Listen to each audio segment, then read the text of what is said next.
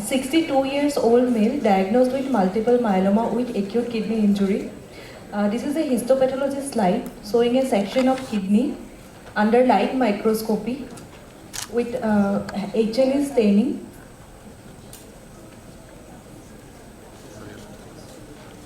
What's your diagnosis? Sorry, fast staining with tubules showing. Just one thing. Whenever you see a histopathology slide, as you say, the stain and the everything. In addition to that, you have to comment on if there is glomerulus, if there is tubules, interstitium, vessels. So whatever is available in the slide, and in the examination will be presented with slide. So there you have to describe these in chronology. Adequacy of the slide, number of glomes that you see, the staining character, and then you go inside the glomerulus. You see the various elements of glomerulus, you know those. Then tubular interstitium, then the vessels. This is the way you have to describe it. Don't jump into the diagnosis, because I tell you, suppose you make a diagnosis and the diagnosis is wrong. How much will be your score? 0. Suppose you describe it and you make a false wrong diagnosis, then you score 5 out of 10, because you have described right. If you describe right and then if you make a wrong diagnosis, then also you will score 4 or 5 out of 10. It is always better to describe and then make a diagnosis. Don't jump to the diagnosis at the first moment. Understand?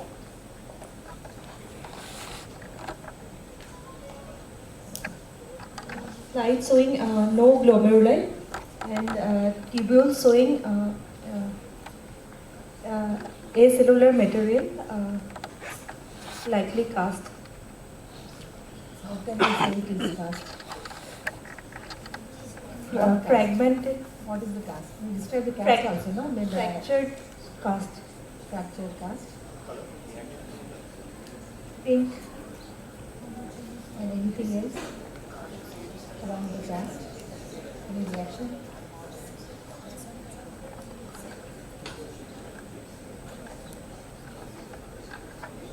Around the cast, you see anything? What's the diagnosis? cast nephropathy, Describe what are the features of cast nephropathy.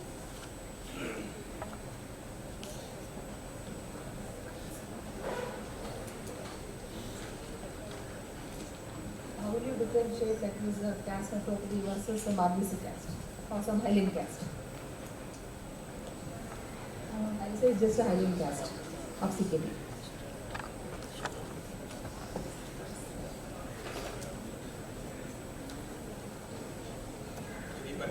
Any particular histopathological phenomenon is important to confirm that there is cast nephropathy. You can see there. In the left hand side cast there is fractured cast. fractured, that's fine. Yeah, fractured cast, it is it's more indicative of cast nephropathy. It's a giant cell reaction in the peritubular giant cell reaction. Okay. So what is this cast composed of? Amherstful protein and light chain. Light chains. Okay. Right, this cast a fracture. You get fractured cast. But in other conditions you don't get fractured cast. Why you get fractured cast?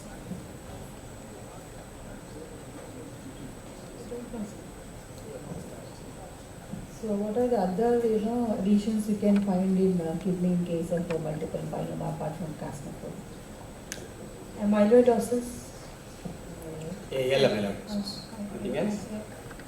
proliferative glomerulonephritis with mononuclear deposits, PG and MID. PGNMID, then MIDD, monoclonal immunoglobulin chain deposition disease. Can you classify? Is there any classification?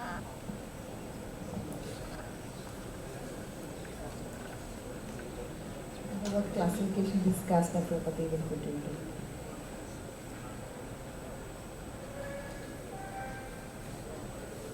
MGRS, No, that's different. That's different. What is MGRS? What is the difference in multiple myeloma and MGRS? monoclonal gammopathy of renal significance, which does not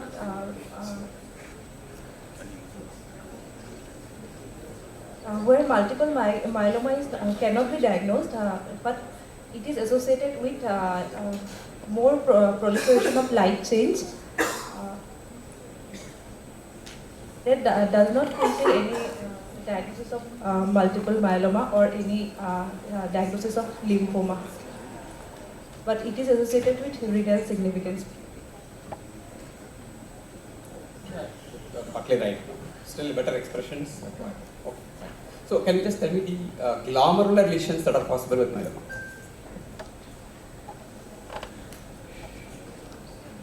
The pathology is in the glomerulus. One is amyloid, AL amyloid, then MID. So light chain deposition disease, heavy chain deposition disease, Yes. light and heavy chain Light and deposition heavy disease. chain. PG and MID. Anything else?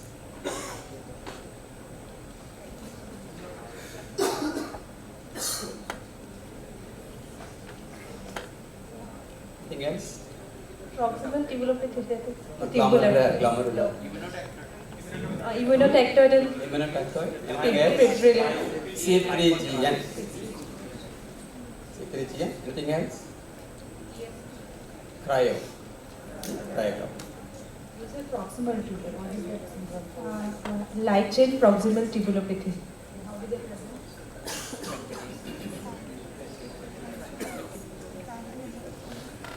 Acute Fanconi syndrome. When they were presenting as Fanconi, you should always look for them. I'm not going to ask you anything theory like this, types and all. You said, what's the stain? Fasted.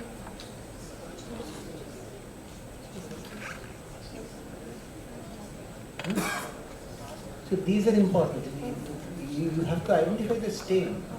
And why this stain? And in what particular situation, which stain will you use? Those are things we are interested in. Classification, though, you have already read and you have vomited in the theory examination. Tell me, which stain, why this stain, what are the other stains, in which particular condition, which stain will you use? To differentiate cells, we'll use HLE stain, and for basement membrane, we'll use fast stain. Theory, what about this one?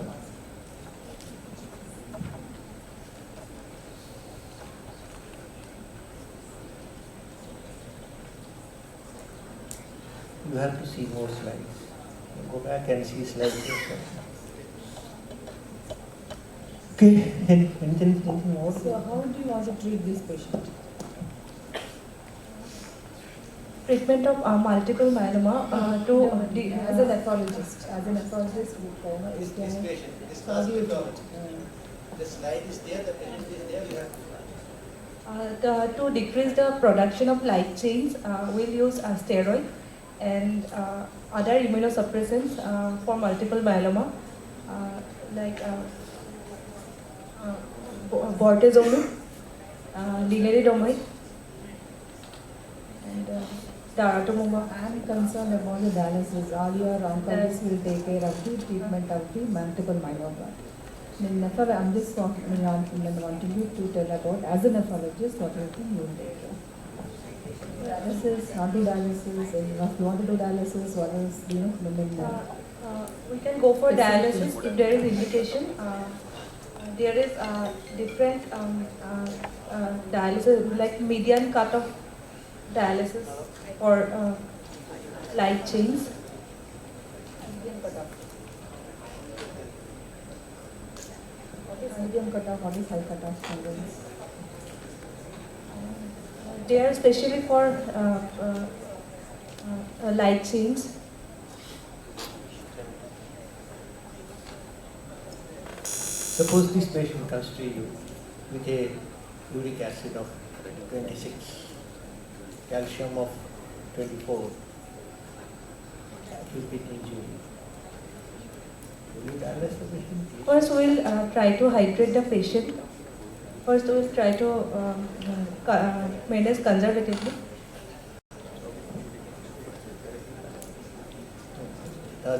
the question, the philosophy of this question is, other than myeloma per se, there are some metabolic abnormalities of myeloma may require dialysis as well. Suppose you have given therapy and there is a tumor lysis sort of presentation. The patient is in elevated AKI. Then the patient may require dialysis also. So whenever you are asked, when will you dialyze a case of myeloma, then your answer will be divided by myeloma per se, indications, and complications of myeloma requiring dialysis. What are the situations? Understand? And while dialyzing these patients, what are the special precautions while doing dialysis? Because the dialysis of such a patient may not be the same in any other AKI patient. So there are some specific precautions, specific directions that you have to give regarding dialysis. Those are the things we require. Understand? When you read like this. Time is up, no?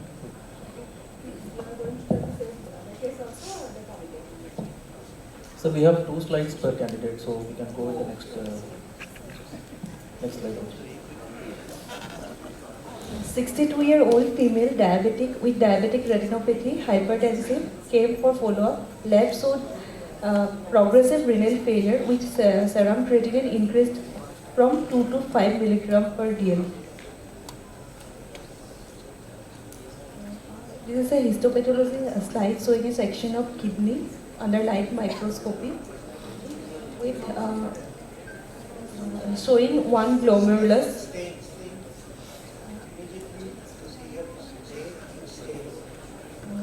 Fast stain with glomeruli showing acellular hyaline material.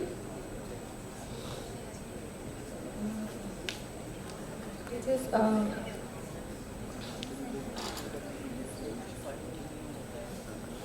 nodular structure.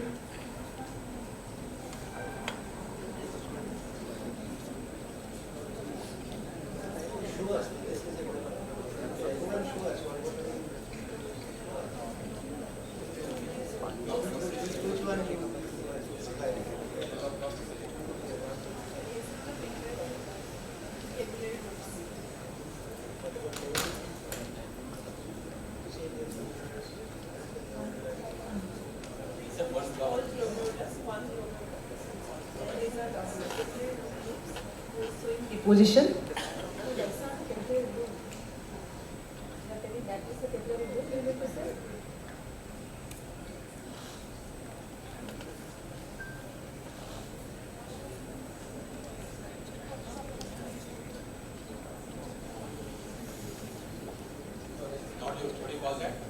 Clemensfield Wilson nodule. So what's the diagnosis now? Diabetic nephropathy and histological grade 3.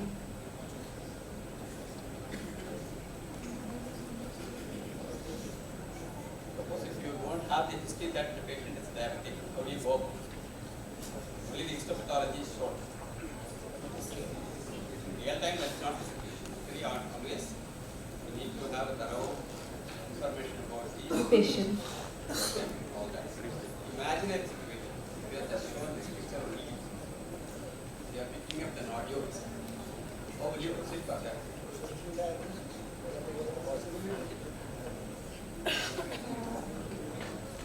We'll see for past positivity of the nodule.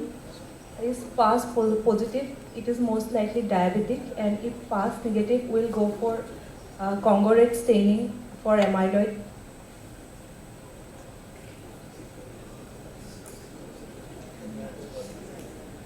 Immunotactoid and fibrillary. Silver stain.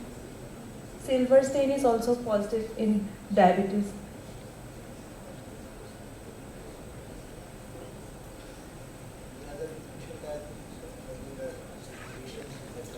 So fibrillary nephropathy and immunotactoid.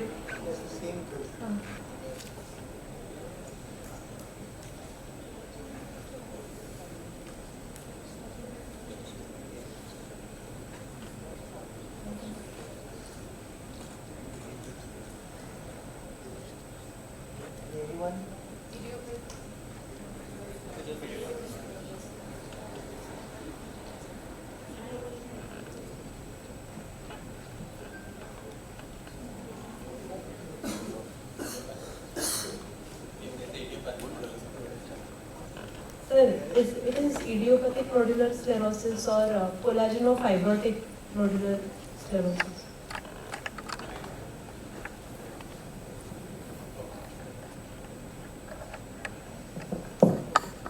Thank you. Next candidate, Dr. Akshay Kumar. Below the slide.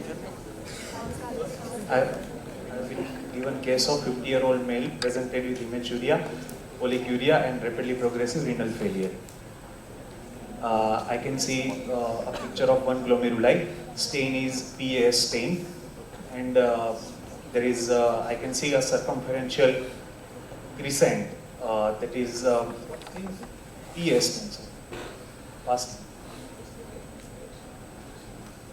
Because I am able to see basement membrane.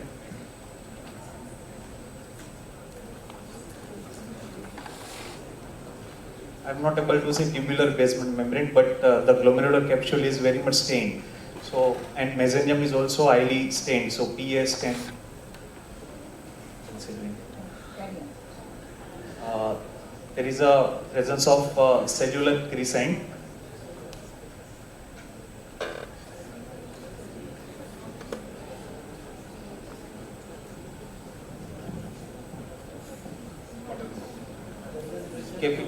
Underlying capillary lumen is not open. It is. It seems collapsed. And there is. I can see some endocapillary cellularity, mononuclear, and some bilobe nucleus are also there. It could be exudative GN.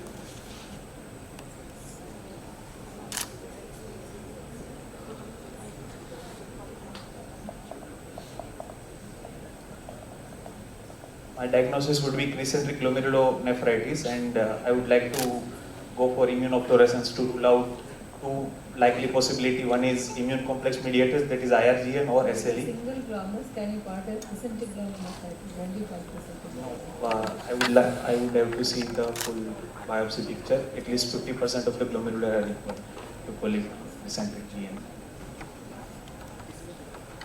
So when do you define as crescent?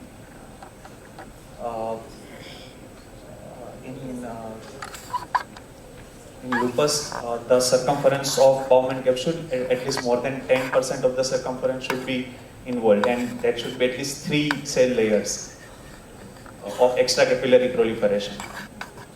What cells are involved?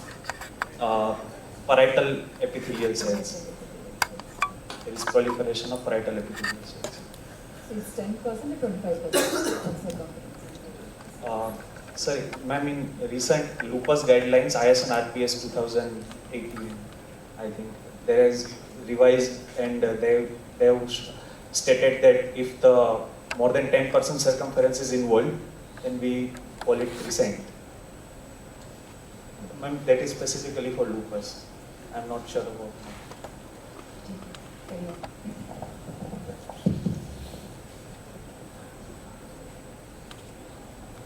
And why did you call as endocapillary? Ma'am, if there is more than one cell inside a capillary lumen that is situated at periphery, I will call it endocapillary hypercellularity. And some of the capillaries I am able to see bilobe nuclei. Can show this.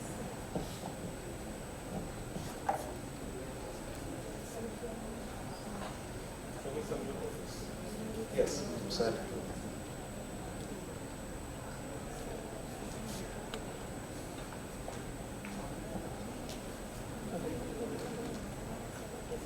Mesangial hypercellularity also? Yes, ma'am. Mesenterium is expanded, and I'm not confident enough, but I can say mesenterium is hypercellular also, expanded and hypercellular.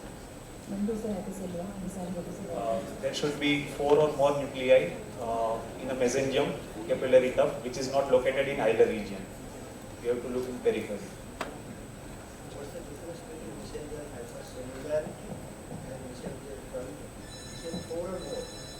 Three or more. When it is proliferation, when it is hypercellular. If the mesenterium area that is stained by PAS and silver is extended, but the number of cells, number of nuclei inside the expanded mesenchyme is 3 or less, then we can say that mesenchyme is expanded, but it is not hypercellular. Expansion is just totally different. Expansion is something, we discuss about cellularity. Cellularity, when you say hypercellular, when you call it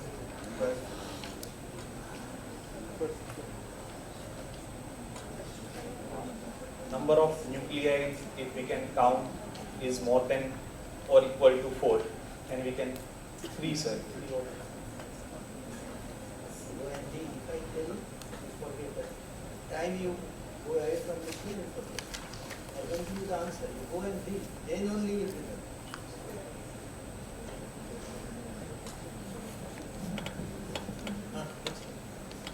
So what is the likely diagnosis? Yes, what's the diagnosis?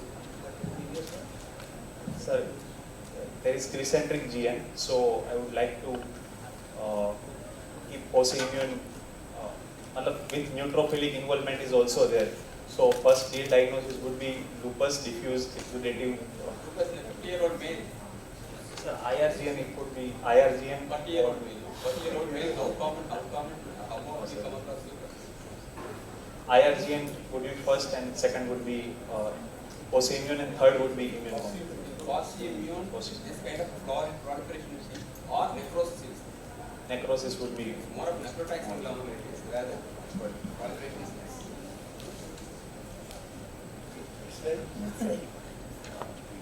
40-year-old male, a farmer, had a history of snake bite one day. She was admitted and started on ASB. Now patient developed oliguria. Lab showed renal failure, creatinine of 6. Urine routine showed protein plus 4 and RBC 10 per hyporphin. I am able to see PA stain and 2 glomeruli.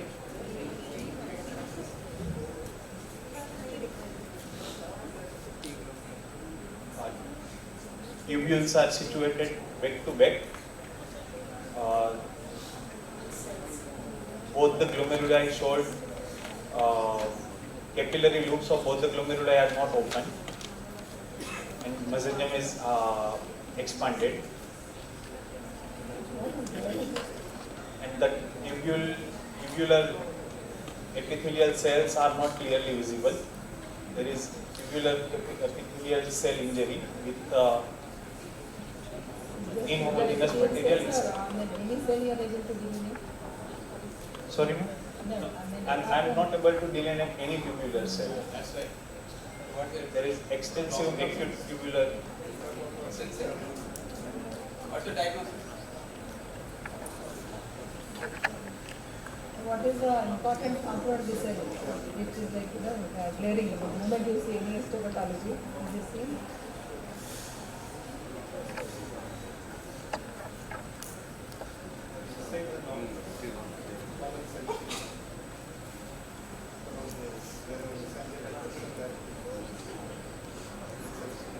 No, sir, muscle and hypercellular.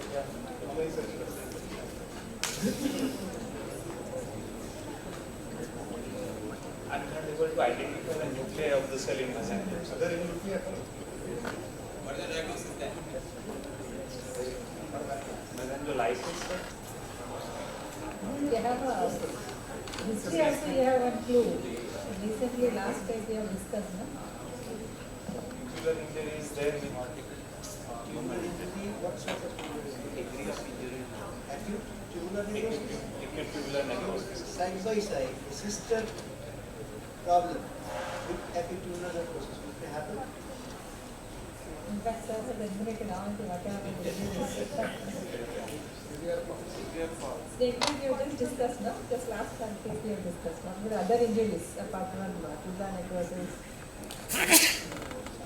Cast में pigment nephropathy. Rhabdomyolysis. Bloodless glomeruli is there due to extreme TMA. In fact, diagnosis is getting at Cell-less, not blood, cell-less. It's cell-less. What do you call it? what is Go cell?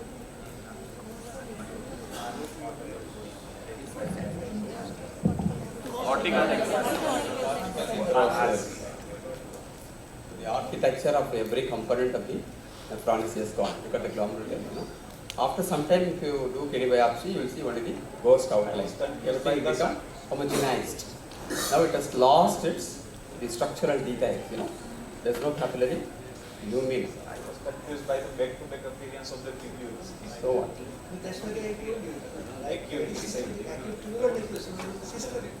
Something more severe. You have a complete understanding of acute cortical necrosis. You know what it is. What is the difference between acute tubular necrosis? So, what is the difference between acute tubular necrosis and acute cortical necrosis? Why it looks like this?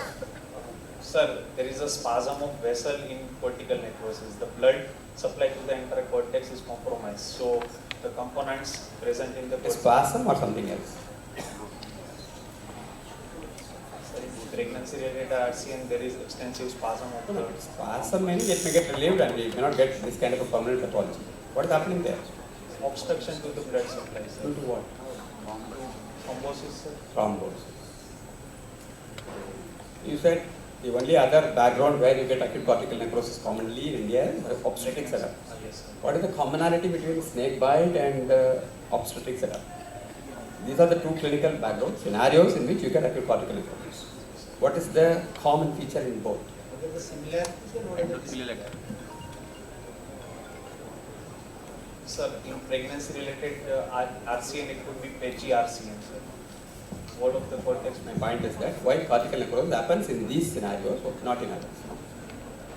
Of course, there are certain other rare causes for acute cortical necrosis. Even in an infantile diarrhea, very severe diarrhea in an infant can cause, acute pancreatitis can cause.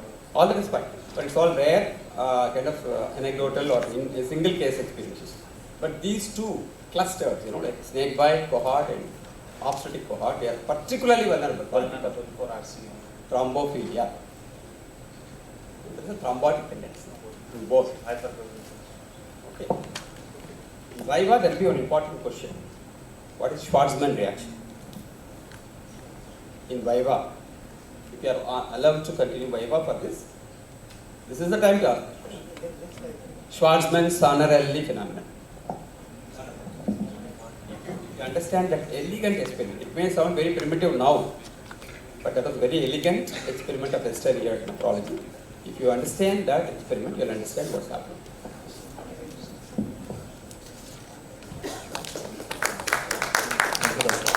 Next candidate, Dr. Mohit Mishra.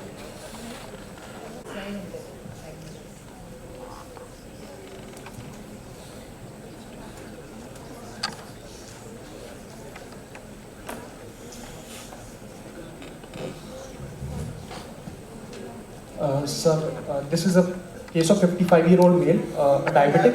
You don't have to even read it. Just see it and make the history.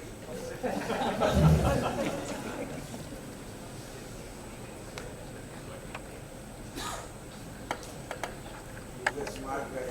इधर से देख पता नहीं चलता पढ़ रहा है कि देख रहा है. Sir, the patient is a diabetic. So, sir, this is a slide seen on the light microscopy, seen by H&E stain. We can see that. What is the structure?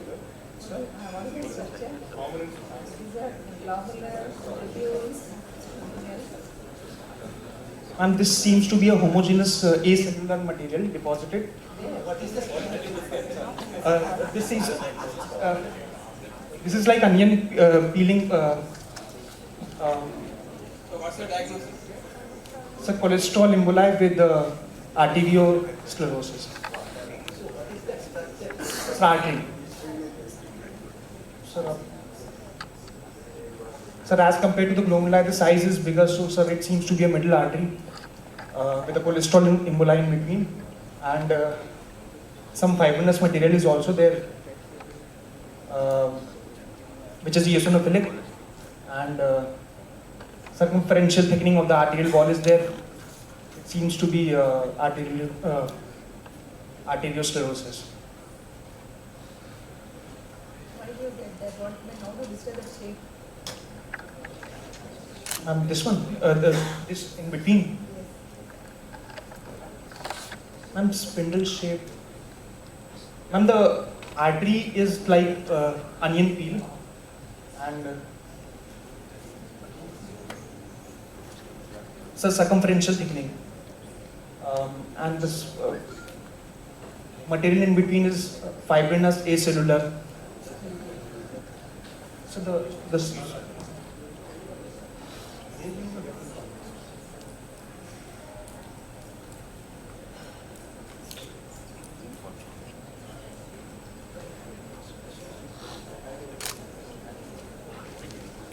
Sir, there is also intimal medial thickness present in this artery. Since the patient is also a case of double vessel disease, so this finding goes in the favor of that only.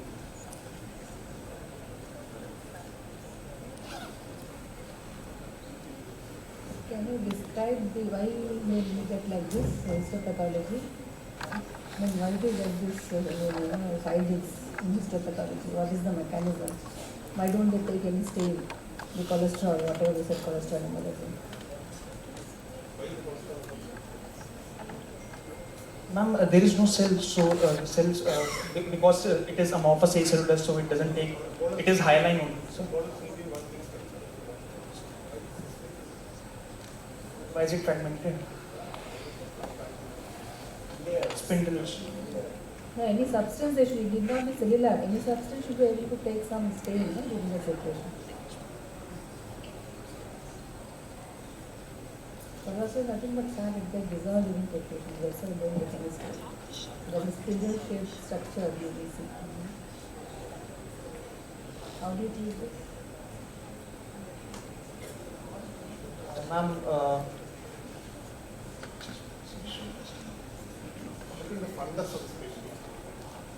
sir, we'll find the diabetic changes in the fundus.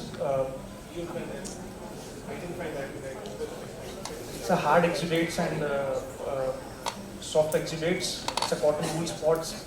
Since the patient is also hypertensive, flame hemorrhagic. Sir, yellowish deposits would be there in the macular region.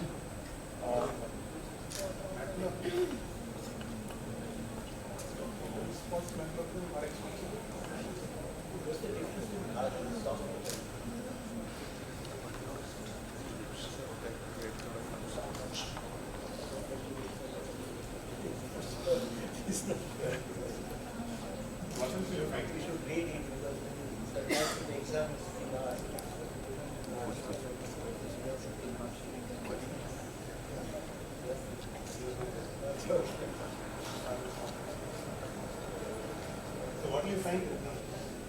Same thing can you find in the fungus? What same finding you find in Sir, cholesterol emboli. Sir, yellowish spots. Sir, I'll read this.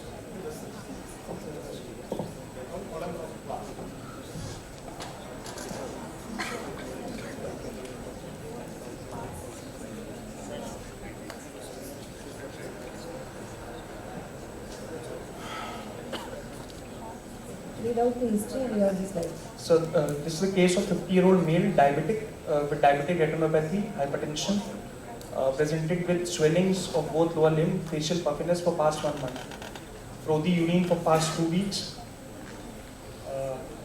Urine analysis shows 4+14 nil RBCs and PCR is 20. So this is a slide seen under the light microscopy. The stain used is silver methenamine.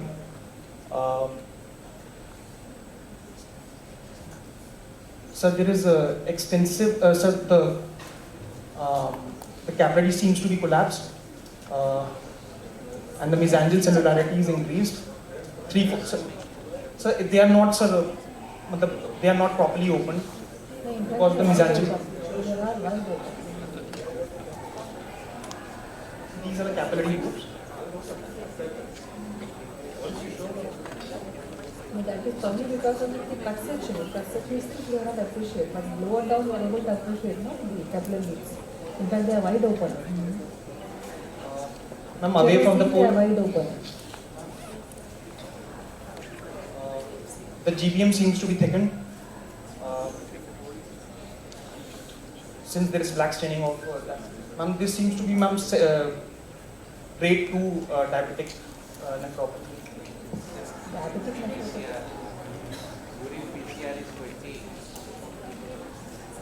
What are the different diagnoses of glomerular based on the beginning? What's the Membranous, then it would be membranous.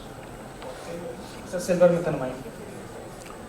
So, sir, the GBM seems to be thickened, then it can be membranous glomerulopathy.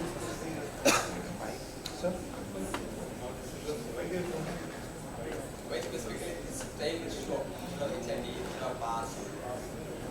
So, the GBM thickening is better appreciated in the silver stain.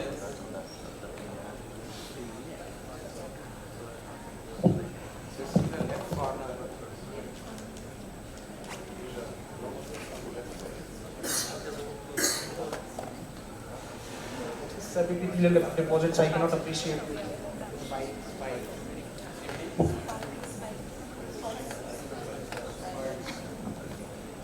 So spikes is in the earlier stage of membranous nephropathy, but eventually when it gets thickened, so sir, the overall membrane gets mottled and thickened. So per se specific spikes you cannot see in the light.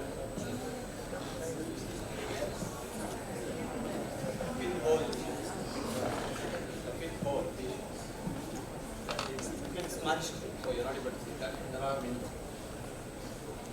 What are these pinhole lesions? What are they due to?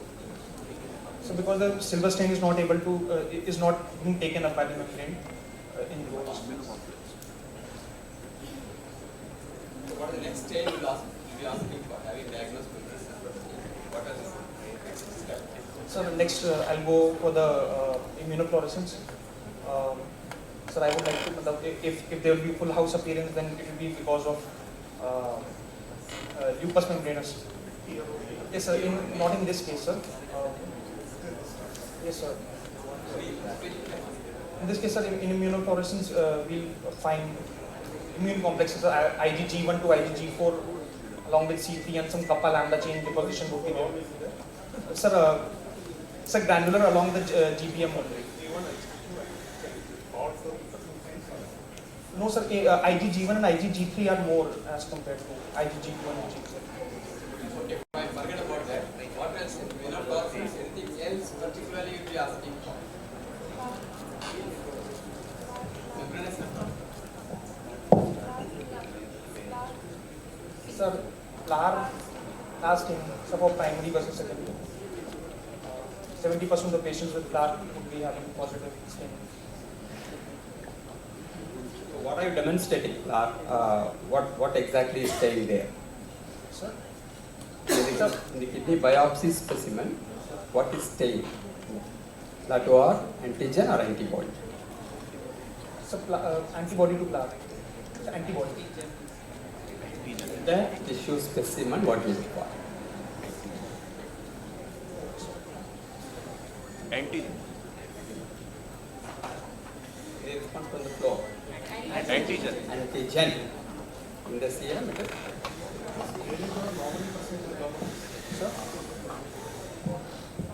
So is PLA2 are normally present in the glomerulus?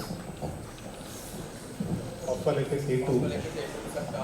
normal antigen or neoantigen. Sir, it is a normal antigen. Then why you don't see normal biopsy? Why So you see because only so the antibodies to FLAR, so FLAR2 antibodies, they get bound to the antigen. But you are seeing the and antigen. then we No, have, doesn't matter. See, the antibodies are binding, I think. But you are staining for the antigen and finding it, isn't it? You are so we staining for are staining antibody. for the antigen antibody complex, and sir, that No. You are not staining for that. Everybody said antigen. How many people agree that this antigen antibody complex is staining for? Not even one hand is coming to first you. So it's antigen. So why antigen? Normally it is present in the glomerulus. Yes, sir. But it's not staining. You don't find it in FSGS or in minimal change or in diabetic nephropathy or whatever. But you are finding membranous. Because the expression is grossly increased. That's why Normal antigen, but it is expressed more on the porocyte. Okay. Suppose if I stain the same person, the same slide, I stain with NEL1 antigen. If it is positive intensely, what is the difference for that? So Nel1 antibodies it can come out to be positive in membranous only. What is the etiology for membranous if it is NEL1 strongly positive? Sir, in childhood, Same specimen NEL1 antigen.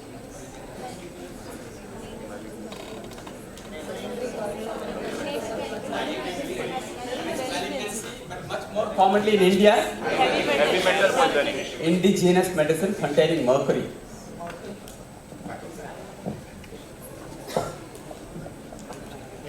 Thank you, doctor. Next we move on to spotters.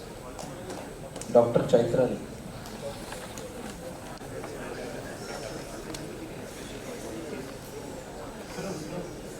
Relax and answer.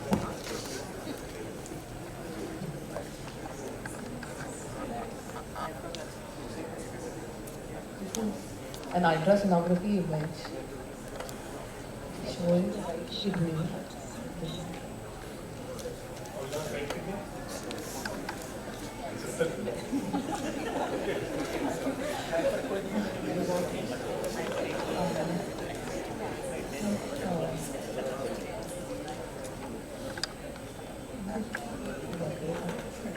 Calcinosis. Is it normal kidney? No, not a normal kidney. There is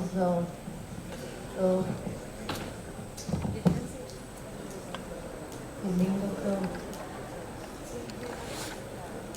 the cord,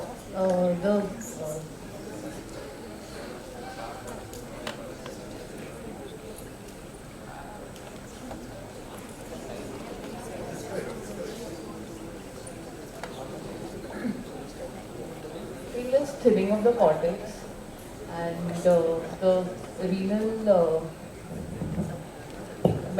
the medulla is What are the white things? this calcification, nephrocalcinosis. Where is the nephrocalcinosis? Cortical? No, it looks like medullary nephrocalcinosis. Causes of nephrocalcinosis.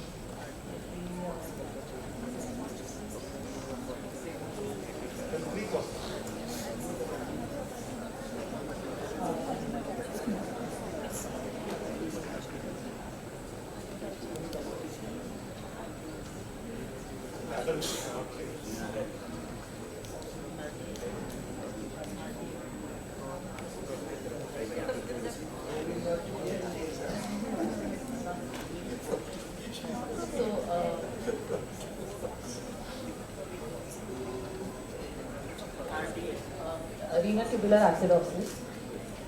This is renal tubular acidosis. Then hyperparathyroidism. Then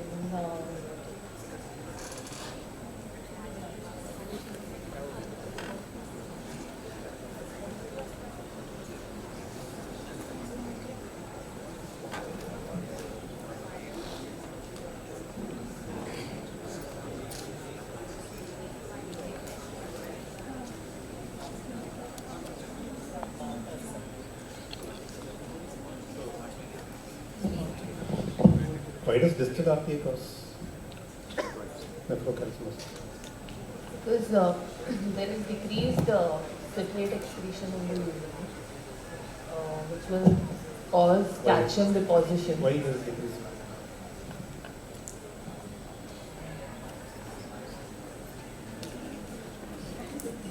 Because I should go on. Distal RPA is one condition. Now you say there is hypositratiemia. So you have to explain that. Because what's the connection between distal RPA and citrate? I don't see any connection.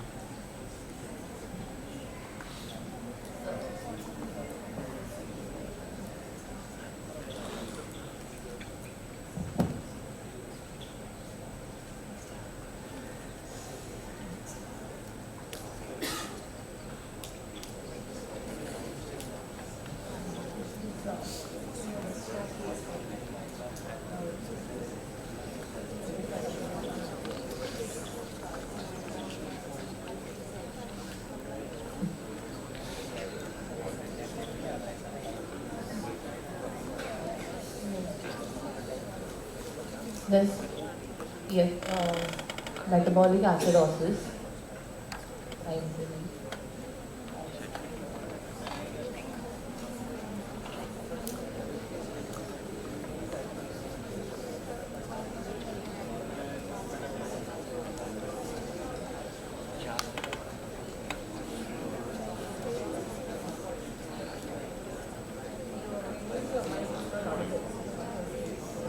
Calculating the anion gap now.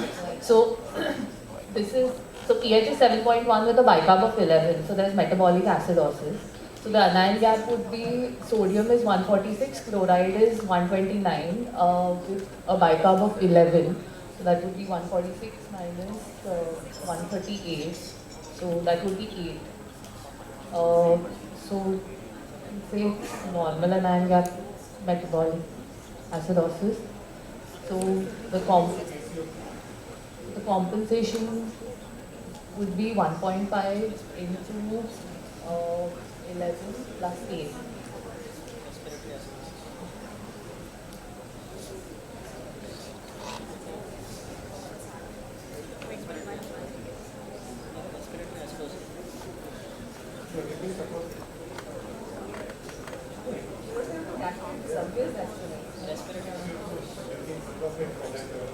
Yeah.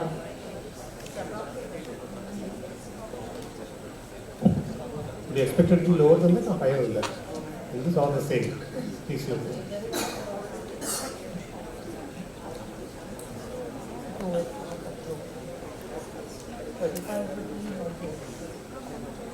That is normal PCO2?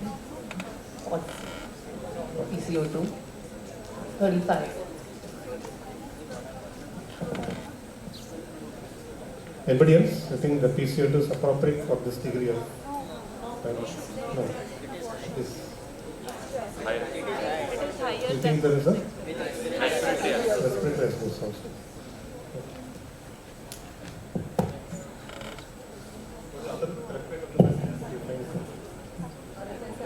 There is hypocalcemia, then there is hypokalemia, there is hyperfluoремia. Lactates are also high. 0.9.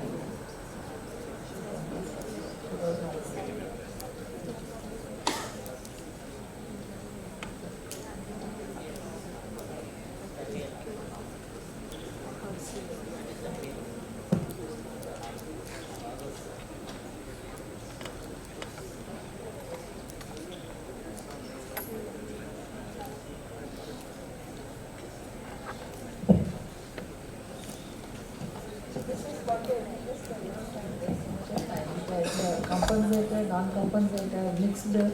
Different is a metabolic acidosis because pH is 7.1 bicarb is less. There is, PCO2 is not increasing, it is falling, but it's not proportional to the bicarb. So it is uncompensated metabolic acidosis. How to calculate this anion gap? Anion gap? Sodium plus sodium minus chloride plus bicarb. By bicarb. So what is the difference? Is something is 9. What's the normal anion gap?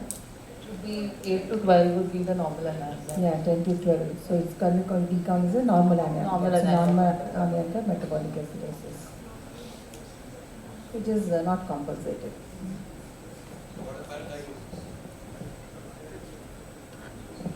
So with hypokalemia with normal anion, diarrhea probably. Acidemia. First of all, you should ask, I would like to get the clinical details. That's how you have to start answering this. History. You get extra credit for that if you do that, Instead of that, you start interpreting it, it's a negative. Always the basic golden rule is that, no ABG should be interpreted without History. Yeah. So you should have asked for it. Even if it is exam, you have every right to ask for it. That's number one. Okay. Because we don't have any details. So first step is that look at the pH. You find out whether there is acidemia or alkalemia or normal pH. What is it here? Acidemia. 7 point. pH is So it is 7.1. acidemia. Yeah. So then you find out what is the process that has resulted in either acidemia or alkalemia. So the ultimate end result is acidemia. What is the process that has resulted in acidemia here? Either it can be metabolic acidosis or respiratory acidosis or both. Okay, that is the next step. That you find out based looking at the bicarb and the PCO. So bicarb is low here. Bicarb is Yeah. low. So it is metabolic acidosis. And again, here all the more special feature is that normal anion gap.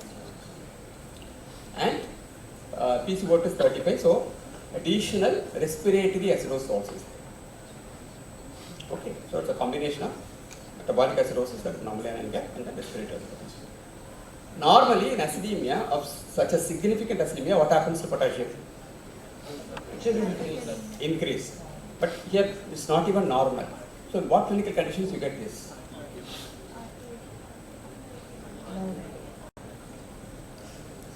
Renal tubular acidosis. One is renal tubular acidosis, normal anion gap. One more.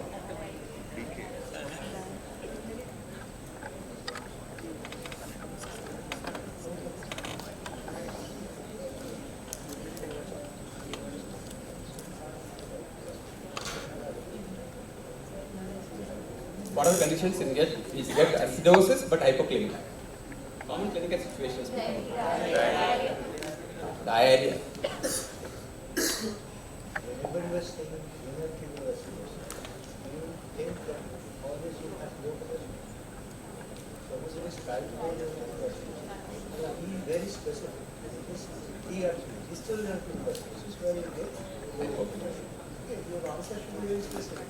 When the examiner will understand what you know. DRP, you get low cholesterol. Right, you get high cholesterol. Don't say renal tubular acidosis. Say distal renal tubular acidosis. One more clinical situation where you get acidosis and hypokalemia is a severe diabetes, diabetic ketoacidosis. You are pumping in a lot of potassium, lot of insulin. Yeah, insulin causes hypokalemia there. But that will be a high anion acidosis. So that is ruled out. So yes, renal tubular acidosis. Or why the lactate is high? You get a high lactate in renal tubular acidosis.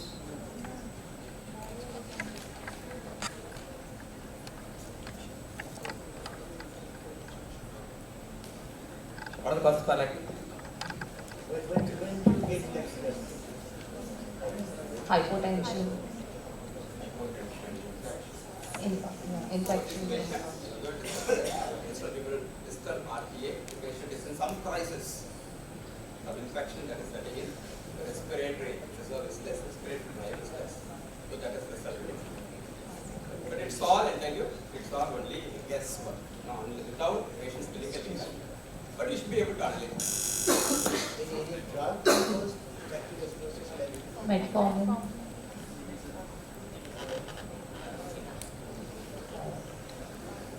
Acetaminophen. How will you differentiate it's whether renal loss or GI loss? Chloride levels were set. Sorry, Maybe, Uh, renal right side, how will you differentiate that? urinary Metabolic acidosis anemia. because of the renal right side. Urinary anemia. Urinary anemia. How do you measure that? Urinary anion gap, if it's positive, then it's RTA, renal tubular acidosis. If it's negative, then it's GI losses. Okay, thank you. Somebody should come. Accompany us.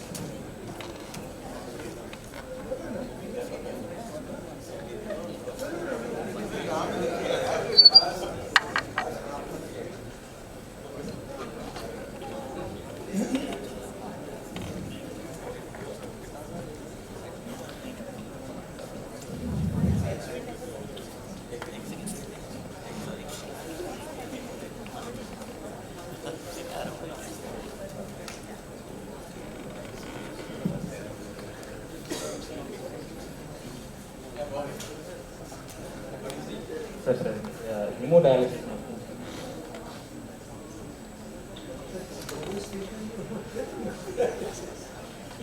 Who has got the same?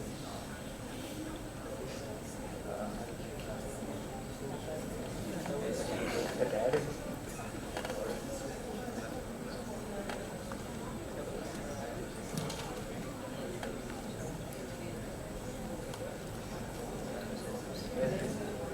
dialysis machine.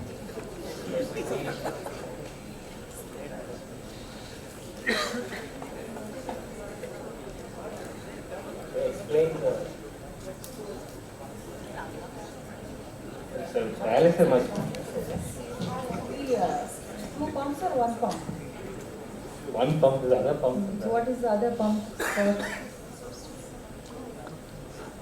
And you are seeing one bag also there. What is that?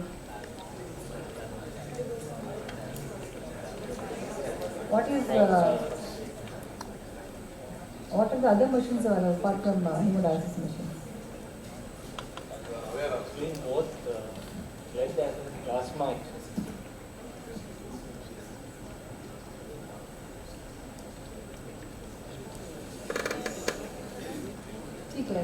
We use the same dialysis machines for Plex or whatever it is, Slender Plex. What are the other machines available? More diaphragm. More diaphragm.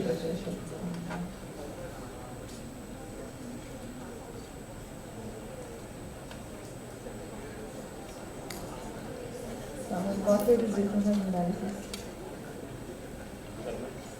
What way is different than hemodialysis machine? It includes both hemofiltration and hemodialysis. You can try both are there. Okay. What is the bag? No? This bag is also seen adjacent to the second pump. What is that?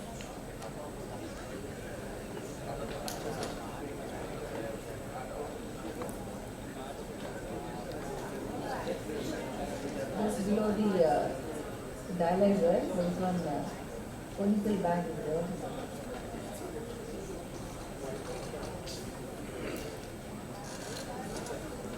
What is the purpose of the other pump here? The second pump?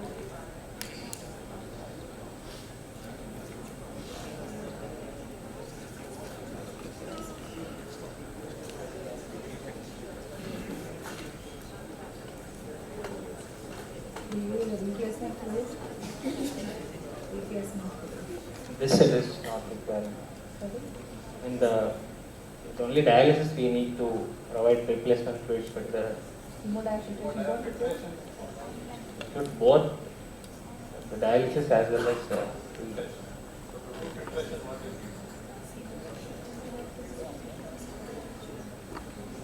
How this replacement fluid is generated? It's a big the replacement fluid has been pre-prepared and placed. What is online hemodialysis? What is the difference between CRRT and this hemodialysis?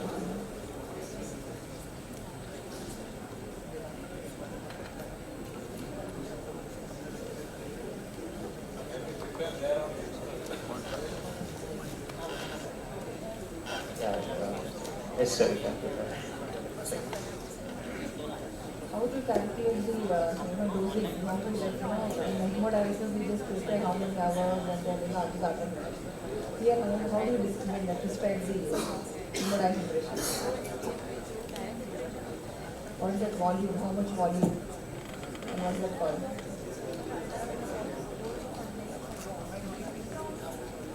What is convection volume?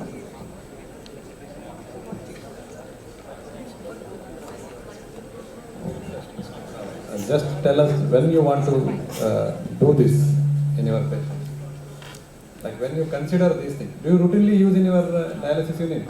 If not, the first thing you can tell that, sir, I don't that's really exactly, practice this. exactly I'm going to tell you. In the examination, suppose something is given which you are not accustomed to. In the first you say, sir, I have not done it, I have not seen it. Examination, invariably, examiner will invariably ask something which you are accustomed to. So if you are not accustomed to this machine, this type of dialysis, then you say, sir, I am not. Then we will be asking something else. Okay? That is the art of examination. No, means when you consider this, like in your practice only, if you think when you do all these things in a patient, and what's the advantage of hemodiafiltration over our regular dialysis? We can That's use a for theory the I'm asking. toxicological purpose. In the toxicological unit, we can use for removing poison. No, not toxicological. No, advantage of adding hemofiltration in addition to hemodialysis what? Both clearance of both middle molecules.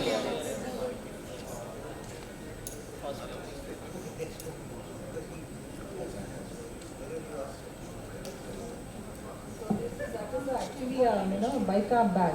So usually we have powder and then we prepare and then it is taken by the hemodialysis machine as a composition of the fluid. Here we have that already prepared bag.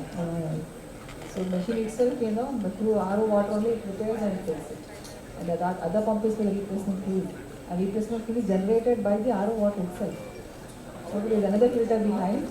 And RO water passes through that filter, it generates and its own replacement fluid. And then we give replacement fluid at post pump. Okay?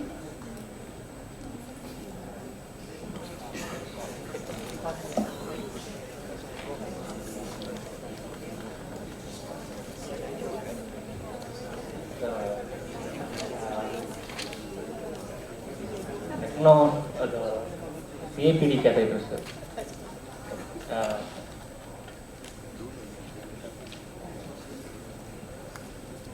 The CAPD catheter, deep and superficial.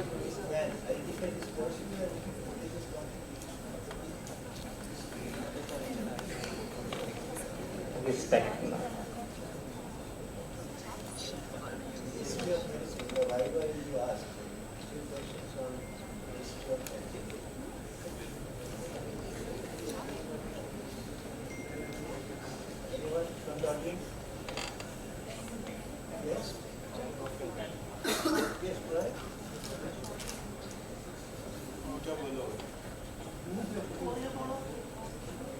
Name behind the technology.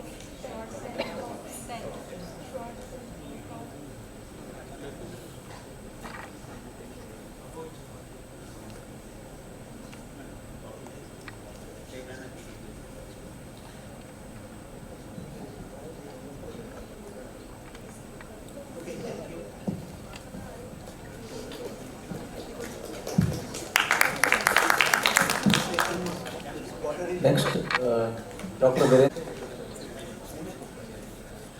Photo taken in India, abroad, something is not that.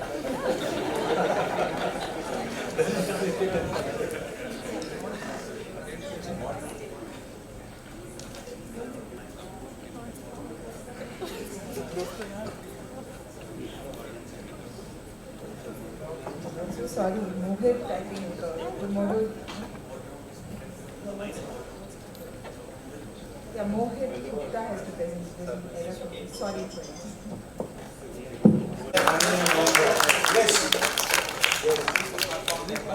First kidney transplant in India. Which year?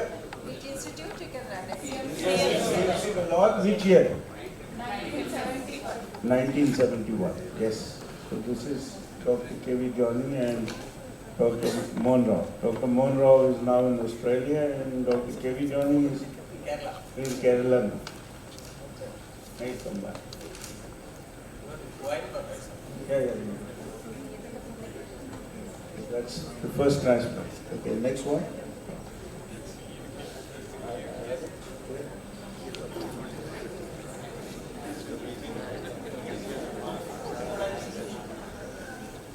Yes.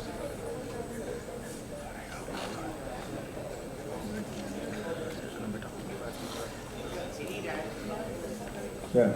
So what should be the usual blood flow for an adequate dialysis?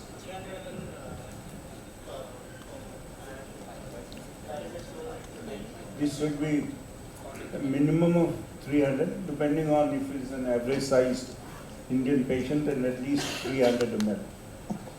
And how do you measure adequacy? First, based on symptoms. Patient is eating well.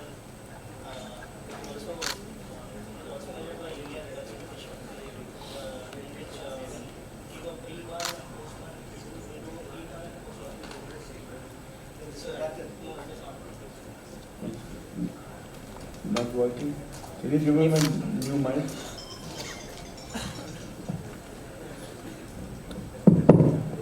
Okay.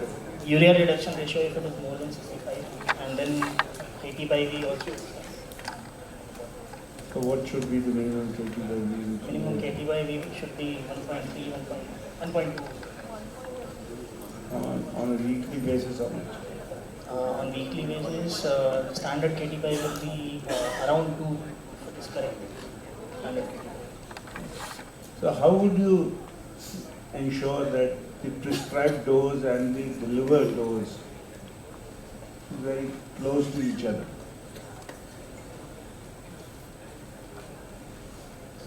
How does one sort of ensure that the delivered dose is? So what will you look at when you come to inspect the dialysis unit? You are making a round in the dialysis unit, so how will you, whether the technician is really doing so, how would you? So what are things required to find out as to whether the delivered dose is equivalent to? See, many of us believe that whatever we prescribe actually does happen that way. But my opinion, many times what is delivered to the patient is not actually what has been prescribed. So how does one measure that? So one would be that if the machine can give you a KT by V every dialysis the KT by online. V, yeah, online Yes. KT by V. So many modern machines can do it and give you a KT by V. Or if you were to do at least a urea reduction ratios every day, which is not possible. I'm not saying that that's possible. Anything else that you heard that how are other people monitoring it elsewhere in the world? We may not be doing it, but how would other people? Anyone else? Pardon? Pardon? Modeling. Modeling may not give you whether the delivered dose is. But how are other people doing it? Anyone who has heard of TDMX? So there is a card which is put in the new machine actually, and it tells you what is the blood flow. See, you many times, at least I have seen in most of the dialysis units that I have seen over the last 30 years, many times they know that Dr. Kale is coming at this time, they increase the blood flow at that time, but usually many technicians feel comfortable with 250 or so, and they somehow feel threatened by increasing the blood flows in the patient. So by this TDMX machine, you will know what is the average blood flow during the 4 hours that you have done, what is the amount of blood that has been processed, what has been the blood pressure which has been, it will calculate the KT by V as well on every dialysis machine. So there is a record of all the sessions that are being done in this. So we will have to probably use technology in many of these to find out actually that. Otherwise it may not be possible to find out on a daily basis unless your technicians get trained. Technicians will know that that's the average blood flow. If you have given average blood flows, your dialysis hasn't stopped in between there are no alarms, too many alarms during the 4-hour dialysis, then you will know that the delivered dose has been equally good. So that's something that we need to sort of look at, the delivered dose of dialysis versus what is prescribed. Do you see dialysis disequilibrium these days, or you don't see it as much? Don't see it. You don't see it. Why is it that you don't see it? More of because of the precaution. If very high burn we are initiating, we usually try to initiate it. So what are the things that you will do to initiate dialysis slowly in a patient? Blood flow of 100 ml per minute with a dialytic flow of 300 ml per minute, along with 2-hour session only to initiate. And even sodium should be at least, it should be within 3 to 5 millimoles with the serum, so that we can minimize. If we are worried, then we can go for a hypertonic solution along. So you keep the blood flows on the lower side, keep the dialysate flows on the lower side, give duration of dialysis for a shorter period of time, and then slowly, progressively increase. So that's next. These exams, actually, your feedback is something more important than what we say about this. These exams, actually, how you feel, what is it that should be included in these mock exams, which we may not have included as so far. So I think that would be probably more important than what we should. You should tell us as to what we should include in there. So some of you can come forth. I think it would be very good to listen to you. You choose somebody, sir. Someone from Vedanta, anyone? Yes. I don't know many other people. Yes, come.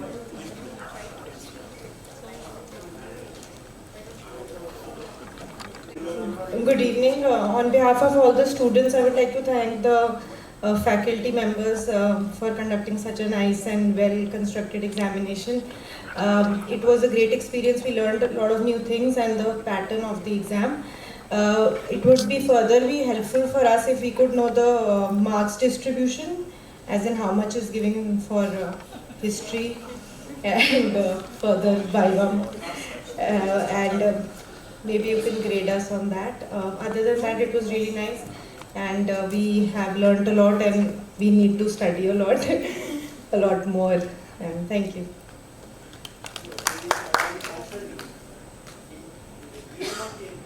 DNBs.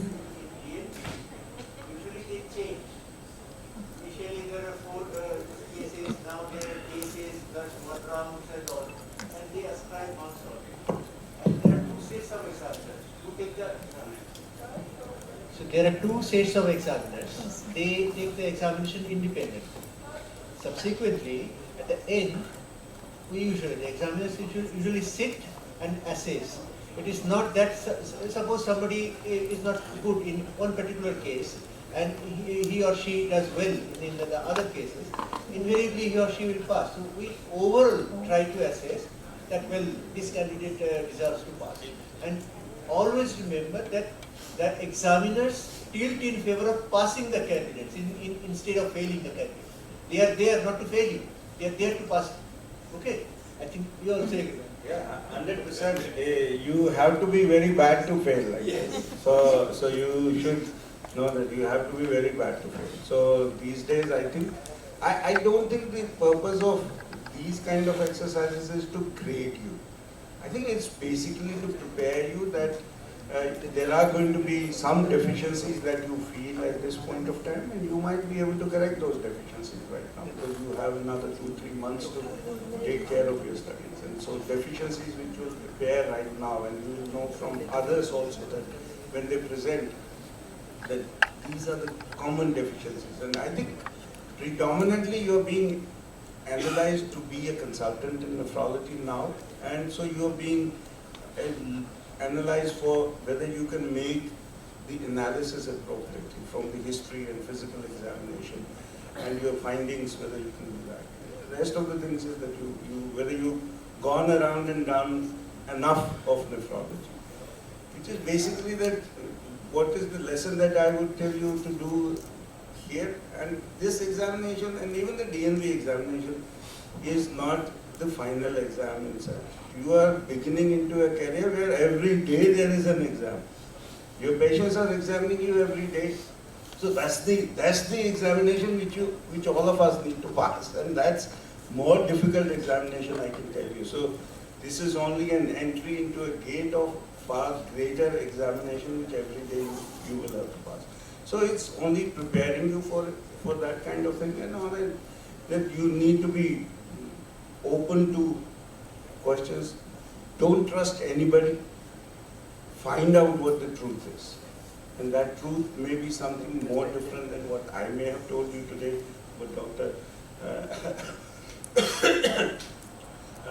Savas told you, or anyone else has told you about it. So you will have to find out the truth yourself. So I think you will find deficiencies, go and read about it. This is the best time to go and read about these. Over the next 1 week or so, you should go and read about the deficiencies that you feel, because you will remember those. So that's all that I would say. Basically, don't get worried about these mock examinations. Are basically preparations for that. And your examination is also predominantly to help you to pass those examinations and then be ready for the fight. Okay. Having some active presentation. So like how we are supposed to start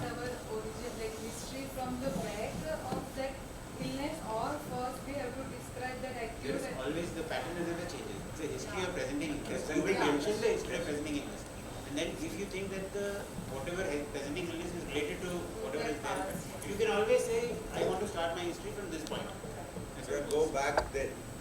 But in the short case, although every examiner may be a bit different, but I feel that in a short case you should present history and examination together and then summarize. Rather than, because then if you discuss in between, then there is not much of time. So, yeah, short should be not very short. Yeah, those are short cases, then they should be short and then do the physical examination also and then give your diagnosis. For long cases, obviously, somebody would want to see from history how much of what process is going right now in your brain to see whether it's and then the other point I would say is that when you are giving your differential diagnosis at the end of history, keep your differential diagnosis broader. You come with one diagnosis, it doesn't sound very right. So give a broader differential diagnosis so that examination further dwindles it. And then your overall examination and then analysis might be into 1, 2 or 3.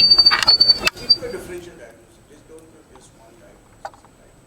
That's it. Yeah, presentation has to be kind of a storytelling. In a nice, interesting way, it has to be kind of a story. You do not stick on to, you do not say coming to past history, going to past history. No, don't say that. It has to be kind of a you will continue. And as it has been pointed out, don't say no. Just put, collect all symptoms pertaining to a particular issue and put it in one sentence. For instance, like you can prepare that way, hemodialysis meeting, just only one sentence. Total dialysis vintage, types of dialysis, number of centers, number of vintage, number of access, intradiabetic issues, hospitalization, immunization, contribution. Only 8 points. Everything can put into maximum 2 sentences. Don't consume a lot of time. If you say that, we'll get an understanding that you have a concept. As a consultant, these are the issues for. I'm just quoting one example. So it has to be kind of storytelling. And again, there are sometimes you will gather so much of information, but that may not be relevant to the issue. No, you should be able to weed out the unnecessary part of that. You take up history, but you should be able to prune it, and the important things only has to be. And again, it has been pointed out by sir, actually, the amount of time that you have to consume for presentation has to be very short. If it is prolonged, some examiners will think that you are scheming. It's a kind of a scheme and a cunning plot. If that impression sets in, that will be a negative point. Don't allow that impression to. In fact, you should allow your examiners to question you more. The more they are able to question you, the better you will. Brevity is beauty, but at the same time, it has to be precise but comprehensive. All that is test. And if you don't know the answer of a particular question, come out of just say no. Just say no. Quickly come out. Your score depends on the positive thing. How many questions you have answered right. So suppose you don't know and you just falter, and then our impression is that, well, the candidate doesn't know. Best thing I don't know. And again, another important thing is that you can't afford to make a mistake in fundamental and basics. Even if you don't answer the latest trial and something in molecular biology or in genetics, all that can be just extra mark you will not get. But if there is a mistake in the fundamental understanding, it's very that is very fundamentals are very important. Basic core nephrology is very important. All the other things, nobody can answer all the 100% of questions, and you are not expected to. And when you commit a mistake and it is pointed out, don't get into kind of a negative mode. Never allow that to baffle you. So that negative spiraling should not happen. Quickly you should be able to come out. Always understand that nobody can answer all the questions. It's easy to ask questions, it's very difficult to face it. And most important thing is that never think that exam is some special day. It is just yet another day. You just enter into the exam hall as if you are entering into your own ward. Be casual and have a nice sleep previous day and have a square breakfast and then enter the hall. Just every day morning, you just go and examine your own patients, assigned to you. The same way you just go and examine this patient. as well. Go and see a movie. The examiner is your friend. I reiterate that examiner is there to pass you, not to fail you. They are there to pass you. And again, just before the examination starts, at least for a couple of minutes, keep your mind free. For instance, SLE, all the recollection, whatever you want to recollect, you stop just 2 minutes prior to the start of the examination, because the discussion can just go in any direction. The examiner may feel for a moment get bored with SLE and they may just simply ask something entirely different. So you have to keep your mind totally free and open. Okay, and the answers you may be able to recollect something from remote past also you'll be able to answer. So your mind has to be free to kind of recapitulate whatever you have read over a period of long time. His perinatal history was uneventful except for GDM in the mother in the last trimester. There was no PIH or hypertension. He was born out of LSCS for obstetric reasons. At birth he was 3.5 kgs, cried at birth and passed urine within 24 hours of birth. His milestones thereafter have been were normal. And the 7th month the mother noticed crying while passing urine. It was not associated with fever, vomiting, poor stream of urine, dribbling of urine or decreased urine output.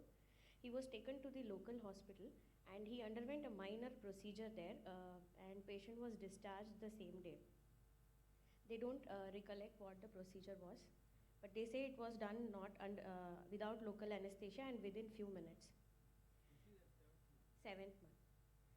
Patient was asymptomatic thereafter. There was no history of urinary symptoms or constipation. Antenatal, sir, mother had GDM at the third trimester. There was no PIH or hypertension, no oligohydramnios, no polyhydramnios. Yeah, it was done, but nothing was told. She was just advised LSCS due for obstetric reason that the child had not fixed. No. No, sir. After 7th month, the patient was asymptomatic and he had a normal milestone development. He had an average scholastic performance and he remembers to be on the shorter side in the class compared to his peers. He was toilet trained by the age of 2 to 3 years. There was, in this period, there was no history of pedal edema, frothing of urine, hematuria, puffiness of face. There was no history of polyuria, polydipsia, nocturia or nocturnal enuresis, incontinence of urine, constipation, renal calculi or recurrent UTI till 14 years of age. So his period was asymptomatic from 7th month to 14 years. Child was very active and participated in all physical activities in the school. He started noticing difficulty while running and he himself noticed there was inward deviation of the right lower limb at the level of knee in the mirror. And around that time, this difficulty in running had started gradually. He used to hit the other knee while running. So that was the only difficulty he had. There was no history of pain over knee, swelling or trauma, redness. There was no history of difficulty in climbing stairs, squatting or getting up from squatting position. The evaluation was delayed by a few months as he was due for his 10th board exams, and he was evaluated by orthopedician and was advised corrective surgery at 18 years of age for the right knee. Thereafter, they consulted another doctor and on routine blood tests, he was found to have renal dysfunction and he was referred here. There was no history of loss of appetite, decreased urine output, fatigability or dyspnea on exertion. On evaluation here, he was told to have non-visualized left kidney and reverse flow of urine in the right kidney with poor renal function. Hence, he was initiated on hemodialysis by a right tunnel catheter into the IJV. He is on dialysis since last 6 weeks, twice a week, 4 hours, with a dry weight of 32 kgs, interdialytic weight gain of 0.5 kilograms. He has been vaccinated for hepatitis B first dose and pneumococcal. He is on erythropoietin and iron injections, and he does not remember about his calcium or iron supplements or medications or values. He has undergone so far 7 sessions. Last was done on 9th June. His urine output has reduced thereafter after initiation of dialysis to approximately 100 ml per day. He does not have any access related issues. His viral serology is negative and there is no history of blood transfusion. Currently, he is being worked up for renal transplant. Prospective donor being his paternal cousin. The patient is B positive and the donor is O positive. She's a 26-year-old female who has completed one pregnancy, and he says during the evaluation process he has undergone a test where he was taken X-rays while passing urine, which was suggestive of reverse flow towards the right kidney. He is not aware of the other reports.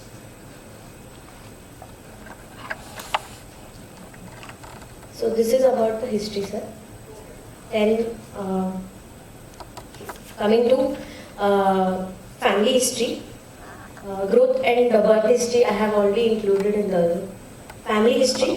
His mother and father both are diabetic, and he has one younger sister who is 12-year-old. She is healthy and growth-wise at par with other peers. Mother had one abortion in the first trimester prior to his pregnancy, and one girl baby death after 1 week of delivery after his pregnancy. She attributes it to jaundice. Vaccination history, he has completed all vaccinations as per the immunization schedule, and 0 dose of Hep B and pneumococcal. Medication history, he is currently taking multivitamin no doses, IV iron and IV erythropoietin. Personal history, he takes mixed diet and his bowel function is normal.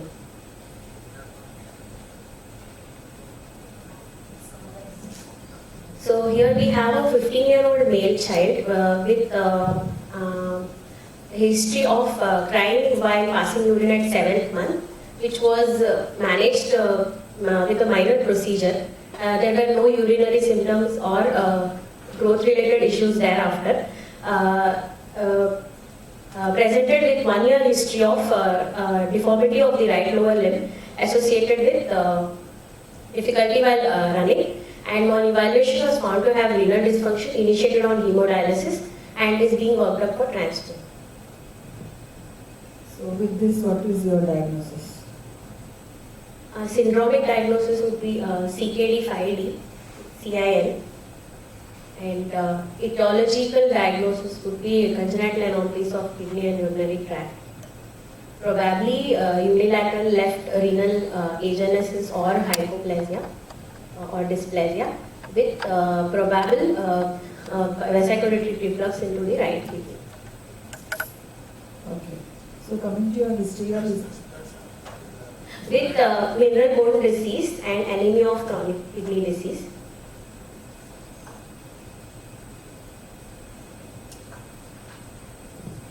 Okay, so your history was good actually. You have taken history right from antenatal, and then you have tried to include all the development history and all those things, and that history also. And the vaccination, of course, you have completed all those things.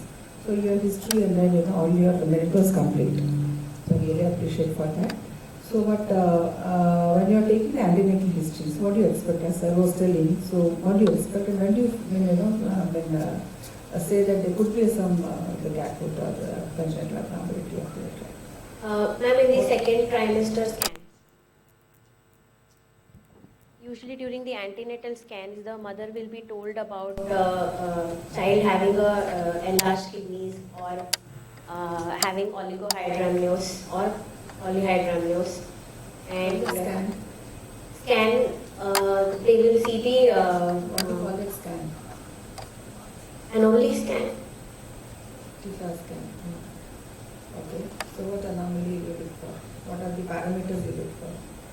We look for the renal pelvis anteroposterior diameter. Okay. So normally should be less than 5 mm. And if it is more than 8 to 10 mm, there is a possibility of obstruction at any level below it. When is that, at what stage of the trimester the renal morphology is completely formed? 36 weeks. 36. Morphology. Means you can visualize the kidney, you can visualize the ureter, you can visualize the bladder, normal. Or a completion of the organ development. 20 weeks.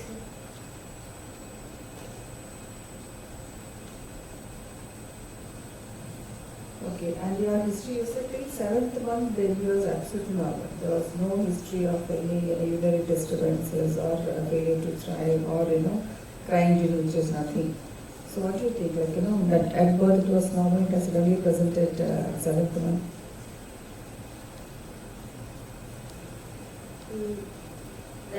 Actually, ma'am, I tried to probe, but they denied any history. The reason, even I am not sure why he didn't have any symptoms in 7th month, and even thereafter. Okay, when did he attain the bladder training? Bladder training between 2 to 3 years of age. What is the normal, training they achieve? What is the normal age at which they achieve the bladder training? Same age one, between 2 to 3 years. Okay, usually by 2 years they try to achieve the bladder training. What is the symptom that very unusual that the bladder, the practice hasn't been developed? What is the symptom that usually mother complains?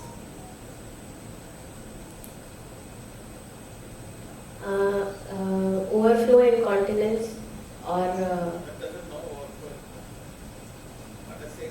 bedwetting. Bedwetting. What is the normal? What is the baby usually does? Stop bedwetting.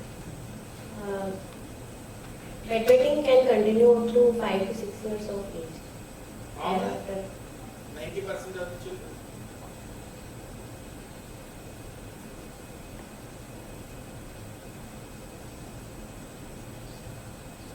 To 5 years. 3. By the end of 3, usually most of the children learn. And anything persisting above 5 years is a pathology. Some children takes about 4 years. Any other important history you have missed?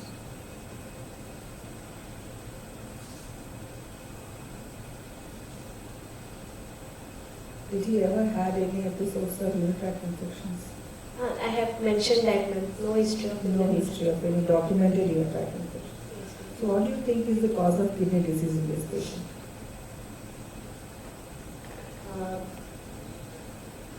Congenital anomaly from birth itself. And now slowly progressing into CKD with one side. What is the cause of the defect? Is it primary, is it secondary, or something else is there? Or is the neurogenic bladder? You are also able to comment at what is the cause of DBU or whatever you have mentioned. As per the history, there is no history suggestive of neurogenic bladder because the patient did not have any other associated symptoms of neurogenic bladder. Bowel was normal and walking and group was final. Yes, you said there's a procedure was that. Yes. What do you think about that was concerned? Actually, as per the mother, she mentioned that some neonatal cleaning was done. I'm not sure what it was. And it was done within 5 minutes without local anesthesia and immediately the child was discharged. Was it circumcision? No, it was not circumcision. Beyond that? Only the meatus was cleaned is what she told. So what surgery you expect? Like, Chile mothers has not given you information. So what is the surgery? What you think would have been done? Sir, ma'am, if we are suspecting posterior urethral valves, then in this case we would have done fulguration at that age. Not like vulgarization. Yeah. Because after that, whatever they have done, you say symptoms disappear. Yes, sir. And even it was done on OP basis in a like clinic itself. It was not even taken to operation theatre. Yes. So what was the urinary symptoms like? At that time, he had crying while passing urine, and mother vaguely remembers some ballooning of the tip of penis. Other than that, the urine stream color was all normal. There was no decreased urine of fever or pain. And flow was also normal. Flow was normal. So typically they say, because when passing urine, they have thin streams and they don't pass with the force. So do you think it's supposed to wall? It's a primary reflex? And this posterior was, we have obvious symptoms of voiding symptoms. So that's why it's picked up early, isn't it? Within a month or 2 months it is picked up.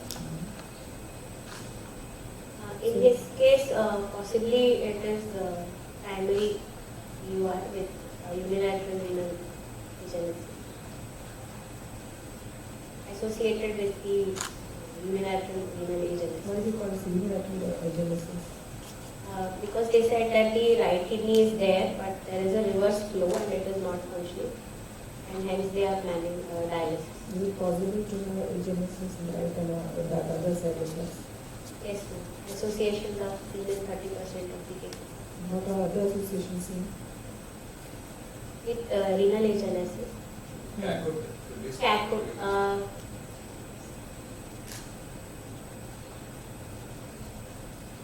Other organs like anorectal malformations can be there, and cardiac anomalies, and even facial dysmorphic features. There are a few syndromes that have been described. What does that matter? He's a transplant now. Let's proceed. What does it matter whether he has a posterior floor or no posterior floor, whether it's unilateral, there is a reflex? Because for the transplant we need to have a normal bladder, and these anomalies will usually give secondary changes in the bladder in form of trabeculations or high pressure bladder. So the duration of all these conditions will reflect on the bladder function. So we have to plan the bladder evaluation before transplant and do the necessary so as to prevent graft loss. So why is the graft will be lost? If there can be two types of bladder. One is dysfunctional or defunctionalized. So dysfunctional bladder can actually cause reflux into the graft, recurrent infections, and outlet obstruction can also cause the same, leading to recurrent infections in the graft.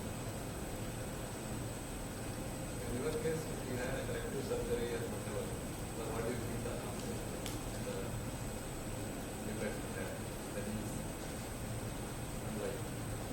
In the 7th month, sir?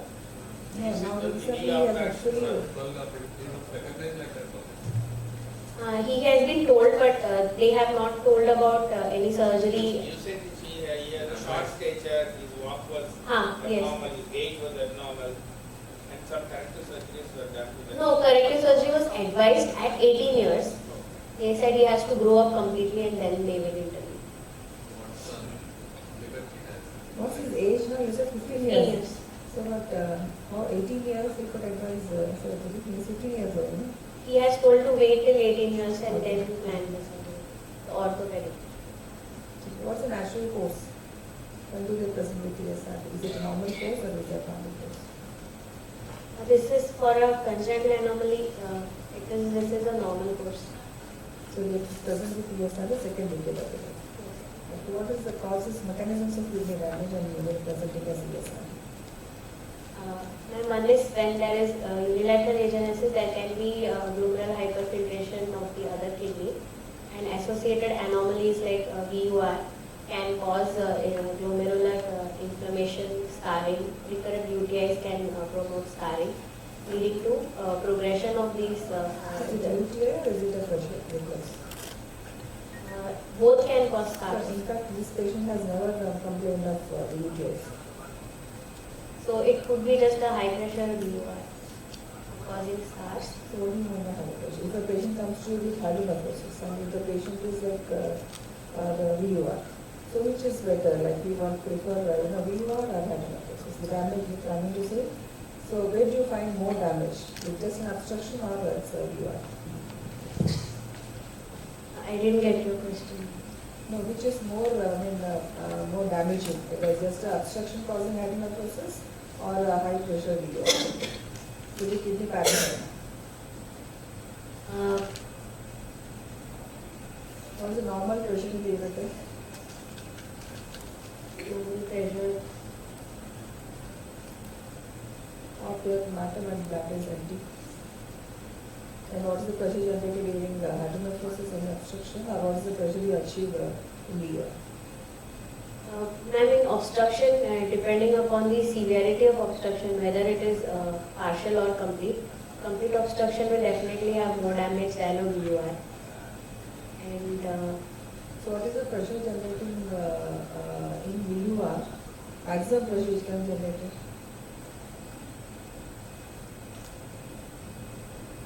So the bladder is contracting. How much is pressure generated? The same pressure is transmitted, no? Yes, ma'am. So now 100 centimeters or so. Yes, so the obstruction we can have more than 10, 20. So but when we are, the bladder is contracting, we can generate as is 100. The same 100 is reflected in the urinary parenchyma. So that is more damaging than the hydronephrosis. Okay. So we did not have the UTIs, even this pressure which causes more damage in the UTI. Okay, what is that the concept called?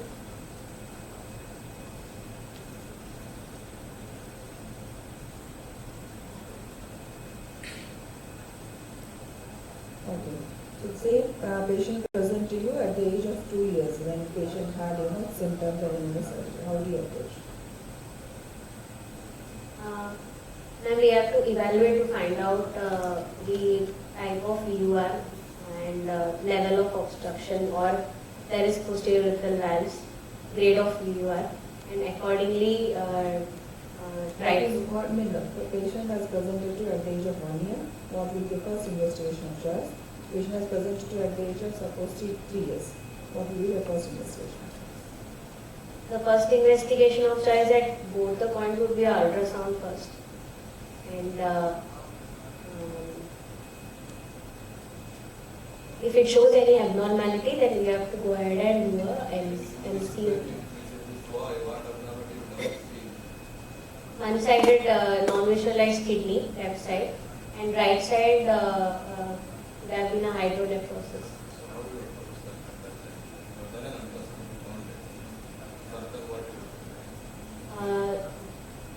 The guidelines mention a top-down approach, so we have to do a DMSA to see the scarring and obstruction, scarring of the kidney, and we can do a MCU to grade the VUR.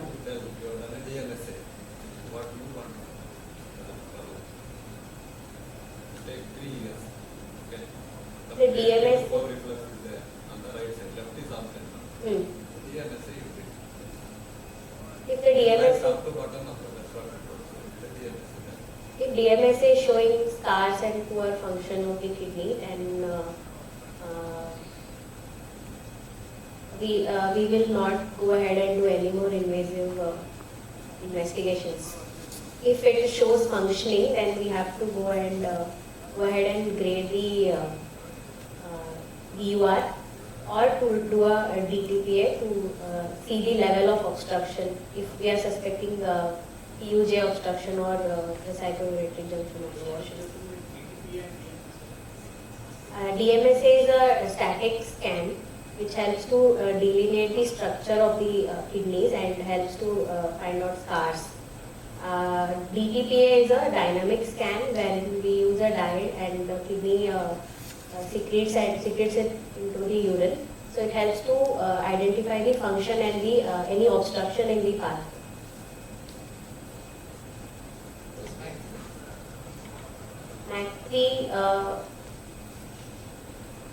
MAC3 is also like DTPA.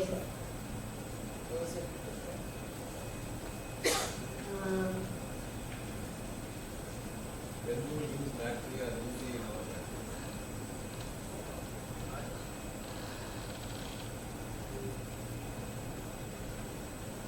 So at the age group,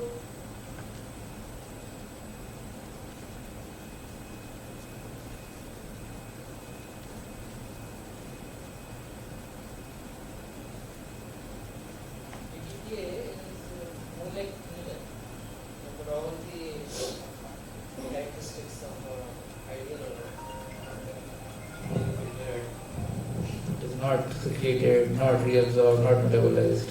So it gives DTPA, GFR estimation very well. MAC3 has some tubular secretion. So if the patient has little higher creatinine, you can still visualize the kidney and see obstruction. So MAC3 is better from that point of view, but then you cannot get an accurate GFR estimation from MAC3.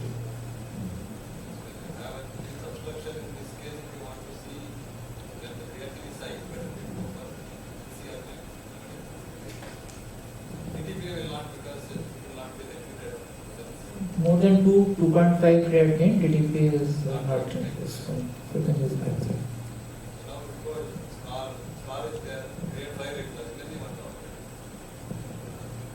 If the kidney is non-functioning, then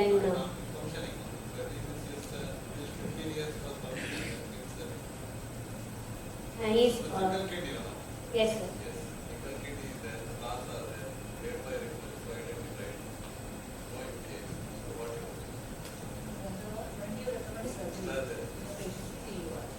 In his case, right now I will not recommend surgery.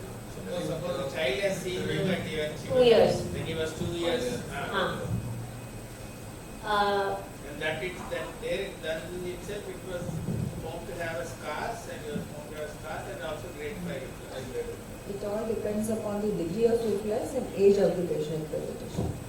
How do you So, usually if there are higher grades of reflux and a child is less than 1 year of age, it is recommended to correct it. If the child is older and he has any bladder bowel dysfunction, then we have to first correct the bladder bowel dysfunction and then plan. Do you have any evidence, literature-based evidence? Sir, there is one That trial. surgery is indicated, surgery is not indicated. Sir, most of the trials, one is this river trial, which said that the surgery helps in preventing the incidence of pyelonephritis, but the progression of scars remains the same. And other trial showed that there is no difference with surgery and with antibiotic prophylaxis. They are the same. They do not prevent the progression. Sir, in his case, if he had presented at 1 or 2 years of age, I would suggest a corrective surgery. There is no. Sir, ureteric reimplantation.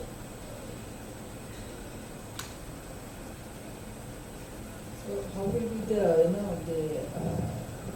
the orifices when you see you do a cystoscopy in patient with DVR? It will be like a golf hole. So perpendicular. It's perpendicular to the bladder mucosa. Normally, it will be an oblique angle, and it is embedded in the. It's at an oblique angle, so we cannot see through the hole directly. Normally it's like a slit. Slit. Slit, whenever there is contracted, it usually, Will compress the. because it's a golf hole, it gets wide open whenever the bladder is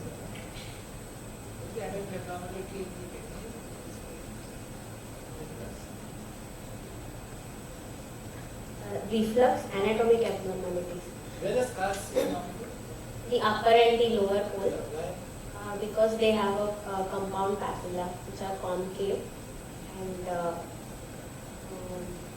the other papilla are convex, so they take up the pressure and cause scarring.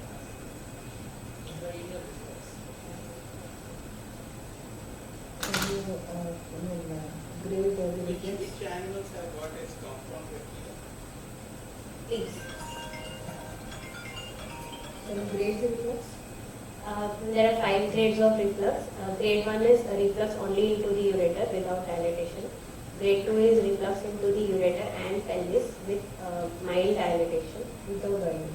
That is also without dilatation. Into the pelvis. Grade 3 is reflux into ureter pelvis with dilatation, and but the papillary impressions are maintained.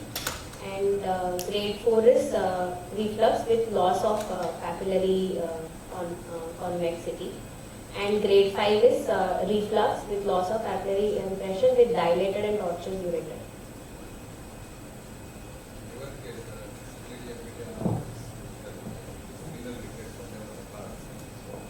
How the information about the wellness Madras? First is the age group at which the CKD presents and the severity of acidosis. If it is early in the life, then there can be anomalies with the cranium and spine. And later age group will usually have limb deformity.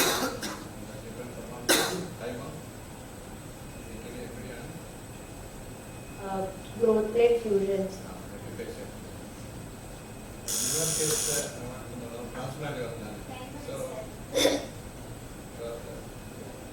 what form you will use for this patient? You have told the donor is? Donor is a paternal cousin. Why you selected the paternal cousin and then what forms you will use for the guidelines? Forms. Legal forms. Legal forms. In his case, first, as per the history, first the grandmother was worked up, but she did not have a good functioning kidneys. Why grandmother? Because both the parents are diabetic. If you take diabetes, Yes, sir. You can still take, but the age should be more than 55 years. Any other criteria? Only 55 years? Somebody say appropriate. No. Age more than 55, duration of diabetes more than 3 years, and HbA1c in last 2 years value should be less than 6, and there should not be more than 2 medications for controlling diabetes, and there should not be features of end organ damage in the form of retinopathy or protein. I mean, grandmother, is it acceptable as per the act? Yes, ma'am. What do you call relationship?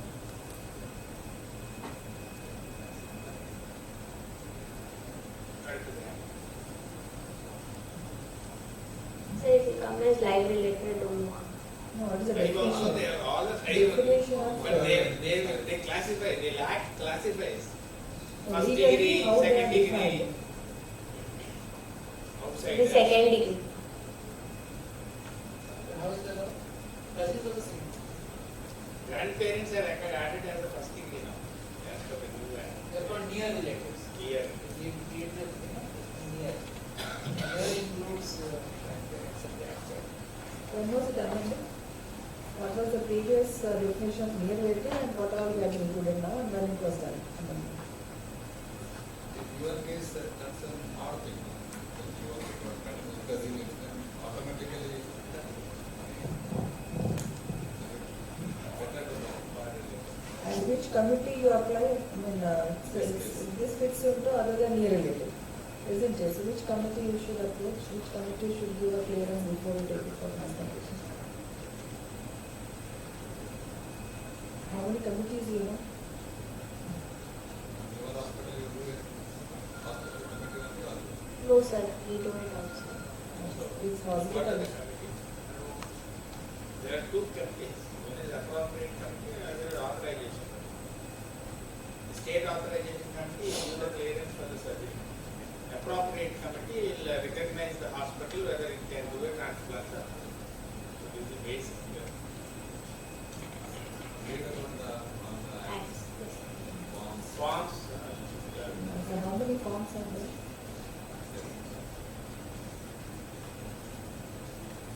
And is hospital allowed to have operation committees? I said the state-based operation committee. Is hospital allowed to have, I mean, because you spoke about the recent amendments. As per the recent amendments, there is a hospital allowed to have operation committee. If they do more than 25 transplants per year, so they can have their own. So like in this patient you are planning for a transplant. So what access you want? What access you want to the arrangement? He is having a right canal form catheter into the IJV.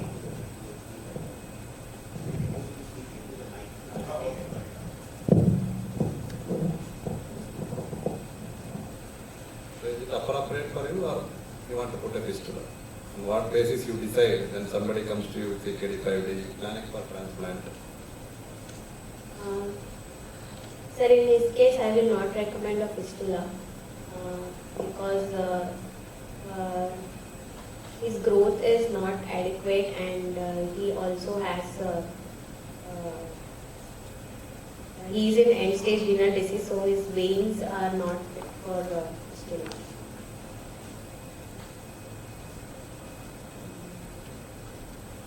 When you plan for a pump care, when you plan for a fistula in an individual? Means previously the concept was fistula first, right? Yes, Always for even everybody. now it is the same.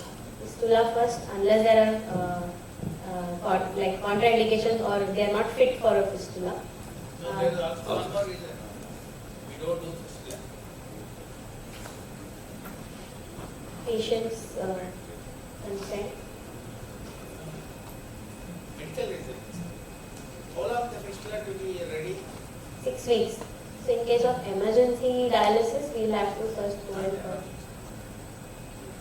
Like if you are planning for transplant, if you are planning within... Yes. Okay, very short period on the dialysis. So in his case, that is the category.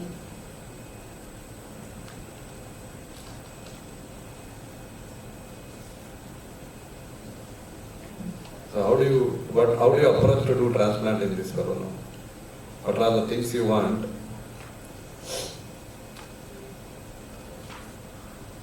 You are the nephrologist, the paternal cousin you are evaluating. What tests you do to evaluate that he is fit for as a donor or not? So the donor, we have to first start with basic blood workup. Basic blood workup to see for hemoglobin, creatinine, sugars, and urine analysis. Then an ultrasound to see for the presence of kidneys. So you said it's a cousin, isn't it? What's the age of the cousin? 26-year-old, so older cousin.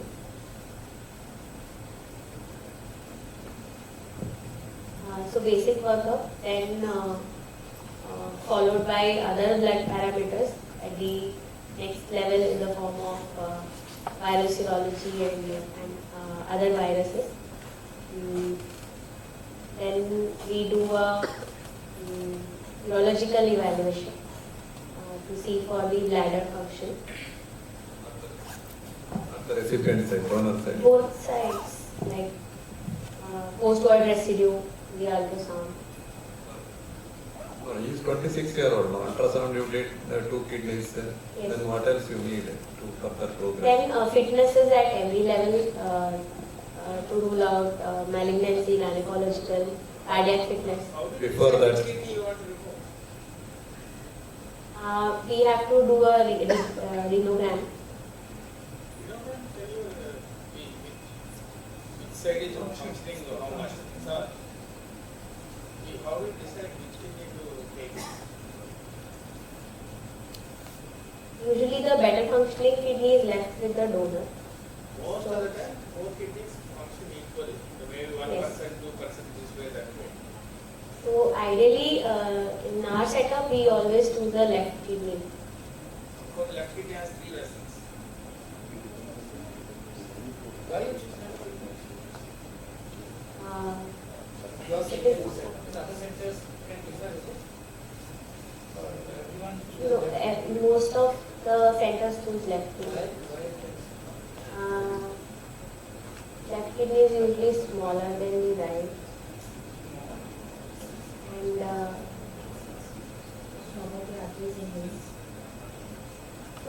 one artery and one vein. And suppose both are one artery, one vein. Still you are choosing that. Why? Surgeon always loves left kidney. They don't like right. The approach for nephrectomy and placement of the left kidney into the fossa, because the left kidney has longer artery and vein. That also not the right renal artery is hidden under the IVC. For them to, it needs an extra dissection, whereas left is artery and vein are very clearly visible to them. So if you are a pediatric patient, so what extra precautions, what are the complications you expect in pediatric patients in transplantation?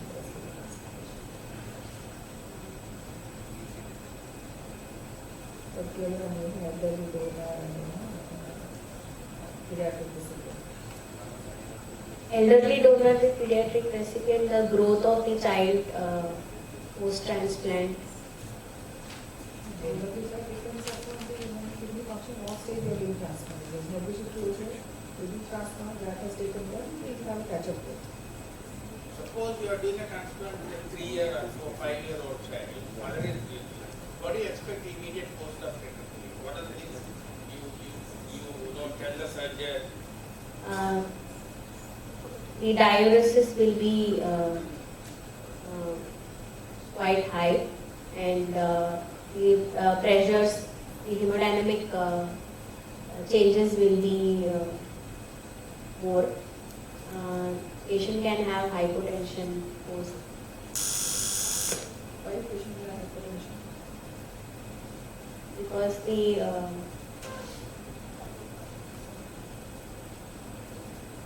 kidney size is larger for the child. Once plant is removed, it's take up the whole blood volume and patient can feel hypertension. And what is the other complication? Electrolyte abnormality. The vessel caliber can differ between. Impacting the size of the vessel. If not taking it, then they don't have And the other thing is that covering. Sometimes there is no Space. enough tissue to cover the whole kidney, so they may not be able to suture the muscle, skin and all that. So the surgeon has to be little extra cautious. Post-op. Blood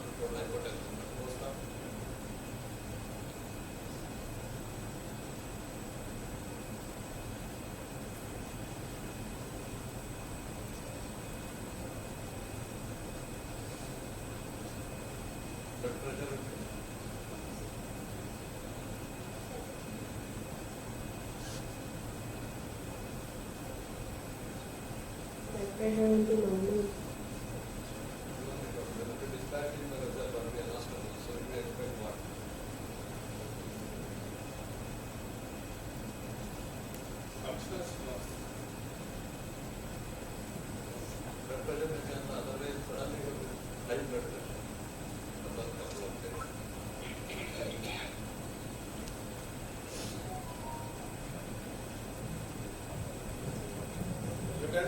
Thank you, sir.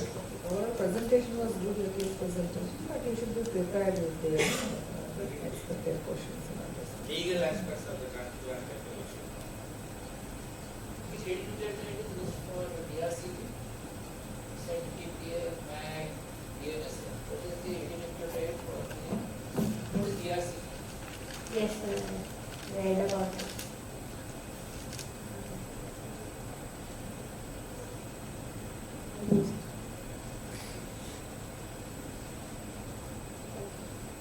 Thank you. Thank you.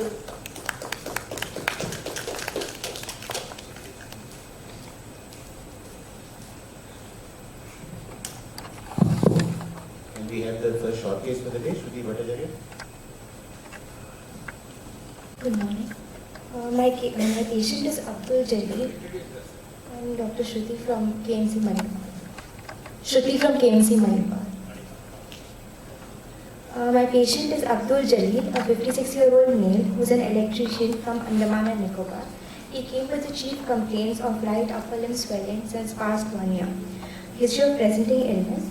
The patient was apparently alright in 2010 when he developed sudden onset chest pain, which was left-sided and squeezing tight and radiating to his left arm. And for this pain, he went immediately to the hospital, where upon investigation, he was told to have a cardiac issue with blockage of the blood vessels of the heart and that he would require angioplasty for the same, and he underwent the procedure. At the same time, he was diagnosed to be a diabetic and was started on oral medications for the same. He was not told regarding any kidney problems at this time. His BP was also told to be normal at this point. He symptomatically improved and was discharged from the hospital. He was on routine follow-up and he reports that his sugars were well controlled.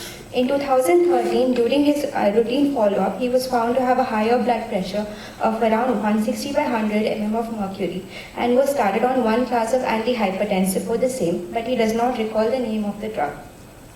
He reports that he was on regular follow-up for his heart disease, BP and sugars, and that both BP and sugars were well controlled during the interim period. He had no history of any polyuria or nocturia, no history of lower limb swelling, no history of dysuria, hematuria or frothy urine, no history of any decreased urine output, no history of any hypoglycemic episodes, and no history of blurring of vision, tingling and numbness of extremities, or burning sensation over feet at this time. In 2022 January, he noticed swelling of both lower limb, which extended from foot till ankle, which was insidious in onset, and yes, ma'am. 2010, sir. And That was the time the diabetes was also detected. yes. In January of 2022, he noticed swelling of the both lower limb from foot to ankle, which was insidious in onset and gradually progressive, and extended the lower one-third of the both leg. And he also developed shortness of breath during this time on exertion, no history of orthopnea or PND. There was history of decrease in urine output to 1 liter per day, with him previously having an output of around 1.5 to 2 liters per day.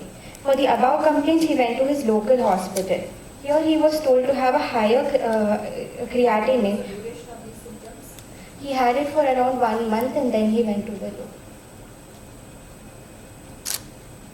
He was told to have a higher creatinine on investigation of around 5 mg per deciliter and was told that he would require dialysis in view of the shortness of breath and was initiated for the same via a right temporary jugular hemodialysis catheter.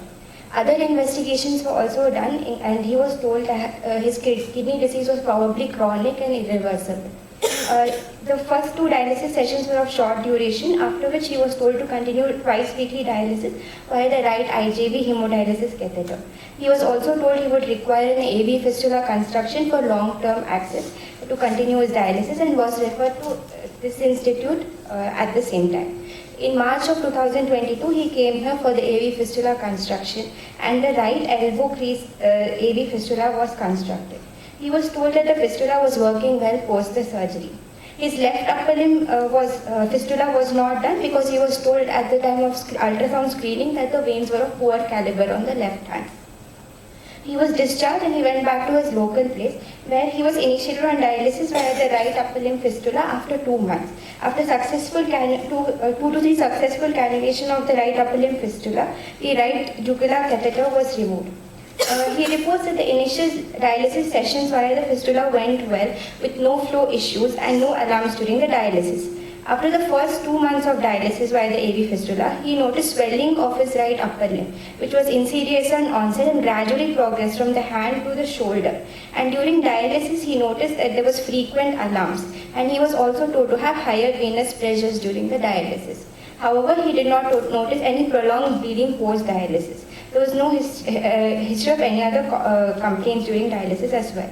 At this point, he was on twice weekly maintenance dialysis with an intradialytic weight gain of 2.5 to 3.5 kg, with a dry weight of 53 kg, with a residual urine output of 100 ml per day. He had history of intradialytic low blood pressure in 2 to 3 instances, because of which antihypertensives were withheld. And he was also started on a drug which would to be taken prior to dialysis half an hour for increasing his BP during the dialysis.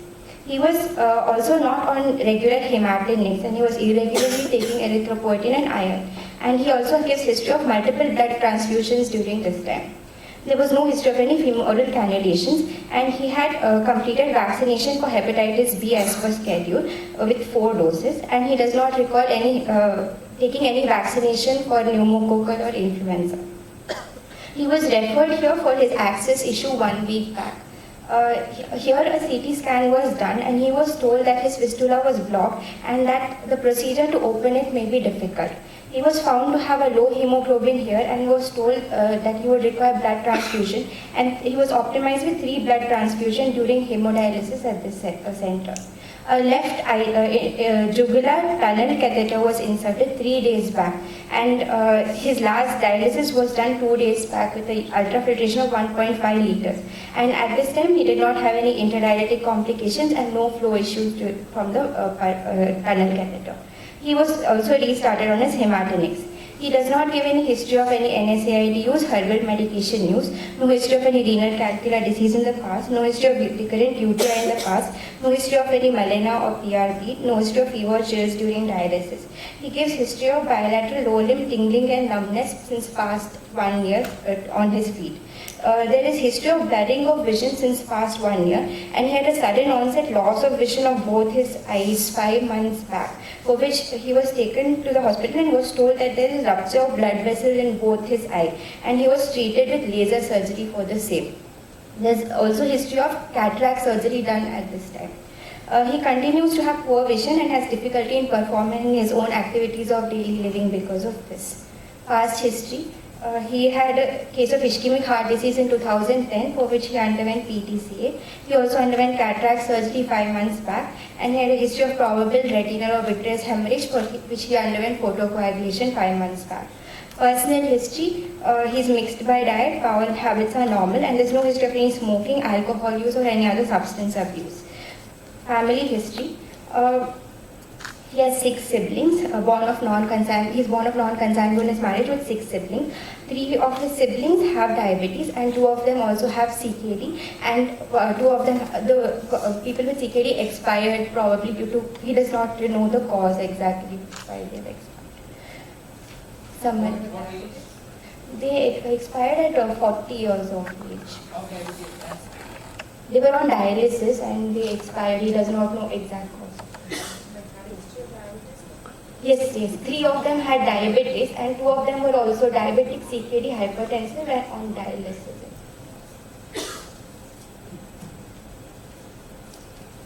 To summarize, he is a 56-year-old male with a history of long-standing diabetes, with family history of diabetes and CKD, with hypertension and macrovascular complications of diabetes in the form of ischemic heart disease and microvascular complications in the form of diabetic retinopathy, peripheral neuropathy and renal failure.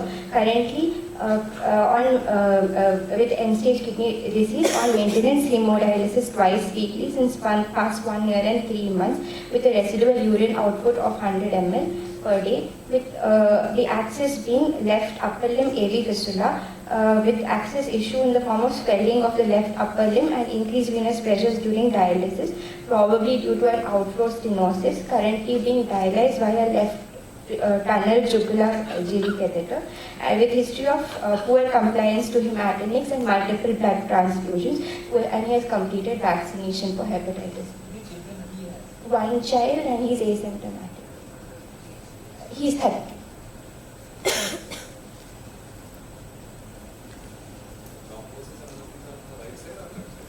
Right. Diabetes with hypertension. Yes, sir. Would you give the guidelines for keeping the target levels and which trials are?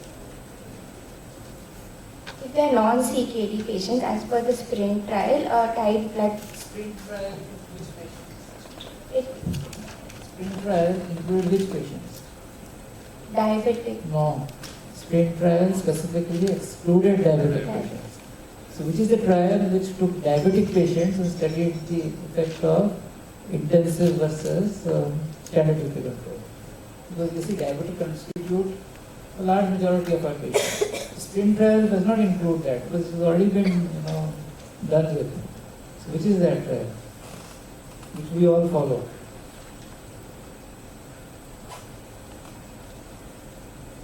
The ACCORD trial. The ACCORD trial, which came in Nigeria 2010, I think, SPRINT. So that studied diabetics with hypertension and the effect of randomized patients for standard versus intensive, and they found no difference between the two. So for diabetics, it has not been found to be effective, right? So that is one. So it is not SPRINT trial. Which are the latest guidelines on diabetic hypertension? If the patient is diabetic with hypertension, like AC inhibitors and ARBs. No, I'm talking of the target BPs. Yeah, that we all know is inhibitors. The target BP. Less than 140 by. Which guidelines are currently used? Yes, the 140, 80, that is again not sprint, isn't it? Sprint had found less than 120. Yes. By the way, in sprint trial, what did they achieve? Their groups were less than 120 versus 140. What did they achieve? I mean, I think that is also important. That in this In the sprint, not diabetic, in sprint. What did they achieve in the intensive group? Did they achieve less than 120? They did not achieve less than 120. It was 121 point something. Okay. So now tell me about the guidelines for diabetes. So the latest, the British guidelines have come and care reports is there. So where, I mean, they have kept 140, 80 more or less as the standard for most of the groups. And worth noting that they have written in dialysis patients, upright BP is to be considered, number one, and in elderly 150 by 90. So I think the UK British guidelines are quite useful. So that is regarding the BP guidelines. So if you were managing the patient from the beginning, what would you have done? You see, why I am saying this is important, because he has a very strong family history where even the siblings have had diabetes and hypertension and even have CKD. What is the chance of his son having a diabetes and what is his son having a diabetic nephropathy? Since he's the first degree related, there's a high. I don't want high and low. I said the exact number, percentage chance. Around 40% chance of him having a diabetic nephropathy. Diabetes. What is the chance of him developing a diabetes?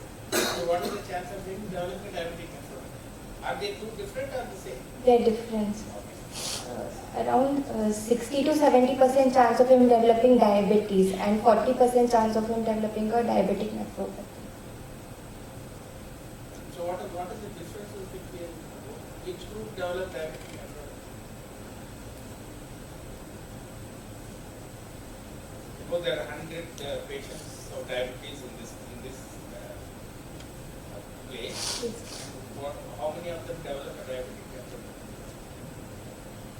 All of them?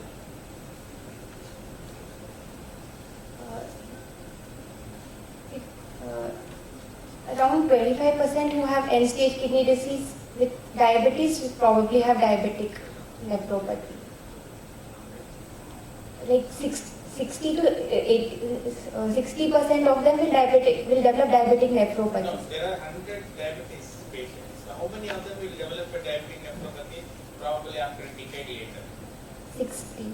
Irrespective whether the diabetes is under good control or no, not under so good control. 60. 60. 30.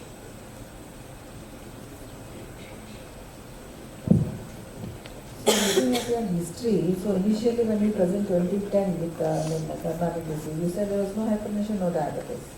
Yes. Only diabetes was diagnosed. Yes. And subsequently after 1 year, hypertension. Yeah, 3 years, ma'am. 3 years, was found to have hypertension. Yes.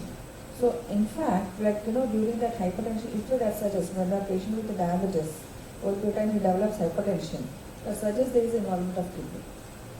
Isn't it? Yes, ma'am. So patient might have essential hypertension and subsequently they can have diabetes, that is a different issue.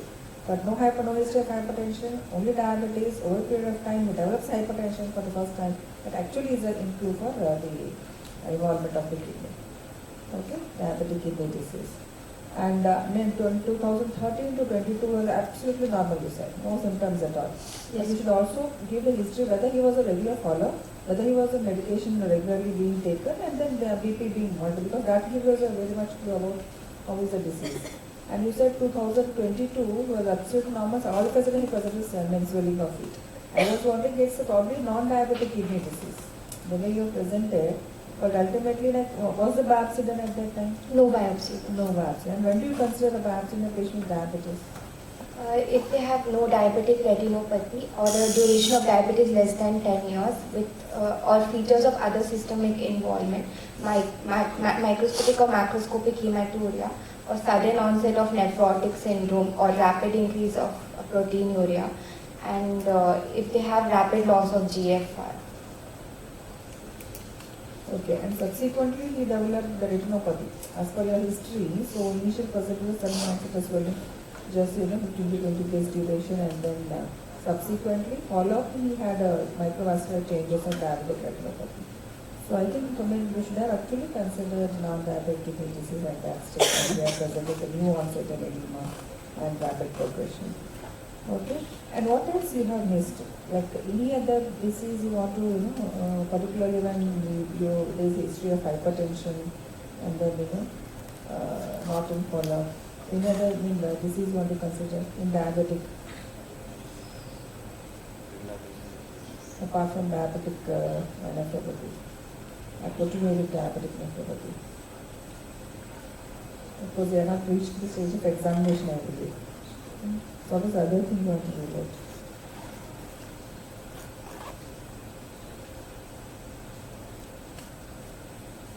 Okay, renovascular hypertension. So I should consider renal stenosis. Okay. So coming to the problem of this patient's vascular, how do you assess fistula complications? What are the clinical, signs and you should actually assess in the fistula before and after, before creation of fistula, and how do you do a surveillance of the fistula? Prior to the fistula creation, we have to look for the mapping of the vessels. So this we can do clinically by doing Allen's test to look for the perfusion of the radial and ulnar artery for the RC, or everything in the history before you look for the Allen's test. Any claudic, like any bluish discoloration of. The same thing you should follow: history, inspection, palpation, percussion, and there is another component now. Already you have the 4 pillars of proof. What is the history of clinical examination is very relevant with respect to this access. Ultrasound. Access. What is that called? Ultrasound. What is that called? Image. Inspection, palpation, percussion, and installation. Isn't it? So installation is the fifth pillar. Okay, now you tell me, what is the inspection? Inspection, we look for any gangrene or evidence of a peripheral vascular disease in the patient, because that may predisposed to poor access. Then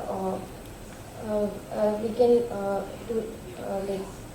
look for the caliber, by inspection look for caliber of the veins on inspection, and by palpation look for Allen's test to look for the perfusion of the radial and ulnar artery, and you are testing the patency of the palmar arch. Allen's test. Okay.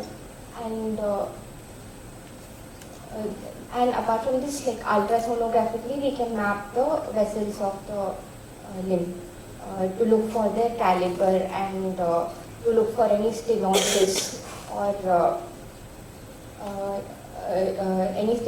or any atherosclerotic plaques present on the vessel, which may indicate a poor outcome. But is what is the rule of 6? The size of the vessel should be at least.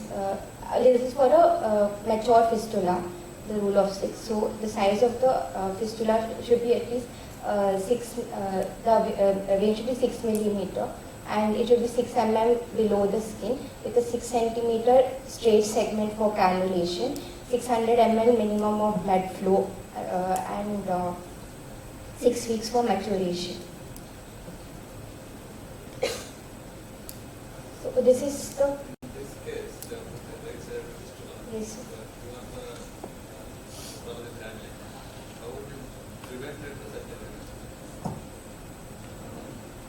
At the time of the, he had a right IJV catheter in situ, and a temporary catheter is made of a stiff material, and he had it for around 2 to at least 3 month duration.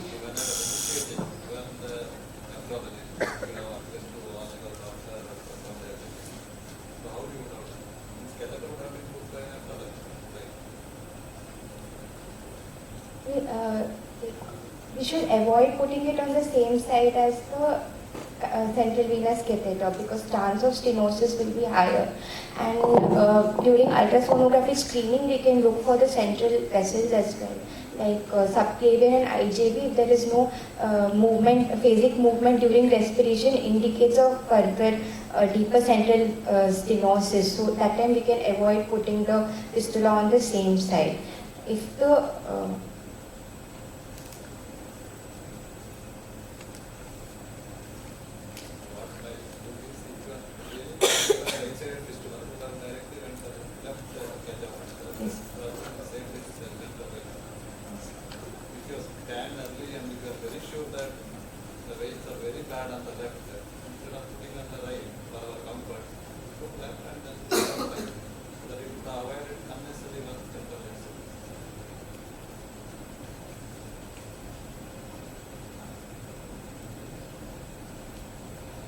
So just tell me last, what is the limb elevation test?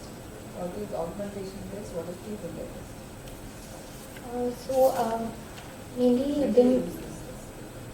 limb elevation test is done to look for any outflow stenosis. So normally on lifting the limb, the fistula should collapse. So it is not collapsing because of the outflow stenosis, it is distended, then that is the limb elevation test. Then pulse augmentation test. Normally the artery will be feeding the fistula. So if there is any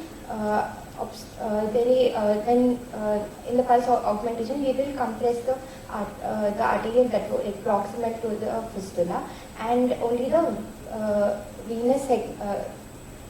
will compress the venous segment of the fistula. So the artery will keep feeding the fistula, and normally pulse will increase. But if there is a stenosis, inflow stenosis, then the pulse will not augment because the feeder vessel is affected. So that would be for looking for inflow stenosis. Versus if there is increased hyperdynamic pulsation, then it indicates the outflow stenosis as well. And the two fingers test is look for collaterals. So we will compress the fistula proximally, and with one finger we will obstruct the flow and another finger will feel for the thrill. If the thrill is absent, that means there is no collateral, but if the thrill is still present, means a collateral vessel is. Okay, good. So when fistula is nothing but an inflow, conduit and outflow. So these are the tests to look at which is the obstruction, whether it's inflow stenosis, whether it's a conduit or so. Okay, good.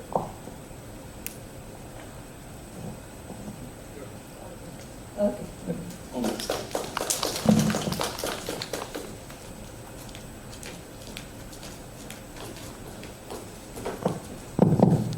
Dr. Bahar says that she has filled up an open slot, and the case was also assigned last minute, so it's not really a classical short case. So make of that what you will. Good morning, teacher. I'm Dr. Bahar Athavle from Bombay Hospital, Mumbai. Dr. Bahar Athavle. So I'm presenting a short case of Mr. S.R., 73-year-old male. He's a retired government servant, resident of Chennai. Informant is his son. He's a case of end-stage renal disease on CAPD since the last 2 months, and he has come on routine follow-up. His history dates back to the year 2018, when for the first time the patient was detected to have a creatinine of between 3 to 3.5 milligram per dl. Patient is a known diabetic and hypertensive for a duration of more than 30 years, and he has been on oral anti-diabetic and antihypertensives. There is history of coronary artery disease. He has had one acute coronary syndrome in 2006, after which coronary angiogram was done and managed medically. Another coronary syndrome in 2010, when coronary angiography was done and patient was advised CABG, and he underwent CABG in the year 2010. All throughout the course of these events, his creatinine was apparently normal, as told by the relative. Throughout this, he has had no other urinary complaints in form of frothing. You are presenting a case of elderly man with diabetic hypertension and renal failure. So you start the history from a diabetes, no? You started from 2018, then you're going back and forth, back and forth. You start with diabetes, when it started, how the control is like for the previous children. You're going back and forth, you're creating problems. on When illness, diabetes. because diabetes happens directly contribute to kidney disease. So it's all a continuum, right? So Yes. So patient was detected with diabetes maybe when he was around 40 years of age. And since then he has been on oral agents and no insulin. He was also subsequently detected with hypertension. As per their history, the diabetes control then was it was well controlled with oral agents. And then over the next around 20 years, he was controlled with this. Then he had coronary artery disease, the two events, and 2 to 3 years after that diabetes, roughly like 35 years of diabetes and around roughly 30 years of this hypertension. He was on follow-up, sir, and OPD follow-up, yeah, with the doctor. So probably she has not taken because she was allowed to case in the last one. you see the exam also given like that only. It's not even given last night and Yeah, the yeah. whole night you prepare. So it will be exactly like this. No? So the continuity is the must. Make sure that we are telling the continuity so that it's not interfering. Know what it is. You can just tell briefly 2-3 lines, Yeah. like I'm a regular follower, not a regular follower, how many medications, how many complications he had. So if it's a 10 years or 20 years, you can briefly tell. So on oral medications, one of which he remembers is glimepiride. That one he remembers. Other than that, I'm not sure. No insulin was ever there in the last 20 years. And he was on follow-up with his physician. Apparently, his other routine tests were normal in that time. Then he had coronary artery disease too. Hypertension, sir. No, sir, sir, the drug history, the names and all exactly, he doesn't remember. His son that time he also doesn't remember. Little. Yes, sir, but now he doesn't remember other than Americ. He's not able to recollect. Try to ask him. Then, yeah.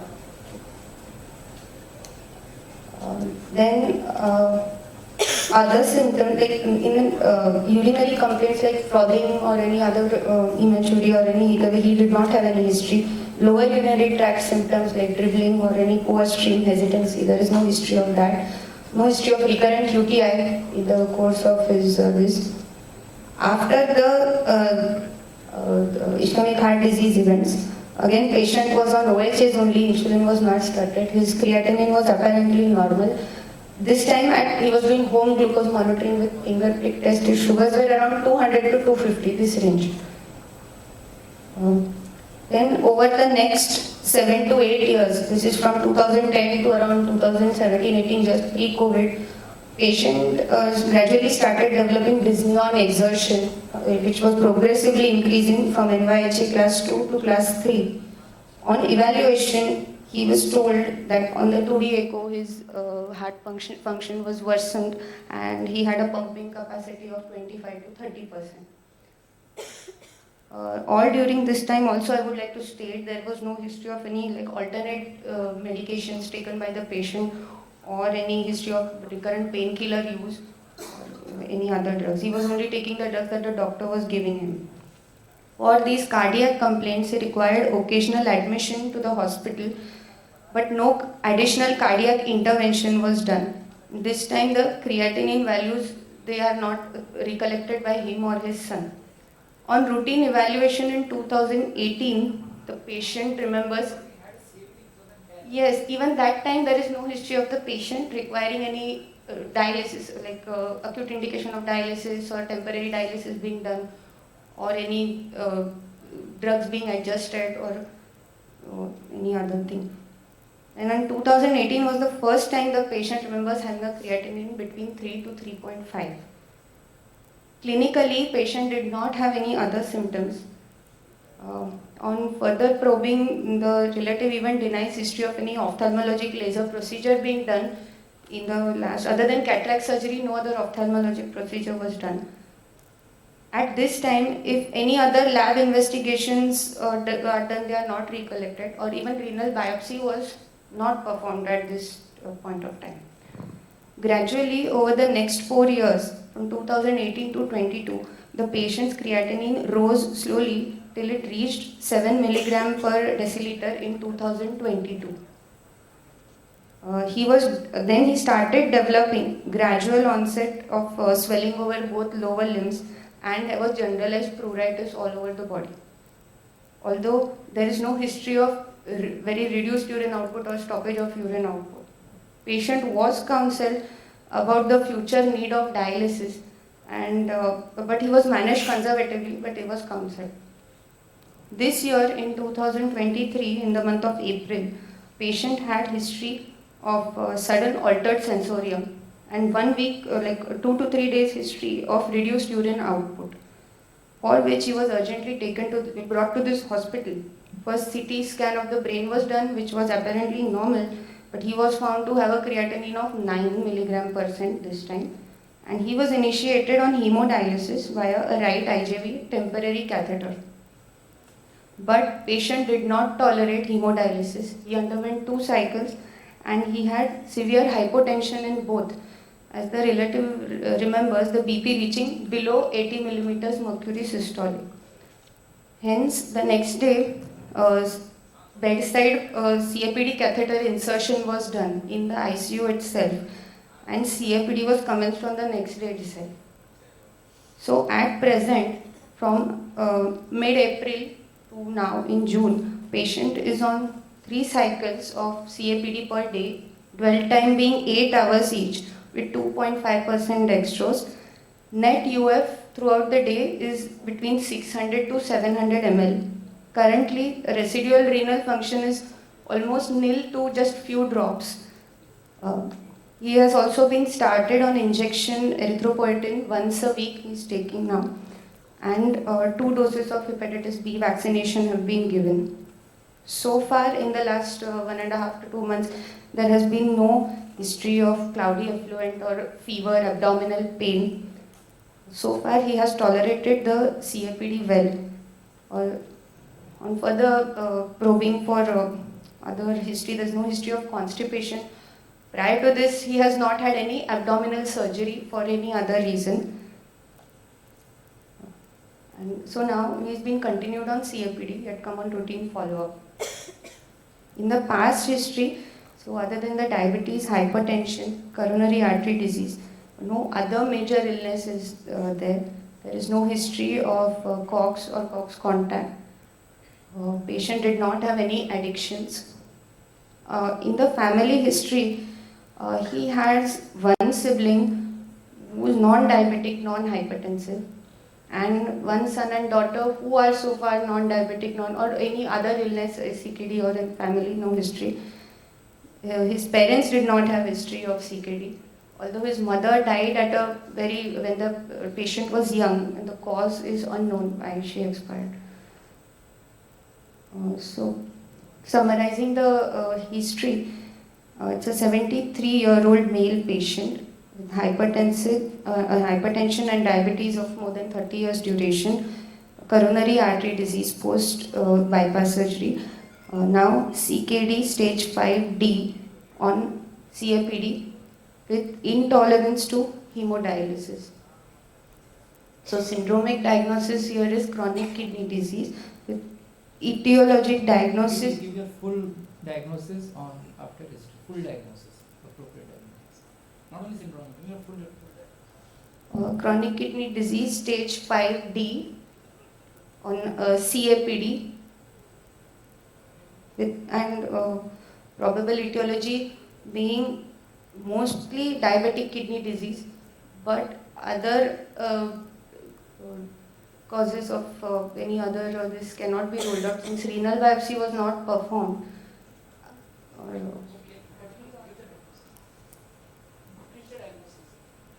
Yeah, with no complications so far, sir. No, other things you have to add. So he's achieving a net UF of 600 to 700 with 8-hour dwell time, 3 seconds.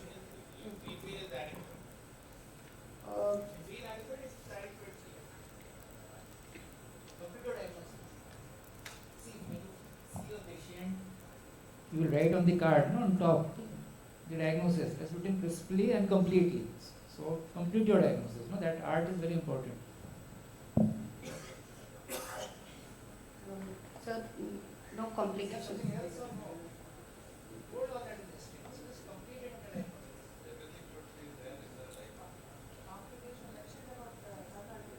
Yes, sir. Yes, sir. Okay, CKD stage 5D on CAPD in a known case of hypertension, diabetes, with hypertension, diabetes, ischemic heart disease post CABG surgery, and yeah, severe LV dysfunction.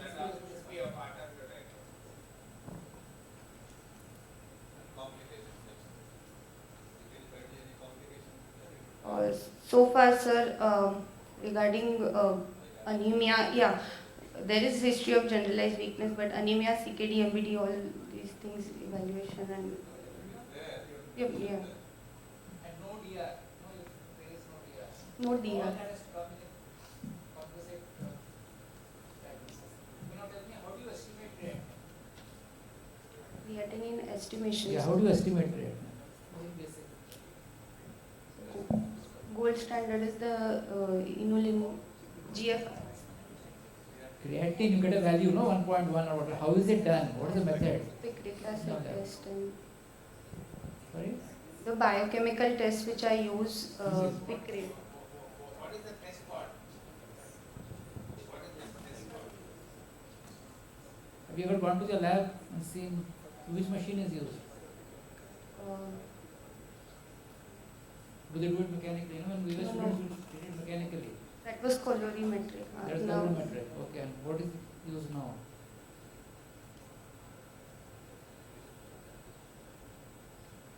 Anyone? Kinetic Jaffe's method. Jaffe's method. Kinetic Jaffe's method. Kinetic Jaffe's, yes, that's right. So it's still calorimetric and it is still Jaffe's, but it is done in autoanalyzer in a kinetic fashion. Can you explain what is the kinetic calorimetric method? Sir, for kinetic Jaffe's method, actually we check for the rate of change in colors. Right. So the other chromosomes which react, they actually react faster. So we get better result with the graph. Right. So the non-chromogens, like bilirubin and others, they are not estimated. So that's why it is more accurate. So not wrong. Okay. Can you tell me how the CKD epi is used nowadays for estimating your eGFR? How is it different from the MDRD formula? 5 more minutes left. CKD epi with the recent change in 2020. Epi has come for the last 8 years. Now they so have how is epi weight different from MDRD? Sir, it is the age and creatinine and. So is it different in epi and MDRD? Yes, sir. The what is different? Weight of the patient. Weight is not there either in my epi or in MDRD. Weight is not there. Cochrane. Yes. So how do the two differ? Have you given it a thought? Anyone? The cohort is different, sir. Sorry?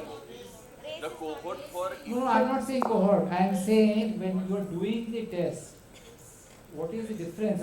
Are the parameters different or is anything different in the two tests? No, that is a recent thing. Race is not included. That is a different issue. But if I'm using the standard CKD epi, how is it different from the MDRD? That is again a different issue. the no? standardization was different, sir. For EPI and MDRD, creatinine standardization was different. Right. So that is the answer. The parameters are same in both. There are 4 parameters in both. The standardization of the creatinine, which is different, which is more accurate. How is it more accurate, doctor? One, sir, is iothalamate, one is creatinine clearance, sir. That is fine. That is why doing the studies. In practice, how is it different? In the day-to-day practice, when do you use CKD-EP, when do you use MDRD? Sir, for GFR more than 60 ml also we can use API because the cohort content. Fine, but then in which patient can you use epi? How is the creatinine different? Even with patients of higher Not getting my question. The creatinine estimation has to be accurate, it has to be standardized To IDMS. IDMS. Okay, that isotope dilution, mass spectrometry. So only if your lab has that standard, then you should use CKD-FP. Otherwise, it is trash in, trash out. You're getting a wrong result. Then you should use MDRD if your creatinine is not standardized. So these basic things you must remember. And then those points come in that it's better for GFR more than 60, etc. Okay. Please read out this basic.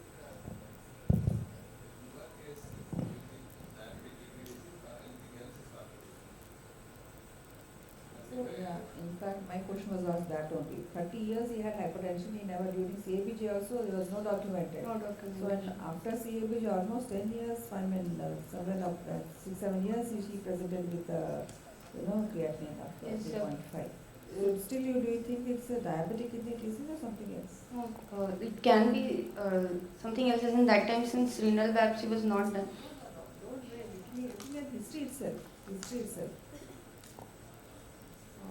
It's a very slow progression. Have you told that 2010 to 17 they developed SOP with heart failure?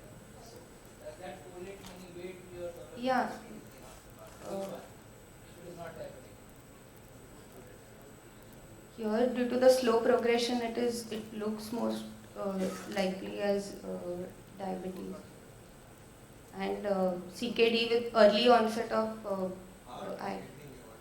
it's a cardiorenal syndrome. So if he must have had with multiple admissions for heart failure with that low ejection fraction, then again that might have also contributed to it. History you should be able to clearly tell now, because that's all your history suggests.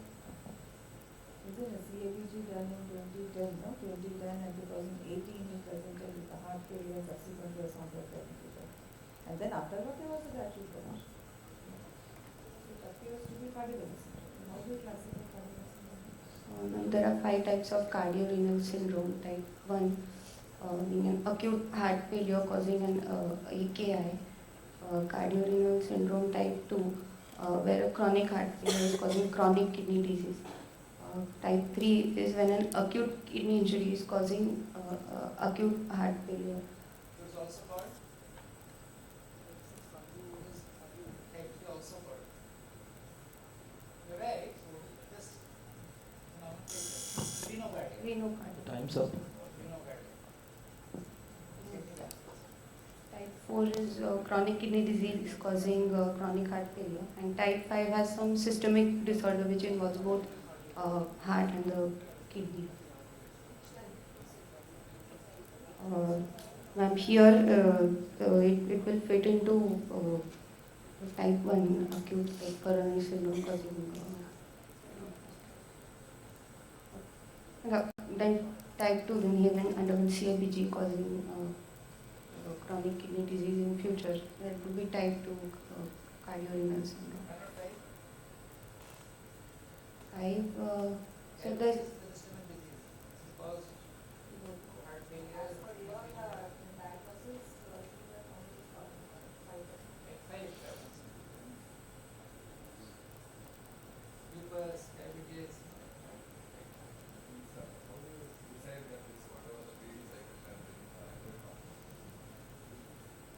KTY should be adequate. He should be his nutrition and his overall well-being, no hypotension. The UF.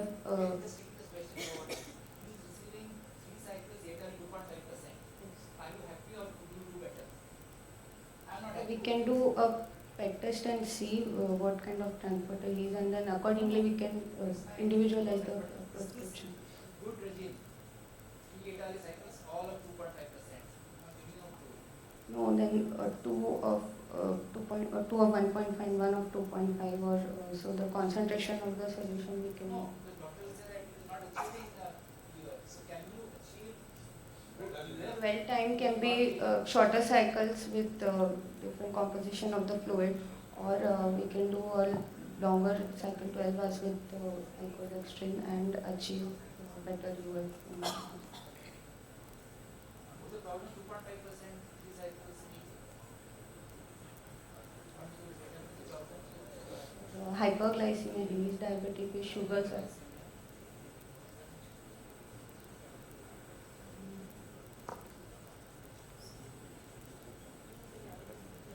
These are the problems.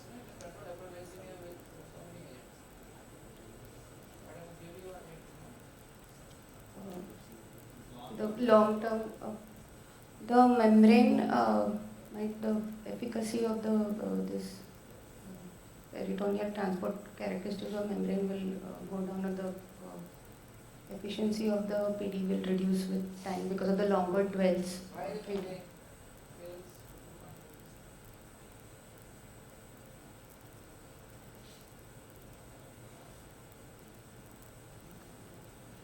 Even if the sugar is controlled, right, the membrane works.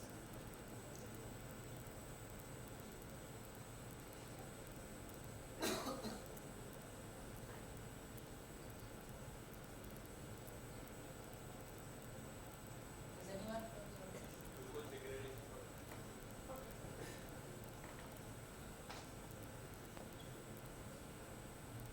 Your time is up?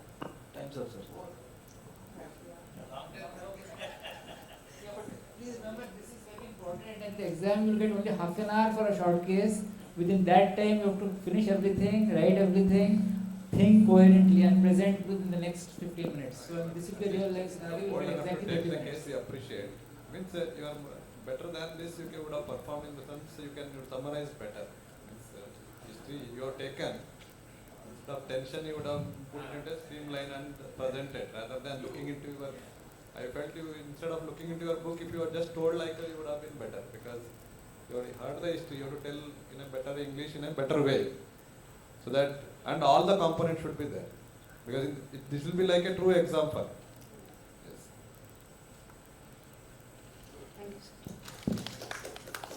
Thank you. Next we move on to the ward rounds. Dr. Gauri Sunil. So I always tell my students, you don't have to be Bahubali or the director Rajamouli to go front and back and front and back and front and back to attract the audience. We have to start with, when the history starts, and most of the time what happens is they'll, misled by, the history given by the patient, that they went to this doctor, they went to that doctor, they ended up ultimately landed here. So you have to listen that, but you have to narrate it in such a way it's a smooth sail. And whatever the long history is, they cut short and give whatever the important events are there. Okay, that narration you need to learn and then give it important points within that 10 to 15 minutes in case of a short case. Good morning everybody, I am Dr. Gauri Kulkarni from Mumbai Jupiter Hospital. Dr. Gauri Kulkarni. So here we have a 60-year-old male who is a known diabetic coronary artery disease, chronic kidney disease initiated on peritoneal dialysis, was started on 3 2.5 exchanges per day with good ultrafiltration, average around 1 liter per day, and he used to do the PD exchanges by himself. Next slide.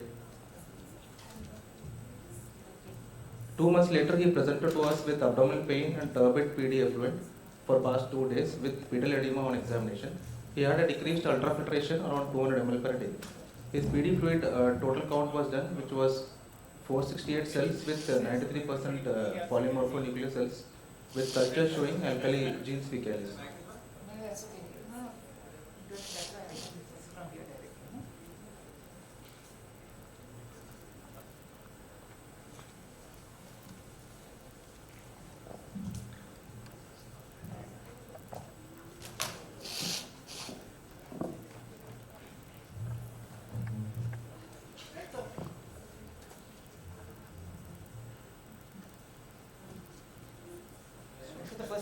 So, Just go back. Just go back. First slide. Just go back to the front.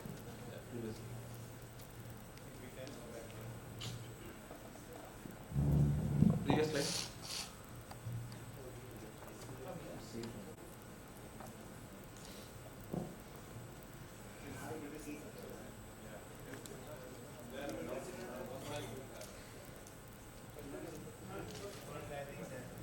There's no confusion. We'll sit there.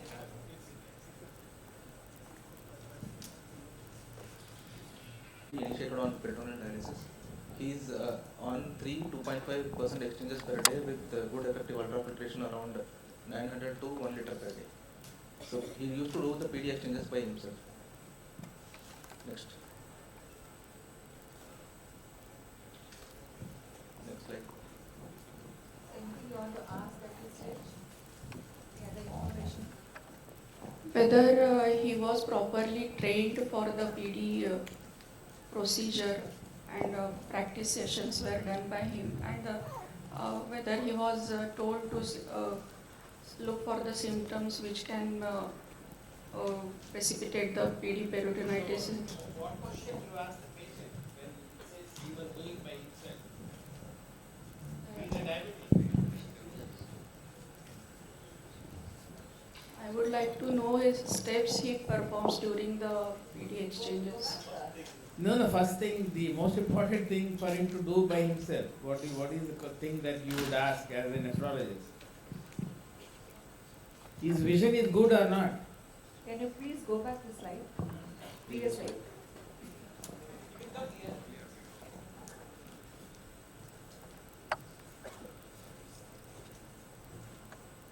Years old. What was the duration? How long he has been doing? Whether he has been doing by himself all the long, or is it changed with the person who is handling the exchange? How is his general quality of life, mobility, and his cognitive abilities to perform the PD? Again, the same basic thing. Last, why you started on this? What 10% or 3 or 4 giving output. Last all that. No? If you ask him, because he's your resident. He's your resident. He's your resident. So you will ask him that this is very incomplete. You tell me this thing. Now ask him. Since how much time he is on PD, doing PD? That is a 2 months. He's for 2 months. 2 months. 2 months on PD now. But where the peritoneal membrane PET was done, what were the characteristics? When do you do the PET test after starting PD? After 4 weeks of starting PD. So PET was showing high average transporter. Whether there was edema or any breathlessness reported by the patient, if any other prior episodes of peritonitis. No, after initiation he had peritonitis. That's after 2 months. No, he said is high average. High average state. What is your comment?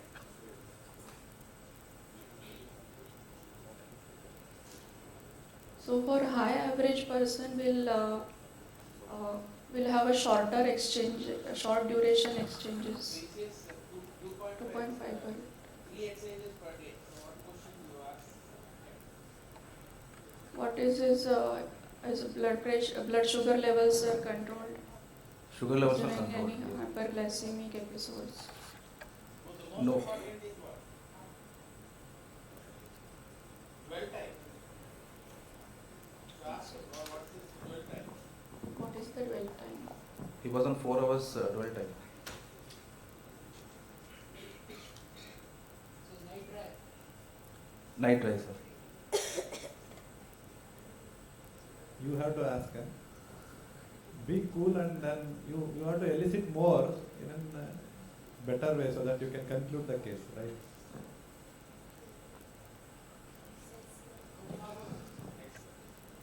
So 2 months later he presented with abdominal pain and turbid fluid for past 2 days. He had pedal edema on examination. There was a decrease in ultrafiltration to 200 ml per day. So PD fluid cell count was sent. That should be cut off. What is that you want to Asked. Any history of constipation, any history of recent change in his technique of doing PD, or any acute event. He had constipation before presenting. Abdominal pain along with constipation for 2 days. What is the causes of a turbid fluid apart from infection?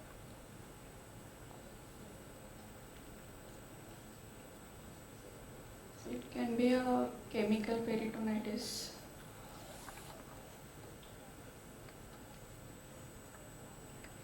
Presence of lymph in the peritoneal fluid.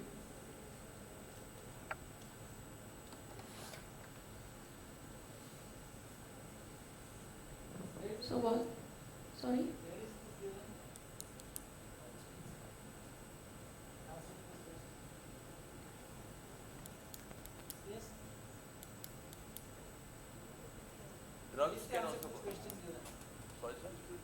Causes of a turbid effluent apart from, yes? Yes, ISPT guidelines, that is the table 2. It gives you 10 causes. Please go and read that. It's given very clearly. So it's not ISPT guidelines gives it. And one other surprising cause is CCPs. And CCPs are also mentioned as the last cause of turbid fluid. Okay, anyway. If you want to publish, they have all the characteristics.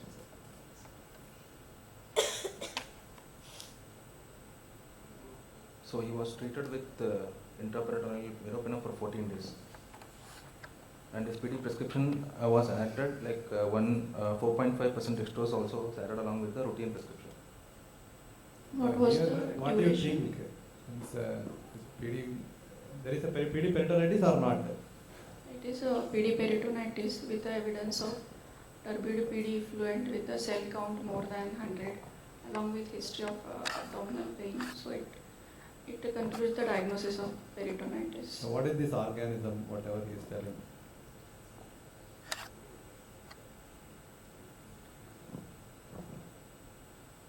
I don't know, sir. Means it's what do you think? Means it's what I want to know is source. Is it skin? You have to decide now next. So what do you think? So probably it's a commensal from GI. More of GI you are thinking due to constipation. So still you can think that his technique may be correct. You understood, no? If it is a gram-positive skin contaminant or something, what do you will think? So Of course, you will contamination. again test him for the. You will again train him. It gives an idea of where may be the source. Correct, no? Yes. Then. Just a minute. See, I mean, from this presentation, I have got many issues. Tell me what is the major issue with this presentation? What will you ask him that, no, what crap you have written? What is the problem? You are treating a case of COPD peritonitis, right? Culture and all comes later on. Later on. So what is Come that? much later on. The First you clinical- start something, right? So you should have asked him what did you first start. All this comes much afterwards.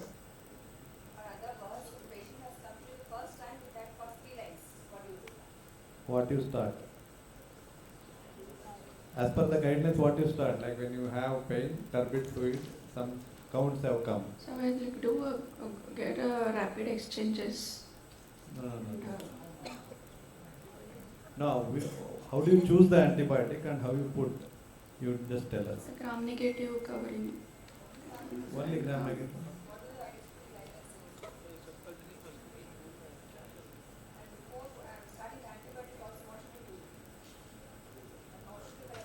How should you send the sample to your lab? The overnight sample is collected and the whole sample is sent to the lab for culture. How many hours of work should you do? How much sample you should send?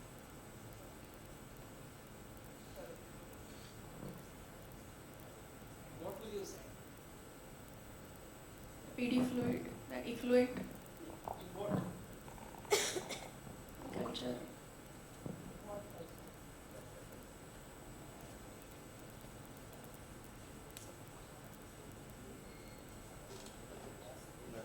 Yeah. Blood culture bottle. Blood culture bottle.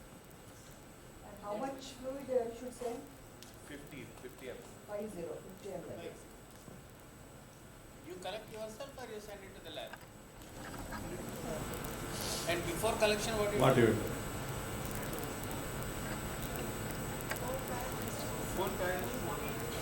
No. That is preferable, but suppose lab is far away, they said we don't do it, you please send the sample yourself, then what do you do? The bag has been lying there overnight. And you just take a sample or you want to do something? Where do you puncture inside? How do you hang the bag? You take the sample from the top or you take the sample from the bottom?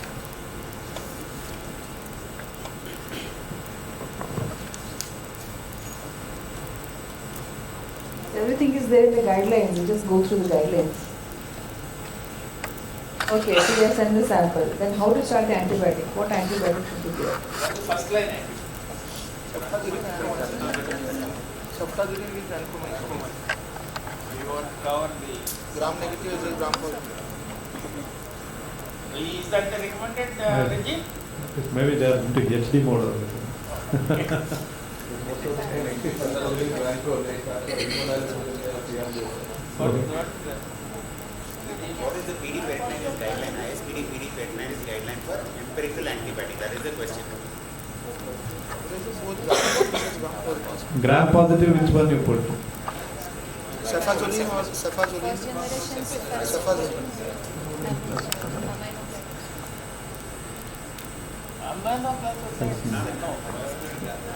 Use particularly in CAPD. Yes. They are given a tagline also that you can change depending upon your institution, microbiological. Okay, how long give you the antibiotic? And when do you want to change the antibiotic or repeat the sample? 5 days. First to the presenter and then to pastor. Ma'am, we have to see the response of the patient within 5 days. 5 days, 5 days, you can do the same antibiotic irrespective of the response. The specific timeline has been mentioned. For first 48 to 70 hours, we will see the clinical response. And then if till 5 days, if there is a persistence of the infection symptoms, we can think of changing the antibiotic according to the culture reports. So you change the antibiotic after 5 days, there is no response. And when do you remove the catheter, if there is no response? After 5 days, if there is no response. And if it is an antibiotic, you don't want to watch the response to change antibiotic. Second line of antibiotic. Audience? After 48 hours of giving the antibiotic, you should see the decrease in the counts in the PD fluid. If they are decreasing and the clinically also response is better, then there is no need to change antibiotics. By then you will have a report also available, culture report. You see the culture report and change the antibiotic. If by 5 days we are not seeing any response, then we will have to remove it. Yeah, I think very important is the first 48 to 72 hours. You should see a clinical response. If there is no response within that period, you either switch your antibiotics. If you have a culture report available to you, change the antibiotics according to the culture. And if there is no response within 5 days, just plan to remove the catheter. The clinical response is not the count. Clinical response is a clinical response. You will see the abdominal pain decrease, not the lab count.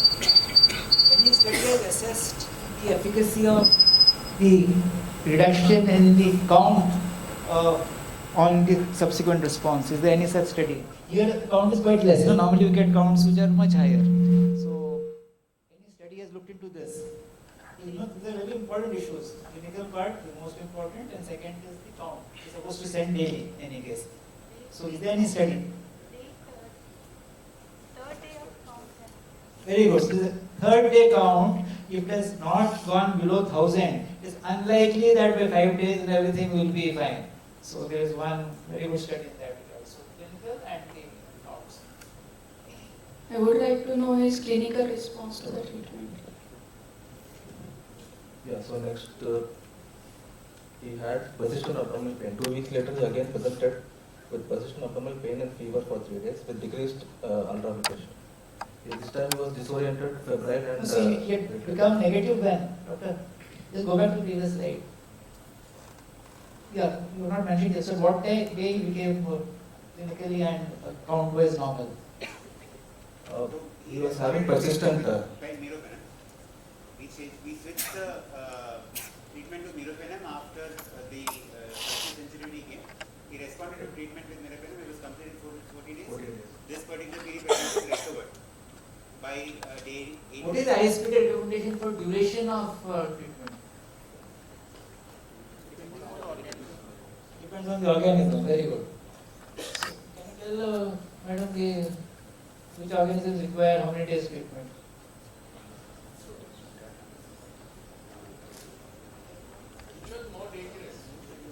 Fungal is more dangerous. No, let's do fungal first. Bacteria. Let's talk about bacteria first. Which organism you tried? Yeah, somebody said Pseudomonas.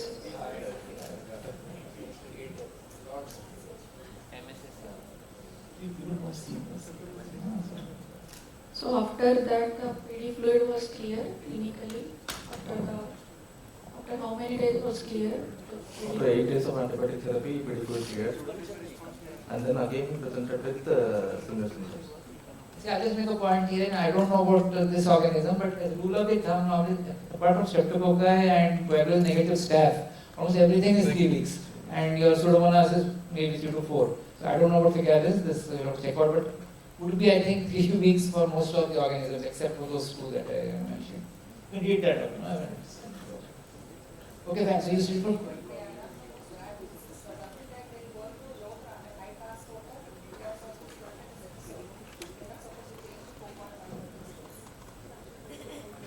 This 4.5 is given only in the during hospital for a very short 1 or 2 exchanges. It's not to be done routinely. That's the other thing. Urine output I think was not mentioned there also. Is annulled as a person. What? Maybe was urine output of around 500 ml. This is all you can do. Is this relapse or recurrence? Go to the next slide. Next slide. 2 weeks later.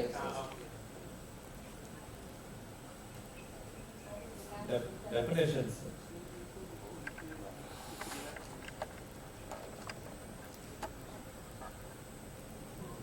What is the definition of relapse and what is recurrence? And what is repeat? You know, there are 3 terms used in the current ISPD guidelines. The repeat is the infection within 4 days with the same organism. That is called?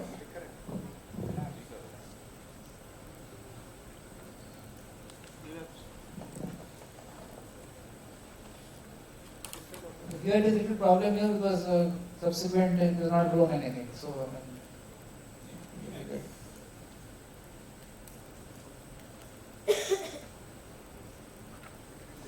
please, what is the comment on these lab parameters now?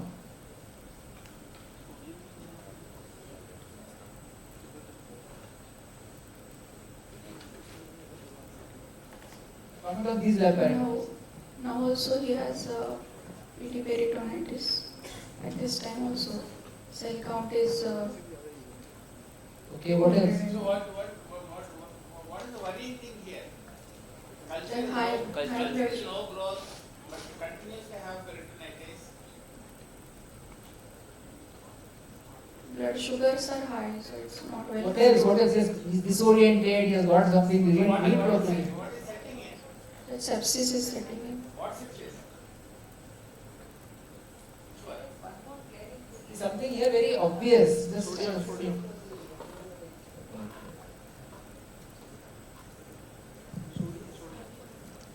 Septic encephalopathy. So what else? Sodium. Hyponatremia.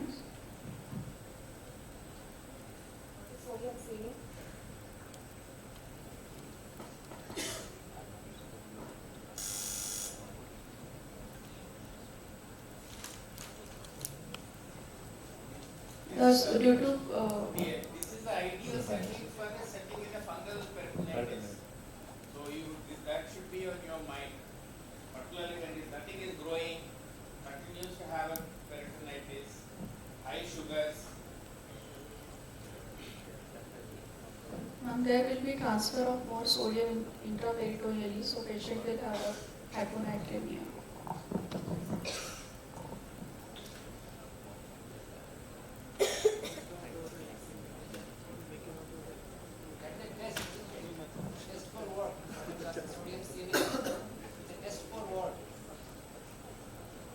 What channels? Right, so this was aquaporin. What is appropriate sodium stealing? Within 15-10 cents.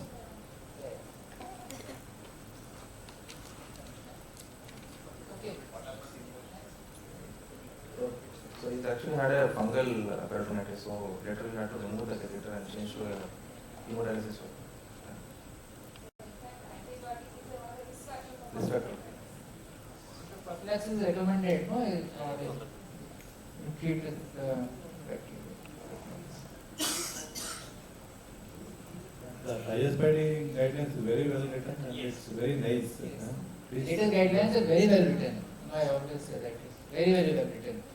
To go through it in detail. Yeah, in the examination, the most important thing is whatever your center do, you know that. But I think guidelines is the most important. The examiner expects you to tell the guidelines. So that's very, very important. You may use different kind of protocols in your hospital, but you must know the guidelines. And there are new additions, terminology additions in the latest guidelines also. It's not like, like practice, they have added insertion, catheter insertion, peritonitis within 1 month. And they have also looked into, the after treatment of it's not just antibiotic therapy, you should have retrain the exchanges whoever is doing. And then you should also look into now that people are going into all having the pets in their home. You should also look at whether they have these pets like dog and all those things. And even organisms is linked, a few of the organisms. So all these things has been explained very well. So please go through your science. So PD case will be must either in the ward rounds or the short case. And once PD case is there, all these infective complications and mechanical. Yesterday we have dealt with mechanical complications. Today is a infective complication. So all these you should be well versed, and this we have this ISPD guidelines for all these things. Okay? Thank you. How do you report PD peritonitis for a unit? Number per patient year. Number per patient year. And what is the expected? 0.4 per patient year. 0.4 episodes per patient year. That's number one type. What are the other 2-3 types of reporting? That is very basic, which every unit is supposed to do. What are the other 2-3? Culture negative. Right. Madam said that in the recent guidelines, they were very specifically of how much percent is allowed in culture negative. How much? 15. Less than 15%. Very good. Reporting models. Very good. Percentage of patients who remain peritonitis free per year, that is also to be reported.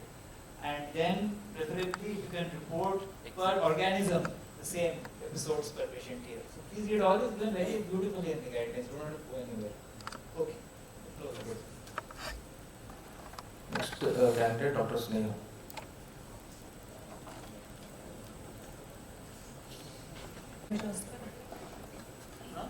PD Hinduism. So this is a 47-year-old male who is a farmer by occupation who was previously fit with no any comorbidities. He is a non-smoker, non-alcoholic. He presented to the emergency room with fever since 1 week and yellowish discoloration of skin and eyes since 10 days with severe myalgia for 5 days.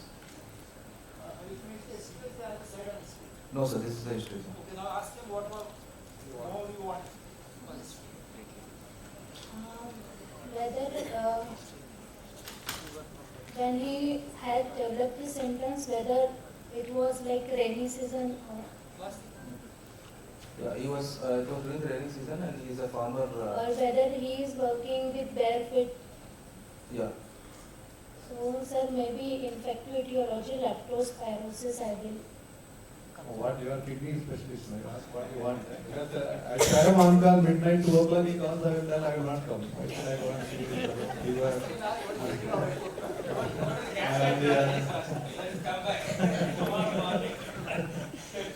Whether he has developed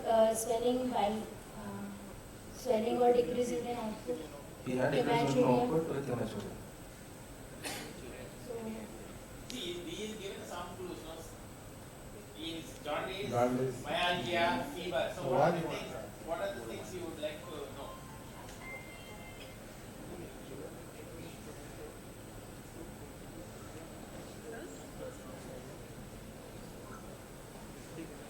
Whether he has developed weakness.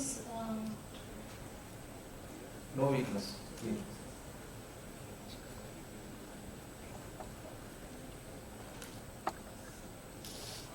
What about his orientation? He is oriented. From nephro point of view, what you will ask first? You call. He has said he has decreased urine output. Oliguria means decrease urine output. Output and bilateral overlimb swelling. So he is having acute renal failure, and he is saying he is having hematuria also. Renal failure we don't use. Acute kidney Acute kidney injury. Sorry.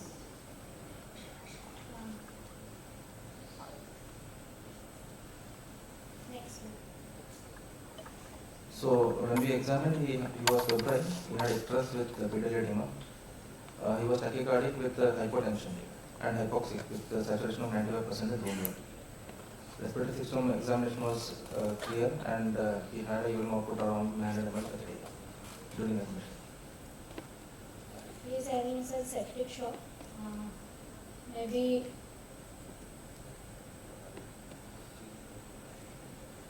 septic AKI.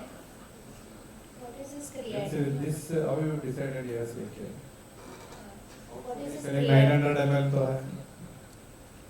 What is his creatinine? These are his investigations. His creatinine is 4.5, his hemoglobin is 10, he has raised counts with thrombocytopenia. His OT was elevated 93 and PT was 70 and urea of 82. He had hypokalemia with hyponatremia and albumin was 2.7. LDH was around 400.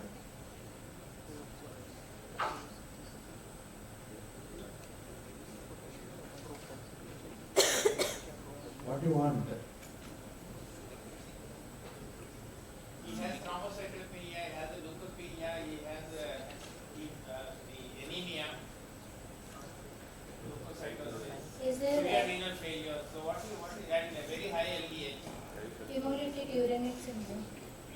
Whether he is having My intent present is no, I will say it's not on. Before coming to blood, What should you be? want? What do you want? You are so whether there is PS. no, you always think from our point of view, kidney. So what next you will ask? Whatever blood parameters you give, what you will ask? Urine routine like this. Urine routine. That gives an idea for you. That's the first thing you ask for, even before the blood. So ask him for the urine routine. What is the urine? Urine routine was showing 3 plus albumin with RBCs around 25 to 50.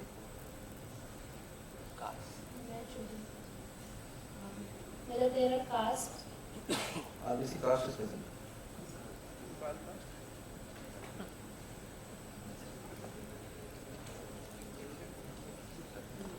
So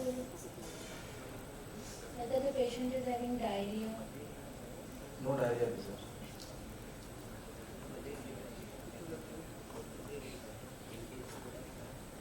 Okay, now based on the history, urine and this much blood, you write a syndromic diagnosis now. Give the full diagnosis.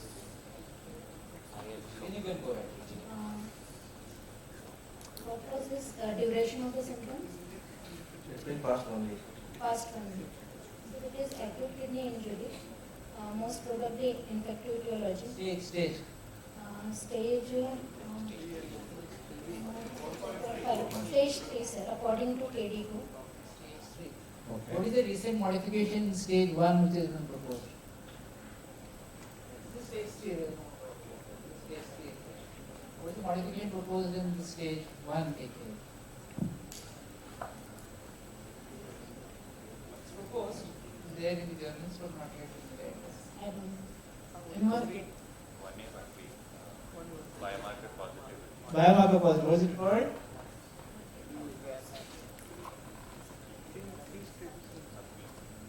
Stage 1S. That is biomarker positive, creatinine normal. Or less than 1.5 times. From stage 1 only after 50% increase. Okay, now come to the diagnosis. This is AKI stage 3 with hemolytic uremic syndrome, acute liver injury. No, you have demonstrated hemolysis. You have demonstrated hemolysis. What is on PS? There is no cystocytes. PS there is no cystocytes. There is evidence of neutrophilic leukocytosis with thrombocytopenia. Is in urine hemoglobinuria or Urine hemoglobinuria is positive. reticulocytes count? Reticulocyte count 1.2.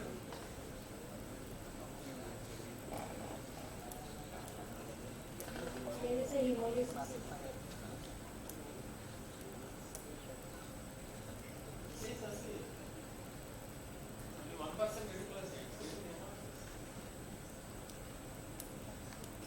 What about hepatobiliary Aptoglobulin, whether it is decreased or Aptoglobulin, If you don't have to globulin, what else will you ask for in investigation? You can come afterwards.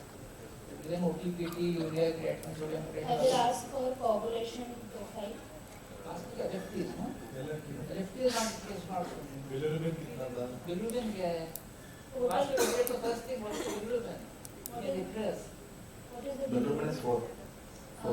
direct or indirect? Direct is 3 and indirect is 1. Indirect is 1. Whether he has taken any medication, No, he is previously fit. He is not on any medication.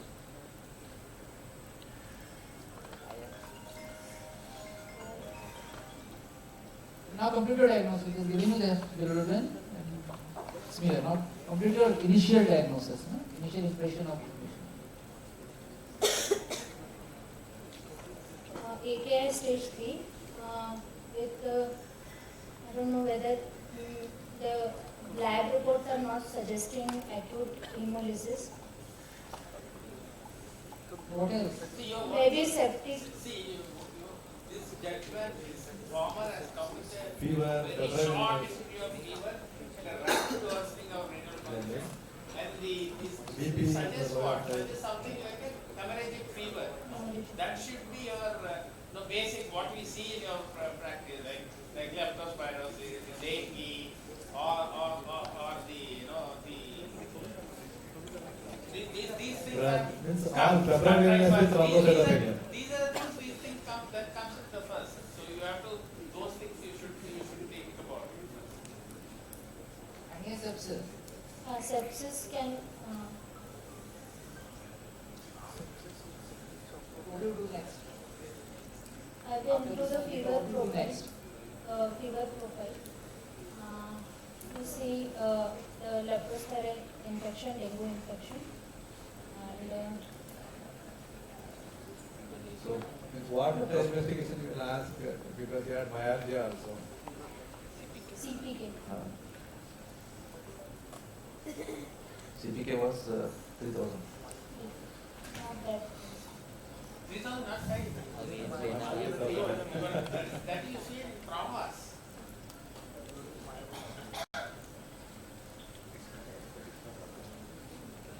Renal failure, what is the normal cutoff, high cutoff for CPK? 3 times. Yeah, means up to how much? 400. Yeah, up to 500-600 is taken as acceptable. Leptospira work. Leptospira IgM was covered.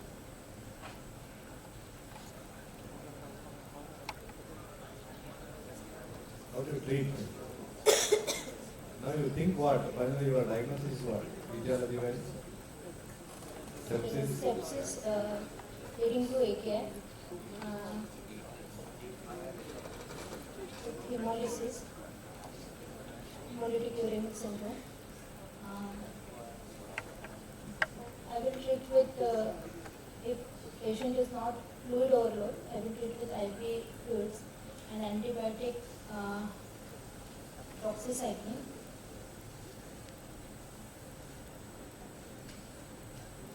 On what basis you will decide on the hydration in this patient? Means HUS one still I am not convinced the way you have to see, I am not convinced. We should use because the hemorrhagic fever itself can explain All all the these things, things. including your urine routine examination. So there is nothing that you have to bring in HUS again. Unless it's worsening and he is otherwise improving, because he is in shock. Right. Febrile illness is there, shock is there, all the other parameters you can. Sepsis can also lead to acute liver One injury. platelet is there, and HB is around 10. Maybe some hemolysis, but don't put the diagnosis of HUS direct.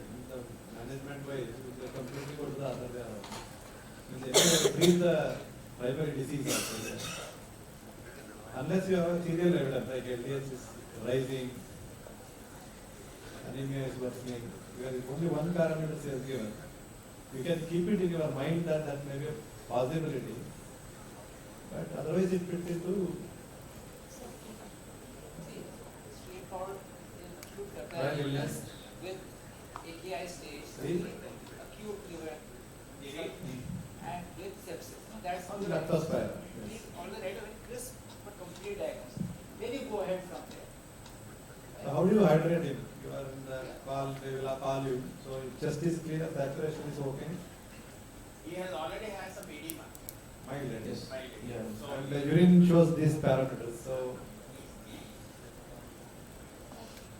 What is the sodium? Sodium was 127.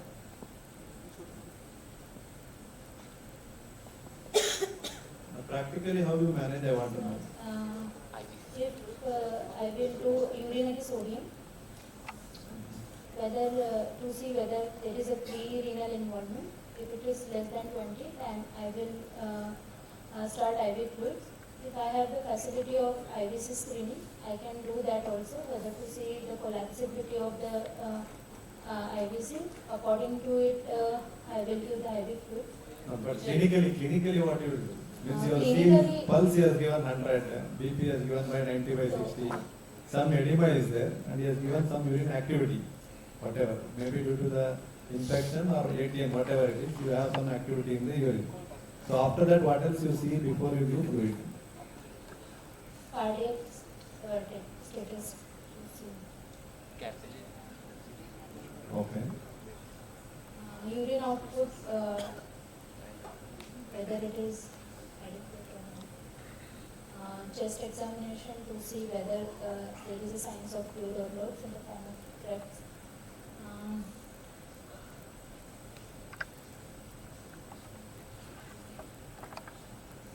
I will correct the electrolyte abnormalities, sodium 127 and potassium supplement, provided that the urine output is adequate. do you do the dialysis? The patient is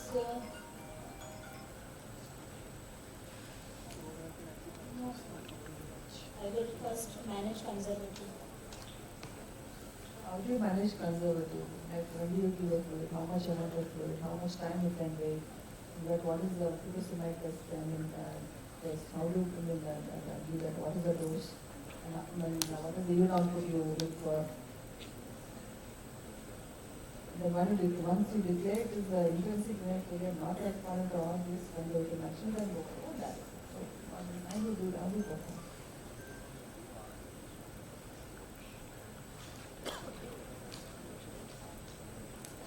Initial dialysis. Early initiation dialysis. The patient shows child.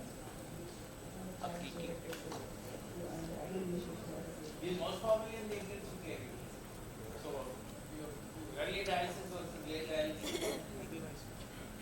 I know sir only one trial, a Kiki trial, whether they have found that there is no benefit seen when the early dialysis was initiated, excluding the surgical patients, from surgical trauma patients.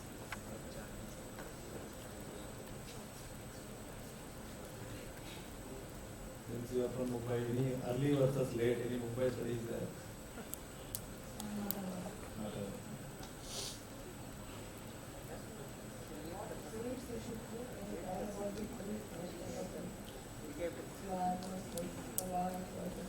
For fluid challenge.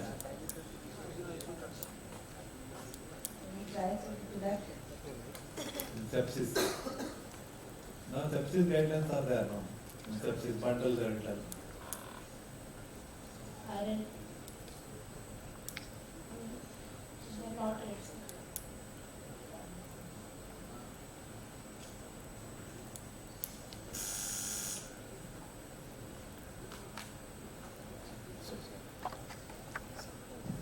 So again they will definitely answer. So that it will be a short case or a lot. So you know what are all the topical APIs. Okay, the pathology and interpretation of the report and of course conservative management, these are the things. We will challenge this mindset, what tools to be used, and how are we initiate the diagnosis, and that will be the rest. The trials on those things also, most of the time they will ask in the care part, which one? It's colloids, crystalloids. Smart trial, salted trial, and then they have a FEQ1, FEQ2, they have a Start. SAT, trial. Type of dialysis? Yes, CR versus HD. So, these things are standard questions asked. CR versus HD and IPD also, because we come from a resource limit, so of IPD. Thank you.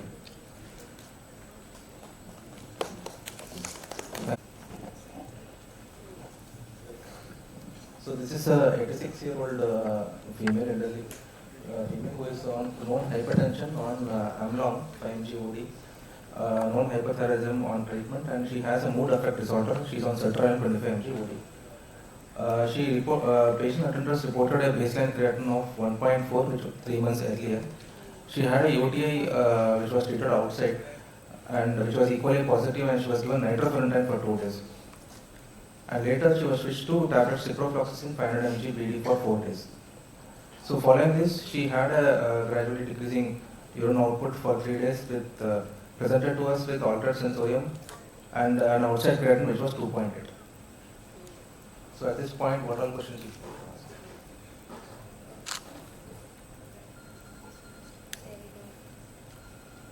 She was non-diabetic, right? She was non-diabetic. And what is her blood pressure right now?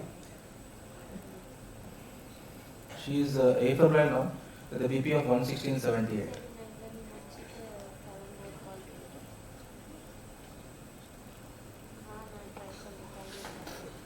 Can I get the urine routine examination? Urine routine was it was unremarkable actually. There was no protein, nil sugar, and no pus or cast crystals. There was a gradually worsening creatinine. On day 1 to day 2 went up to 4.5. Subsequently on day 7, creatinine went up to 9. So, with this blood pressure only, there was no fall in blood pressure? There was no fall in BP or rise in, there was no hypertension also. So, BP was fluctuating around 170 to 120, 78. Was there any edema or orthopnea? She had mild edema, no orthopnea. And what was the total weight gain from admission when we are examining right now? We couldn't assess the weight because she was in the bed. She's 86-year-old with mild edema also? Mild edema was there. But no orthopnea? No orthopnea. She was having good urine output, like urine output decreased, but around 500 to 300 to 500 ml of output was there. Still it is acute on, so the syndromic diagnosis will be acute on chronic kidney disease. Her baseline creatinine was 1.4, and for her age 84, like CFR might translate to around 45 to 50. So baseline CKD, and over and above that there is acute kidney disease. And with the background of that UTI, how was it diagnosed? Did she have any, was it upper tract infection, or just urine culture was positive, or she had bacterial gram? Urine culture was positive. She had pus cells outside. Ultrasound was normal. Why was the culture done? She had active pus cells outside. But no symptoms? No symptoms. So it was asymptomatic? Asymptomatic urinary tract. She was treated for it? Yes. Did she have any, other than this, did she have any high risk for urinary tract infection or upper tract infection, like previous surgeries, or did she underwent any surgery before this? No, lower urinary tract. So this was asymptomatic bacteria treated with antibiotics. She didn't have leukocytosis at that time, we don't know about that. That time counts was around 10,500. Okay, but no fever or anything, no altered sensorium, anything because of acutely worsening sensorium or anything during that time? During the admission she had altered sensorium, but before that... Not this time, when she had UTI? No, she was stable. So this was asymptomatic bacteria treated with antibiotics. So my diagnosis will be, and what are the lights right now, electrolytes right now? Potassium is 3.2 and urea is... Sodium? Sodium is 133. Sodium is okay. Potassium is slightly low. Potassium is slightly on the lower side. And urea? Urea is 56. So this is acute. But urea went up to around 98 on day 7. During the treatment? Yeah. So did Yeah, we and do dialysis? no, we didn't do dialysis. So We didn't do. this was the question actually with her. No, the question is that you think it's an acute and chronic kidney. Yes. So what is the cause for acute? Sir, given the history, patient was on. You think that urinary tract infection was the cause? No, it is so, not. so what do you want to I do? think that this is what, drug what, is. what are the labs? You want to know what is the, you want to do some ultrasound or you want to do the test? Sonography I would like to do. Now, why do you think urinary tract infection was not the cause of AKI? Sir, ma'am, for urinary tract infection to cause AKI, kidneys has to be involved. And for that, we will have some symptoms like some flank pain or fever she might have, but she is very adult, she cannot.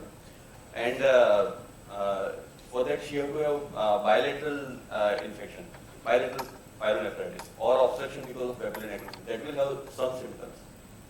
So, Remember, patient is 86 years. yes, she might not They have. don't complain, and I don't know how far the evidence are able to take care of that. So I would like to do whole abdomen sonography. Probably is 1.4 is normal for her. Everything is reserved is here. That's why any insert is more chances of getting it. So I still feel to be an AKI. But ma'am, with bilateral pyelonephritis, some hypotension, something without hypotension directly causing pyelonephritis and AKI because of that pyelonephritis. Obstruction, yes, it can occur. Bilateral obstruction because of pyelonephritis, papillary necrosis, but that is, I think, a bit rare. Unless you look for further investigation. Sonography, I would like to do. No, I mean, Yes. that field not a cause of AKI. I mean, if it's not a cause of it, what do you think other causes? Drug-induced AKI, ma'am, acute interstitial nephritis with fluoroquinolone. I would like. You see the urine? Urine routine looks nothing, no? Yes, sir. I don't know much. So acute interstitial nephritis of that degree, that severity will have that kind of urine routine? We should get some WBCs in the urine, but Since here, looking at the urine, I didn't see the history. It looked like AK pre-renal, 84-year-old. but she never had hypotension or anything. So You may not drink. You may not have always hypertension to become correct. No? Yes. I don't know what the history was. Whatever papillary So, but illness. the baseline creatinine is 1.4. And then rapidly rising creatinine within a week to 9. No, later. Yes, 9 is correct. It's 9. In 8 days. Within a week. With normal urine tract, normal urine examination. Sonography. She had pyruvia outside. Yes, She had positive that was pyruvia treated. outside. There were some urinary tract features which the attenders gave. There were urinary tract Symptoms they gave, yes. which the attenders gave.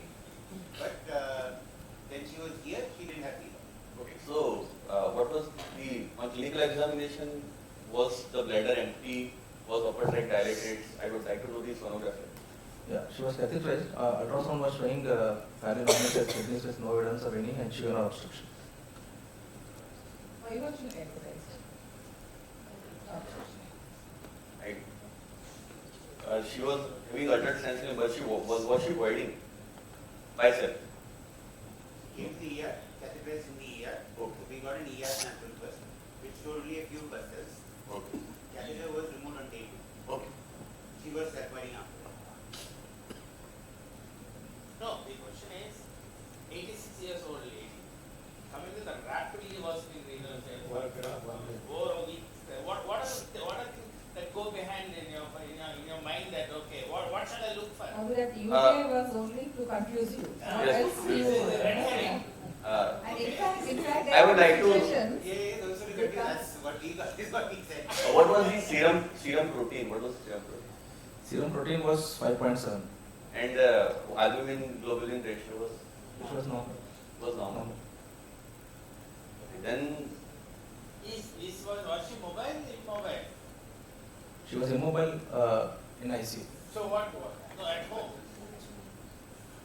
Very mobile. She was able to walk around. At home she was mobile. Up until No. 2 days before the onset of these symptoms, she was. No, indigenous medication intake or anything? No, indigenous. She was on a host of. This set. Multivitamin. She was on a host of multivitamin. CPK was it done? CPK was done. It was normal. Normal. I'll give you hypervitamin was there. Calcium, what was the calcium? You want investigation? See, that now 86-year-old, you have to look for those things. One is high globulin, high calcium. Calcium was 10.6. 10.6. Not too high. This is an actual case. That's what we were having a tough time with her actually. Whether to dialyze her. Albumin was, you said, was above 3. Yeah, G was normal.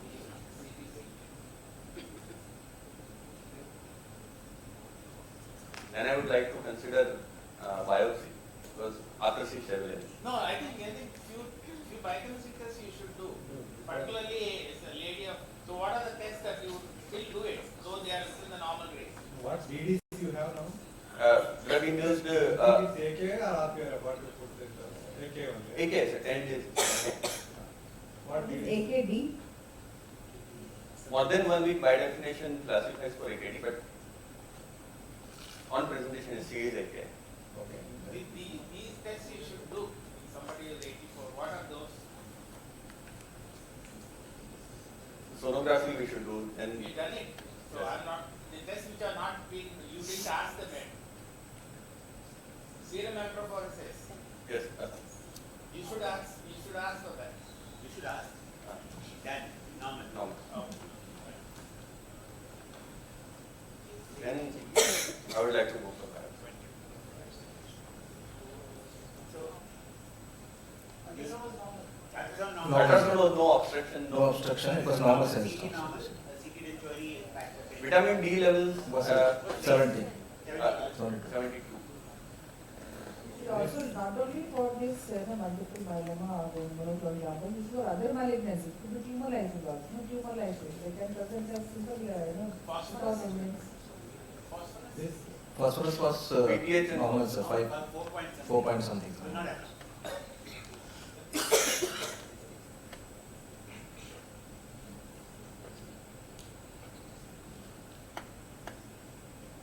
So with the lab parameters, what are the positive things you have now? Hypercalcemia we have. We have rapidly worsening AKI, which Very is high vitamin D. Vitamin very D. high What can vitamin cause D. this? Multiple myeloma, malignancies. No, that you are asked and it was negative. 29% normal. Electrophoresis is what normal. Normal.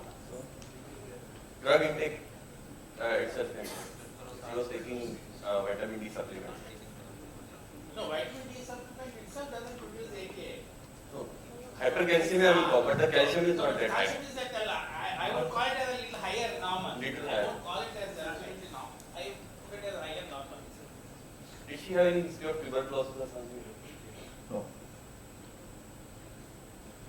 Chest X-ray, pelvic examination.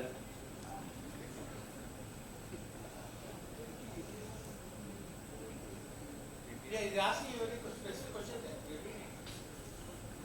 I will biopsy. So that's the one thing we didn't do in Doing. this case. We went up. One of the reasons was the family, the son is a doctor. He didn't want to biopsy. We offered a biopsy. He didn't want to biopsy because he said it had gone up to 8 by the time we said biopsy. same decide. No, so family we are all refusing no bias. You have to do something now. Fair enough. You have to treat him now. Treat her now. I will stop, sir. Ciprofloxacin, she already stopped. Vitamin D, I will stop. And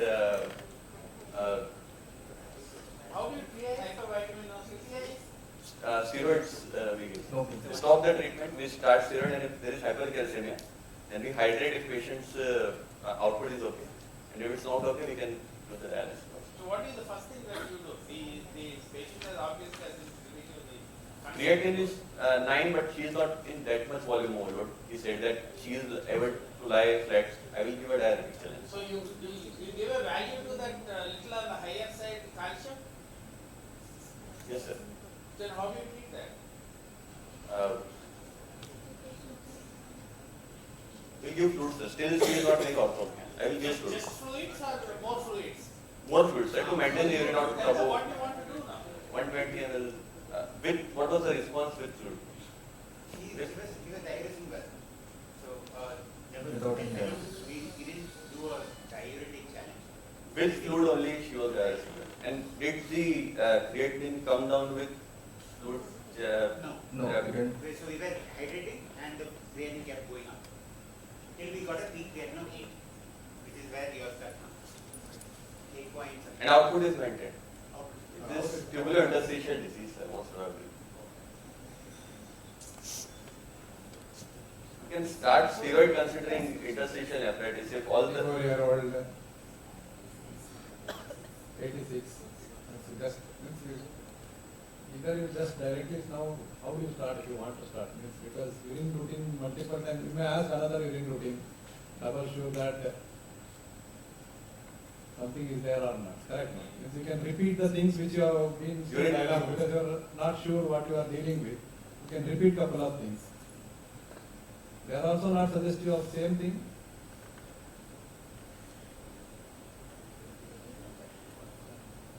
We did do a PET. CT scan. CT was normal. No perinephric fat standing. Chest CT.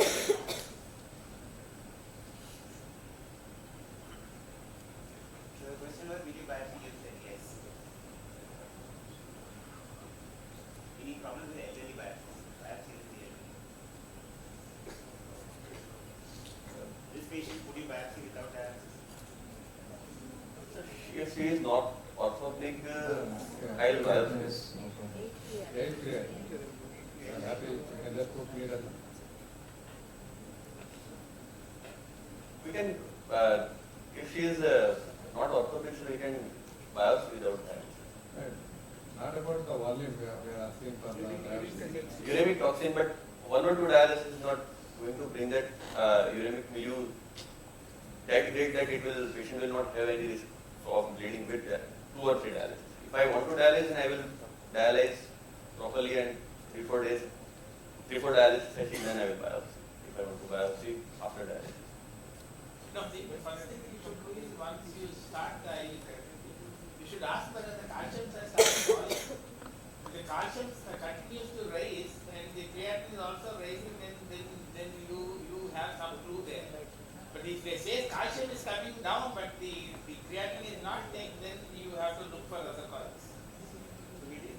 So we did one repeat calcium. It was lower than the previous 9.4. So there was a response time. The creatinine went up once more. Where we are is where you are. At this point we have to decide what to do.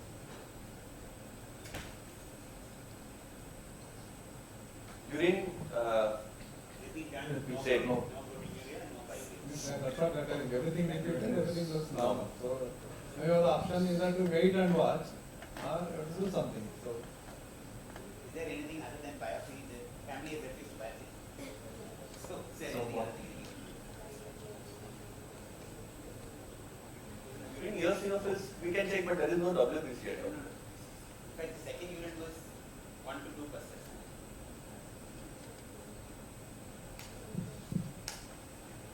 output is good. So you want to wait or you want to? I will wait because with fluid therapy I will wait whether the creatinine is coming down or not. Okay, now that we have started the diagnosis, more of a agnostic dilemma rather than the case discussion for an exam. We'll go to the basics now. What are the aging changes of the kidney? GFR, what is In normal physiology, after the age of 40, there will be reduction in GFR by 1 ml, 1 to 2 ml per year. And there will be some sclerosis also. And if we do biopsy, the number of scleros, the percentage number of the scleros glomeruli will be x by 2 plus 10. This will be the normal physiology without hypertension or proteinuria. 1 ml only you tell, don't tell 1 to 2 ml. That's too much of jump. 1 ml. 1 ml. Beyond 40, it will be about 1 ml per year.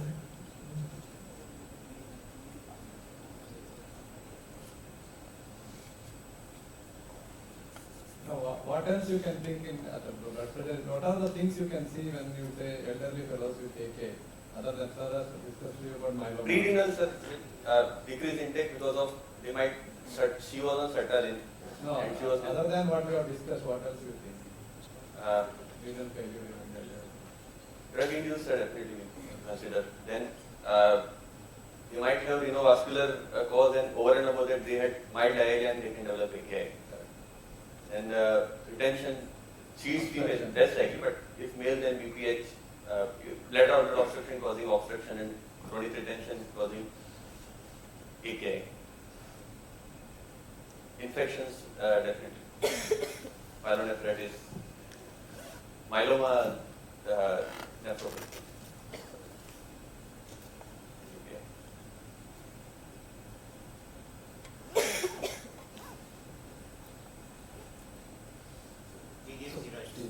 Short dose steroids came down. There is literature for ciprofloxacin Yeah.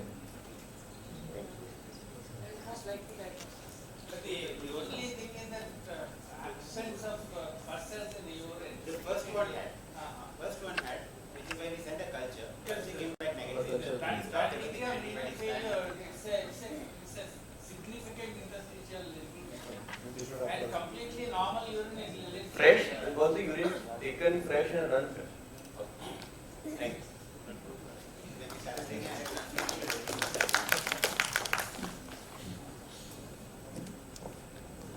Next we move on to next candidate, Dr. Ilya.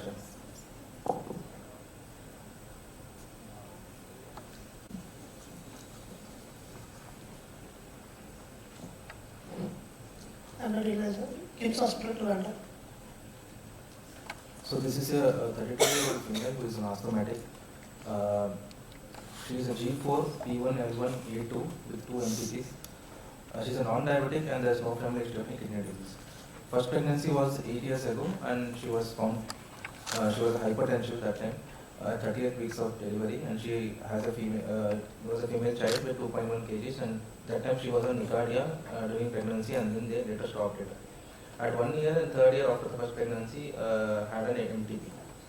There was no other BP checks done and she was not on any follow-up.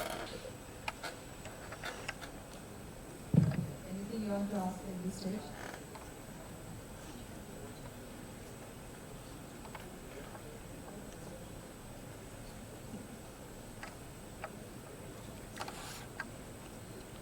Whether she conceived naturally or any assisted pregnancy?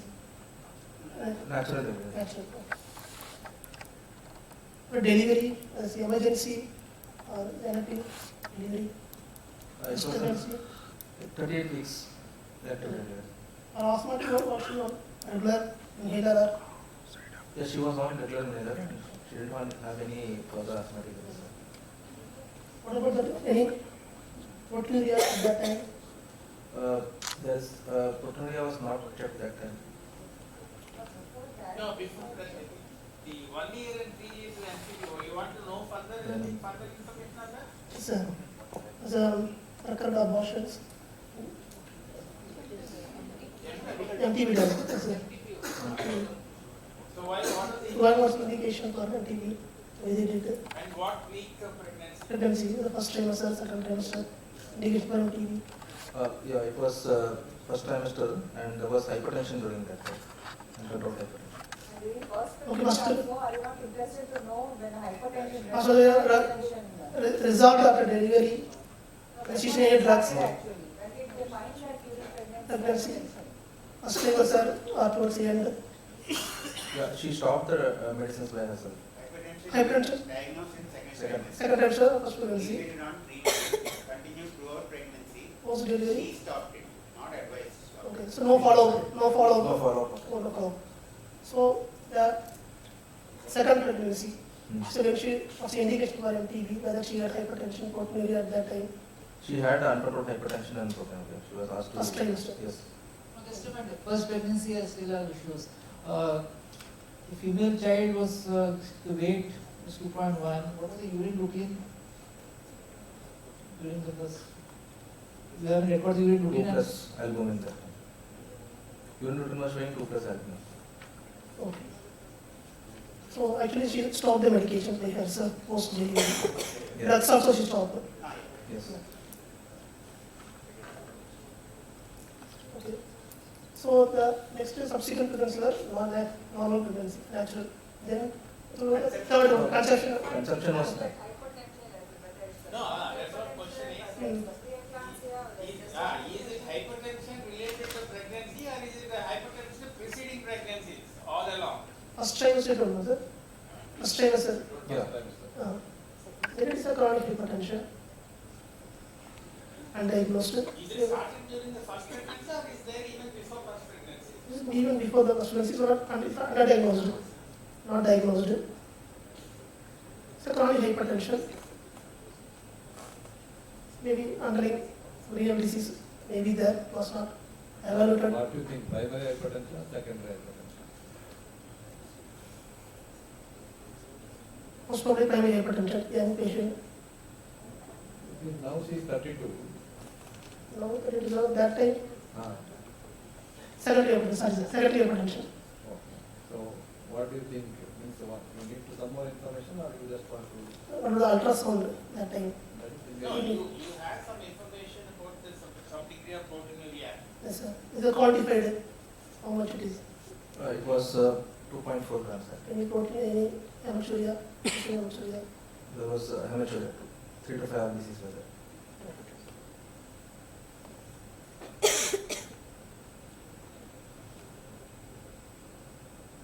So significant proteinuria is there.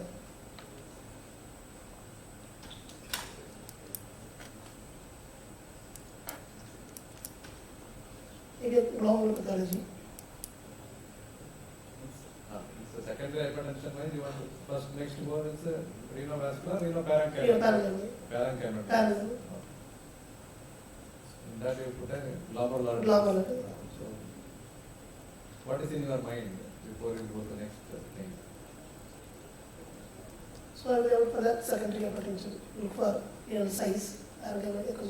Among the glomerular, what diseases are come to your mind when you think of this type of history?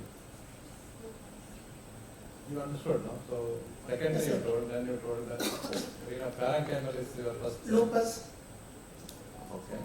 IgA nephropathy.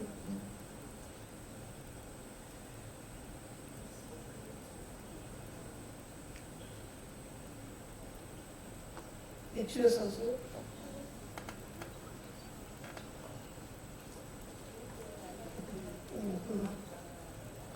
Lupus and IgA. So basically she has a pre-existing disease. Diseases, sir. And every time she became pregnant, it got worse. Yes, sir. So what's the And, hypertension? she lost the last two, after the three pregnancies. 2 pregnancies were lost. One pregnancy was able to have a life check. Yes, sir. I want to clarify, 1 in 3 years, the MPP patient got it done herself or it was medical advice. indicated? Medical advice for It was indicated. Among these two, which one you better? No. You have 2 diagnoses you told me. So Yes, sir. Which is whatever the history and what you ask. You want to ask some question, you can ask it. Any external manifestations, like hair loss, weight loss, recurrent oral ulcers, skin irritation, joint pain. She had history of joint pain, but no other symptoms. Okay. Is she taking any alternative medicines or any other medications? No, she's only asthmatic on inhalers. No NSAID use in the No past? NSAID use, no other. You can even ask direct questions, whether ANA, anti-D, if you want. ANA, okay. You ask him. He is And there then- to give you answers. What are the workup done in C3, C4, ANA, DNA? That was all negative. Biopsy not done? Biopsy was not done. Yeah, biopsy not done. So creatinine was It was normal. normal, all the 3. Imaging done, also imaging was done. Imaging was done, it was normal. So for urine showing 2 plus You know, Doppler done. You know what a Doppler? Doppler was normal. Both kidneys were. This one issue, I mean, patient is pregnant now. Now next event is there. After this, another, she's pregnant for the 4th time now. She's pregnant for the Yes, fourth yes, time, that's coming on the next. Will come in the next. So now she presented to us with to ER with 10 weeks. She was 10 weeks pregnant with a BP of 210/100. She had nausea but no headache or visual loss. There was no edema. Fundus examination was normal and clinical examination was fairly normal.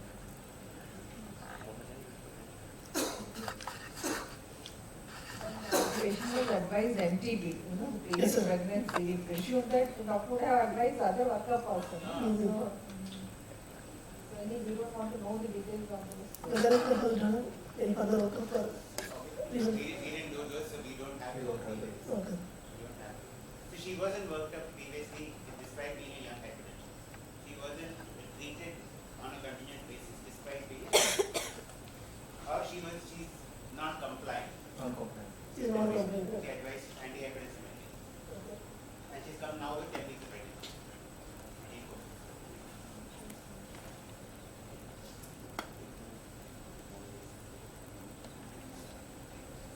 What do you advise? You advise MTP or no? Last time they told that It was don't go for further advised pregnancy. and she went out with pregnancy and underwent MTP that time. So I assume that's a definitely criteria, but you don't find out what the cause for current medication. What is the problem with the 210/100? Hypertensive, emergency. So what is your priorities now? To control the BP, IV So laboratory. what question you would ask?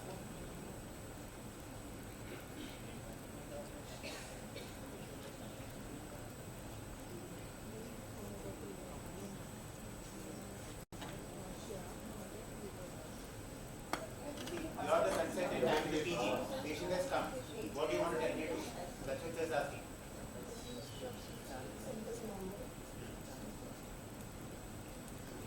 Have we started anything in terms of treatment for 210/100? So any IV antihypertensive was started or not? IV labetalol Labetalol. PG was started. Yeah, this is started. So you'll be asking us to say. And also ask what is the response? Has BP got controlled or not? After starting IV, NTG BP came Not out. controlled. What else you want to know? Your basic diagnosis is he has got a chronic glomerular Disease, yes, baseline. sir. Okay. So Lab reports. So what do you want to know? What's happening to those? Creatinine, spleen protein, electrolytes. Creatinine was normal and urine analysis was showing 1 plus albumin. Platelet was 2.2 lakhs, hemoglobin was 9, LDH was 320, ultrasound was normal. Now want to rethink about your possibility to set. Yes. 1 plus spleen.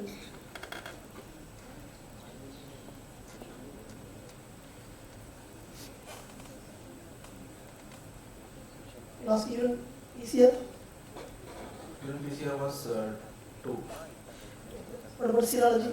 C3, C4. C3C4 was normal. ANADS, DNA. ANADS DNA was normal this time. Yeah, so as Madam has said, that looking at the urine report and so much of hypertension, you like to think about your basic diagnosis. Any question you will ask, the first thing that you will ask. And exam normally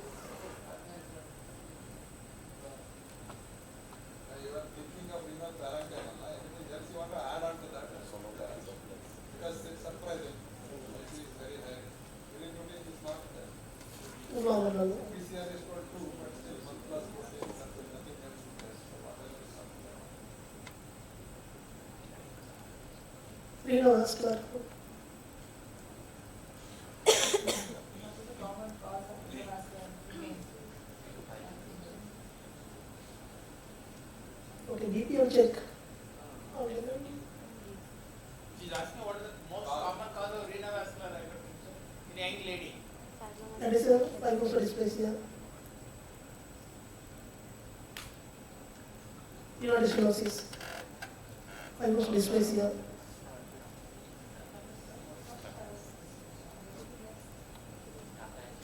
Tata is possibility.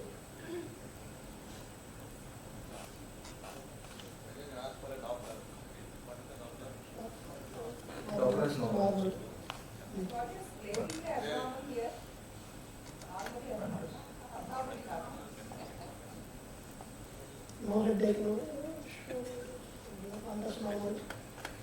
They expect no, because almost 8 years back, the first pregnancy, and she was never followed up. Every time she had almost 3 years, acid hypertension, abortion. They expect some endocrine damage. Some mild LVH, but nothing else. Now you are trying to change your diet to vascular hypertension. 8 years of hypertension, not under control. Unmedical.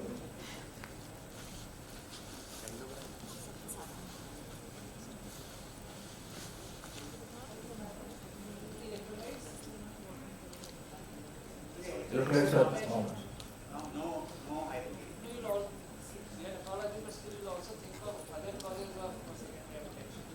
You think of endovascular, endo will also be considered. As you ask for sodium, potassium, Thyroid. think of all the other stages.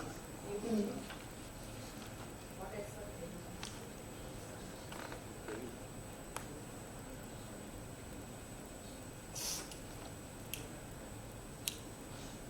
Metabolic process. Pregnancy, early pregnancy.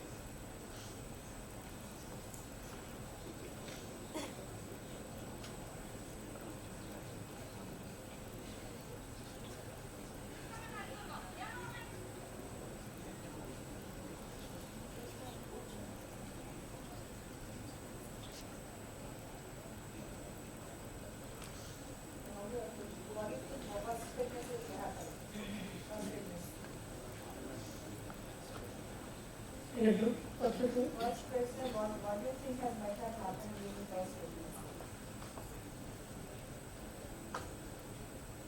Hypertension, complicating preeclampsia, probably that's why the home birth rate is only 2.1. Age. How is the further proceeding? To control hypertension. I will do that. Whether you allow her to proceed further No, with the I will pregnancy or not. I will control the BP and I will do MTV. You do MPP. And based on TB. I will work up for the secondary hypertension workups, including endocrine workup, serology, CTC4 and DNB. All are normal. Endocrinology like metaloprints, CT, positive abdominal for an adrenal pathology. Metaloprints, I will ask. What's the 24-hour protein? Repeat. You have done that. No, that was normal. Random 1 plus albumin and urine PCR was 2. Urine protein creatinine is 2. Which part of the pregnancy is the high blood pressure is dangerous to the fetus? Peripartum. Any? Last trimester. Peripartum. Last trimester. This is dangerous. Not the first trimester.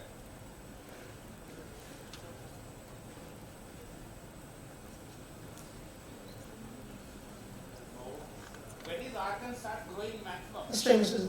First trimester is very vital for the pregnancy. So you have to have this kind of area of blood pressure during the first trimester is extremely dangerous to the fetus.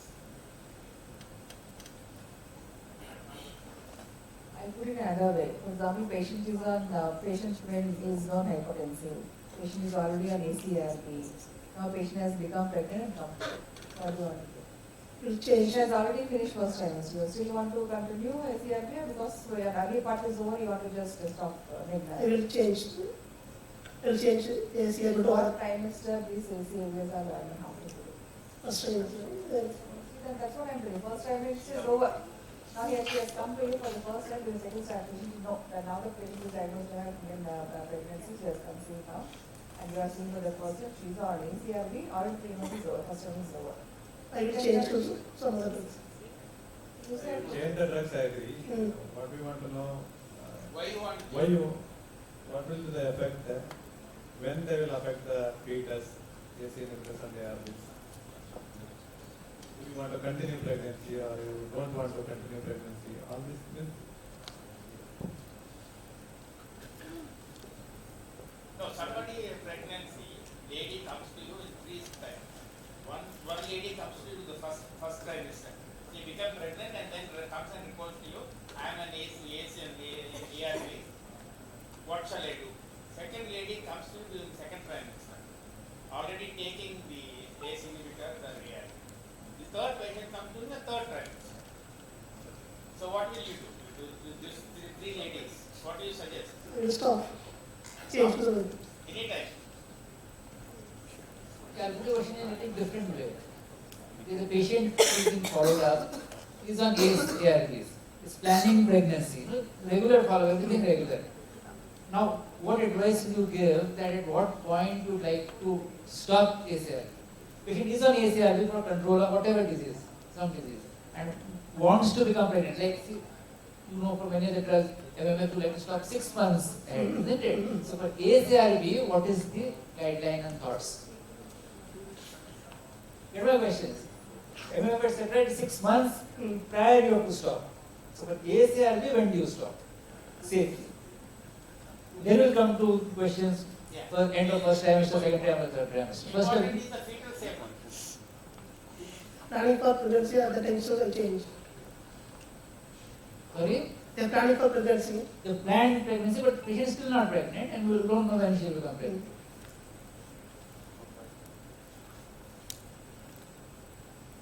The question is that is it safe to use ARVs and the ACIs during the first few weeks of pregnancy? Unsafe, sir. Yes? Stop after she gets pregnant. Sorry? Stop after pregnancy is concerned. Yes. What happens to the... No, see, I mean, there are, I think all of you checking that, it's not a very nice thing, but anyway, the thing is that you can continue ACRVs till pregnancy diagnosed up till 5 weeks, 5 to 6 weeks. If you stop till then, it is fine. basically it will affect in the second to third. Second to third. Second to third. Most important time is between 12 to 20 weeks of pregnancy. Up to 6 weeks you can give. Means if she is on, you need not scare her, you can stop and then continue, but you do a proper anomaly scan. Of course, though we say it's safe, you can do a scan and make sure everything is fine. Understood?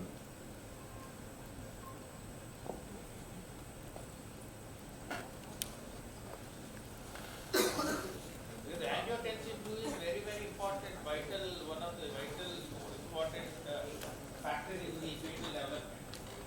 So if you block it, you bound to see angiotensin. So she was discharged on medications with controlled BP, but she stopped her medications again and came back at 30 weeks with breathing difficulty.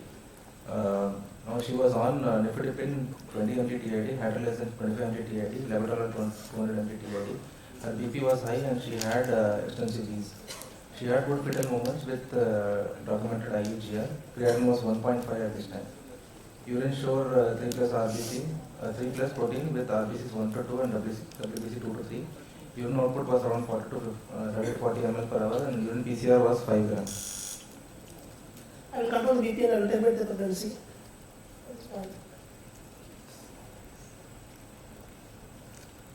30 weeks already. The IUGR is there.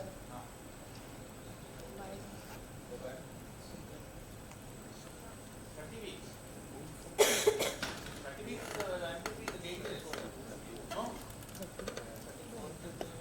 You induce the labor, not termination. Okay.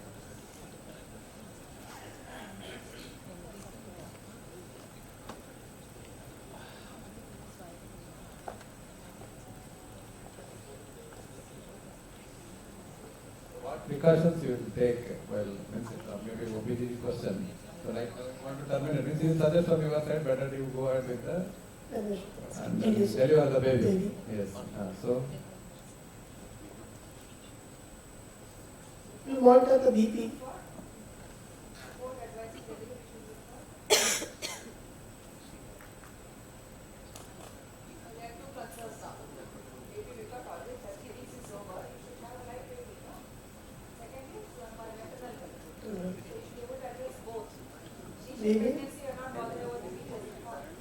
So difficult to maintain, you try to terminate the pregnancy. Now fetus is also equally important. You have to maintain a live viable child, fetus, baby. So control the BP and then base neonatal care for the baby.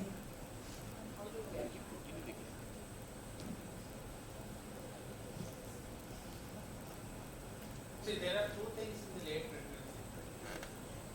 Even if you prolong the pregnancy, sometimes it's dangerous to the fetus. Just because to extend the pregnancy, because my belief is that probably this is a hostile condition for the fetus because of that degree of blood pressure. So even though she has got IUD, my thing is that best is to induce the labor, get the baby out of the womb. So that will also reduce the mother maternal blood pressure also. So my question is that control the BP, induce the labor as early as possible.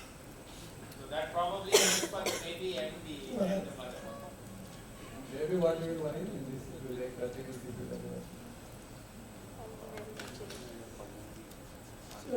Maybe pulmonary complications, hypertension. What you give? Steroid, IV steroid. Induce lung maturation to IV steroid. What about after the delivery, like you want to further follow up? This time you are doing close follow up, so what you will do?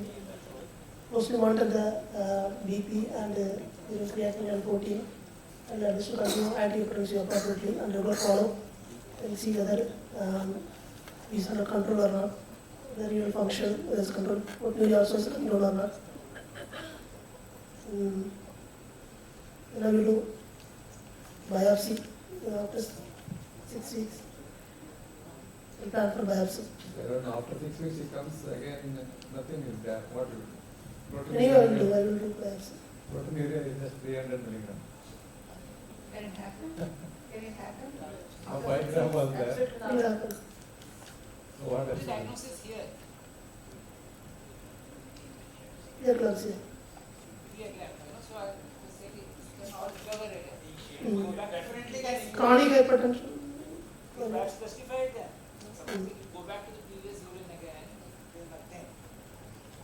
Then would biopsy be justified? History was there because past after history, recurrent abortion, MTP. So definitely she need having underlying chronic kidney disease. So she needs biopsy. Even it becomes normal in postpartum also. What is in your mind?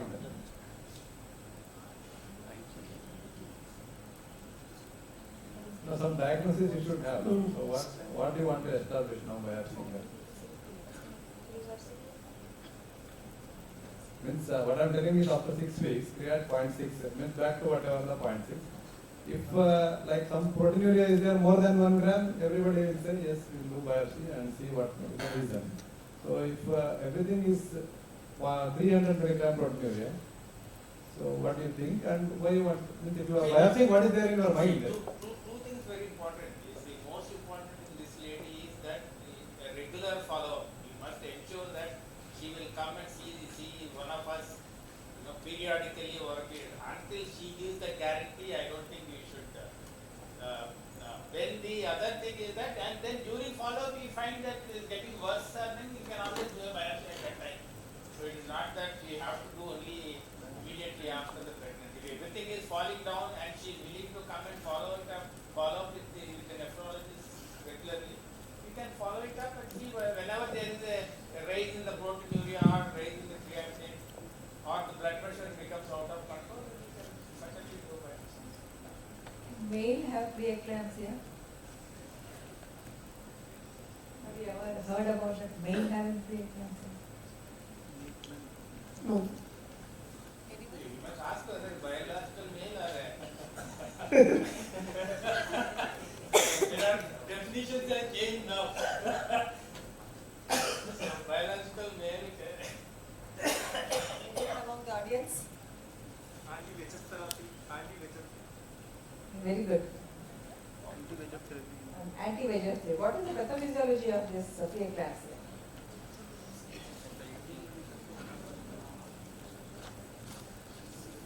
If you understand pathophysiology, then you can understand how male can have preeclampsia.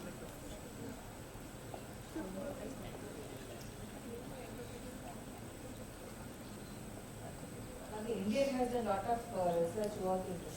These are Indians. I mean, there is an NRI on this country, not presently India. Recently, I mean, International Society of Nephrology got an award also.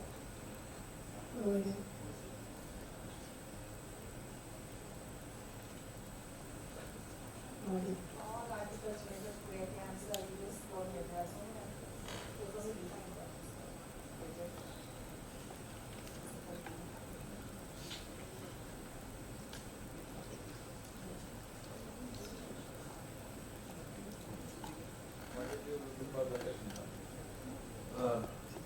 now she's been delivered and she's on follow-up because no BP is controlled. So you advised for not getting pregnant again, sir. no vaccines. Biopsy planning to do, sir. Just delivered. Yes. Emergency room with limb weakness, drooping of eyelids and profuse bleeding from the bite side 6 hours back. She had a history of high colored urine and history of decreased urine output with vomiting. She received 12 vials of anti-snake venom at primary health center. So what could be the possible? Good afternoon. This is a patient, Mrs. C, who is a farmer by occupation, had a snake bite and then presented with weakness as well as renal complaints. So I think the snake bite must have caused both neurological as well as hematological, both systems are affected.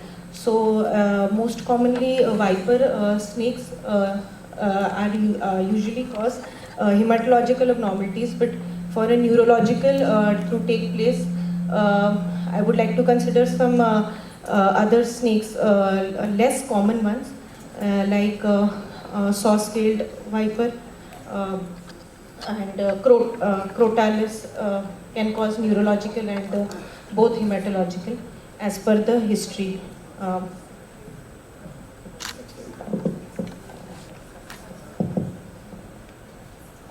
So what is the renal syndrome you are?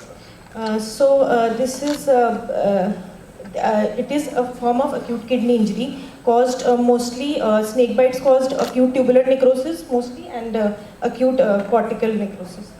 So more commonly is acute tubular, but acute cortical necrosis as well. Why there is high colored urine? Sir, snake bites are also cause coagulopathies, they can cause hematological abnormality as well. So because of that, breakage of RBCs and that causes high colored urine pollen. Do examination urine, what do you see? Sir, in examination, local examination, we can see High colored urine due to what? You will say it's blood? Yes, sir, high. Instead of saying high colored, I would say it's a reddish brown. So two possibilities. One can be because of the hemolysis. There is a hemoglobinuria. Because of the acute tubular necrosis, also we can have. Acute tubular necrosis does not cause reddish urine. No, not at all. Myoglobin. If the snake causes muscle injury, then myoglobinuria can also present as dark colored urine. Next slide. Yeah, good. Next slide. So on examination, she had a heart rate of 120, there was hypertension, and GCS was 6/15, with bilateral ptosis and power was 3/5 in all her limbs. Urine output since admission was 30 ml. Next slide. So investigations are showing hemoglobin of 7.3, total count was raised, platelet was 80,000 with a raised LDH of 13,600. Creatinine phosphokinase was 2,900 and peripheral smear showed evidence of fragmented RBCs. Serum urea was 200 mg per deciliter and creatinine was 8 mg per deciliter. Potassium was 7.3 mg per deciliter. Her whole blood clotting time was more than 20 minutes. So, sir, upon investigation, features of hemolysis are there. We have fermented RBCs, also raised LDH. Also, some feature of rhabdomyolysis is also there. CPK is 2900, but not as high as it should be in a case of rhabdomyolysis with raised serum creatinine and serum potassium signifying renal failure, acute kidney injury. Again, clotting time is raised because of the overload. Would you give more anti-snake venom for this? Would you give more anti-snake venom? ASV, anti-snake venom. For She has already received 12 vials. Would you give more? Sir, if we are able to identify which snake bite it was, we would give a What specific anti-snake venom is used? What anti-snake venom do we have? So, what is the Polyvalent. snake Which all snakes are covered by that? Snake. Not sure, but Are there any definitely. monovalent venoms available? Theoretically, I'm not sure.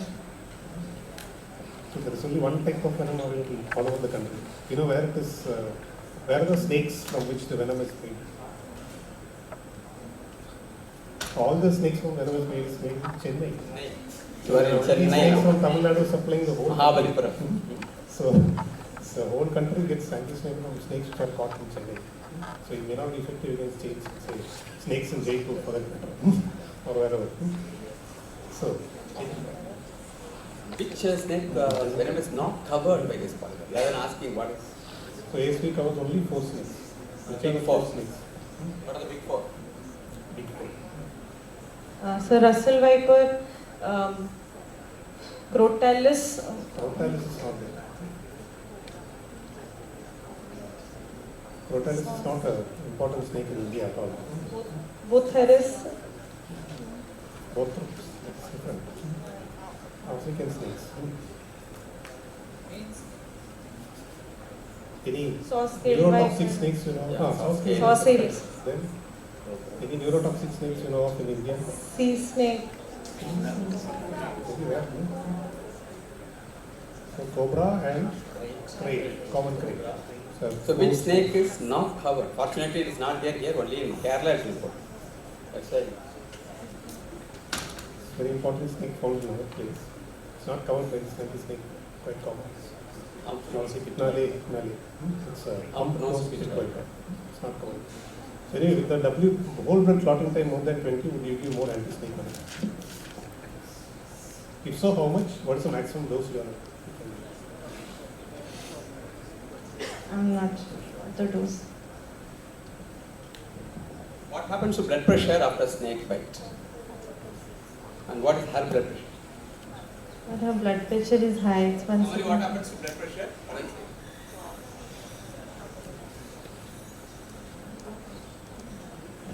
Most of the patients are in shock, right? What are the causes for shock? Post snake bite.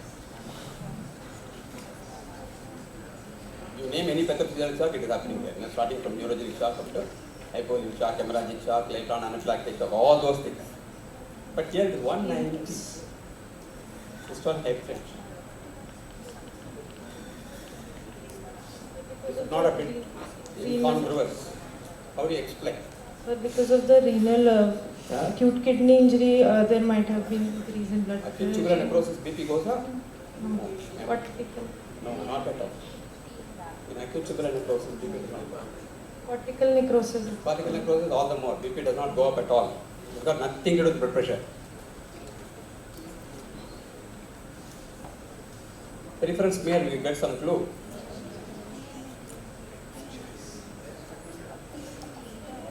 Peripheral smear shows what? Yes, sir. Fragmented RBCs. Fragmented RBCs.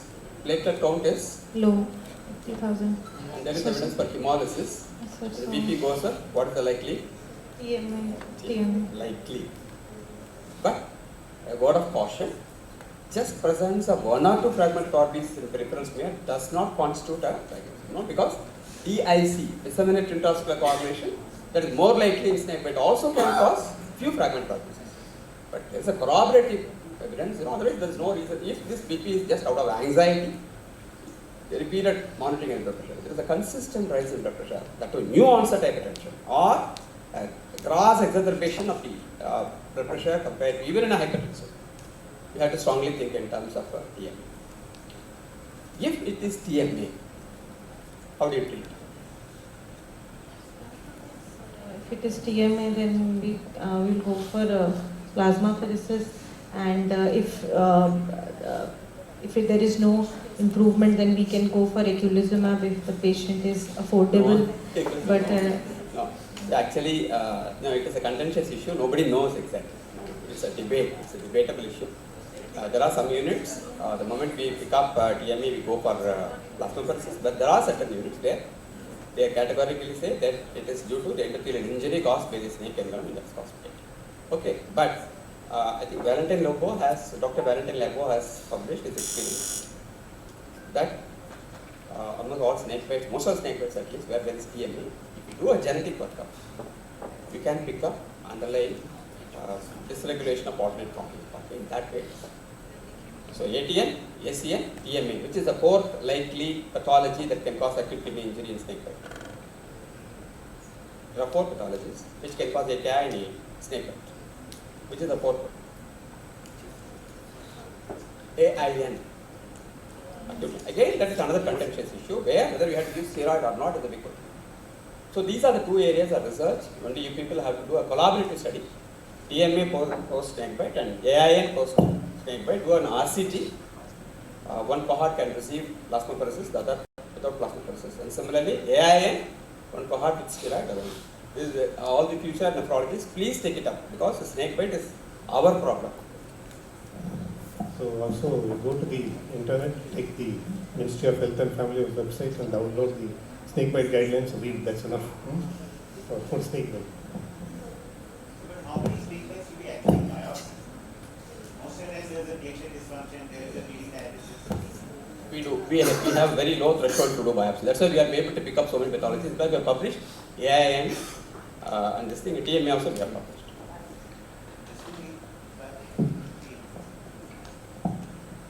Next slide.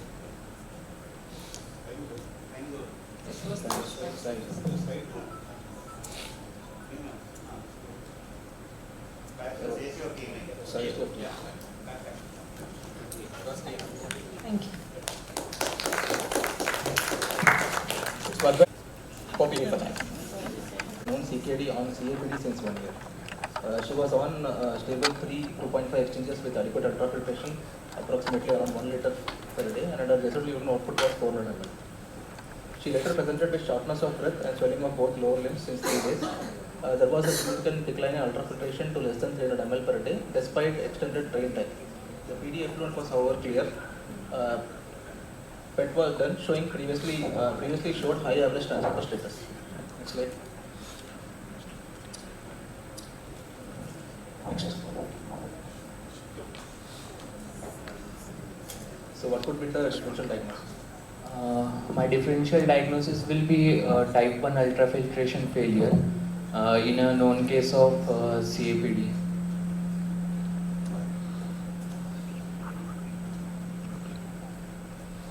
So type 1 failure was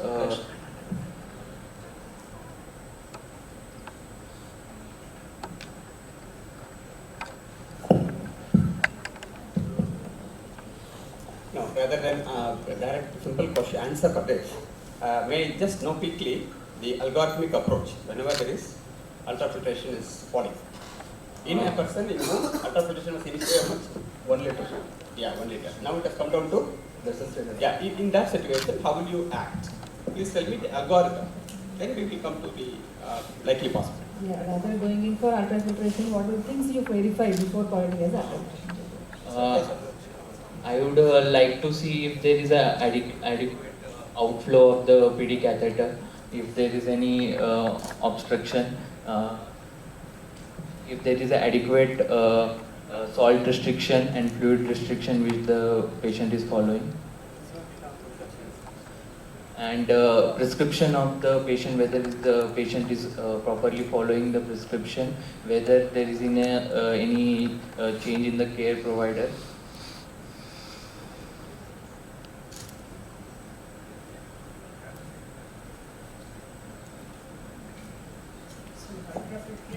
Okay, right. So one is you looking for obstruction. What other things you look for apart from obstruction? we would like to look for if there is a peritonitis infection. No, it was clear. Fluent is clear. There is no peritonitis. Fluent is clear. No peritonitis. In absence of peritonitis, what other factors we will discuss?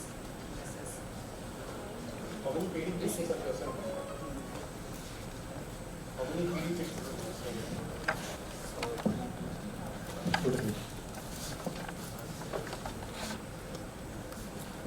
Confirm it's a infiltration failure. I would like to do a peritoneal equilibration test with a 4.25 concentrate of glucose and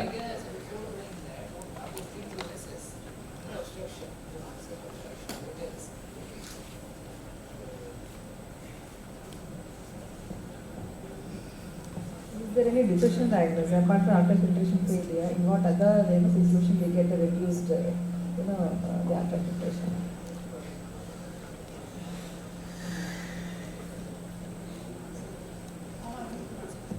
Somebody inside, how do you react to a situation like when there is a drop in the filtration? Constipation, catheter leak. Constipation.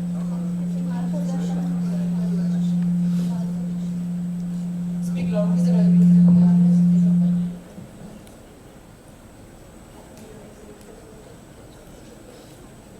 Very basic, very basic. First take in PD.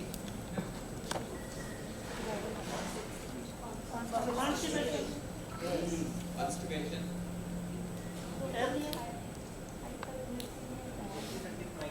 Control sugar. Catheter migration. The migration.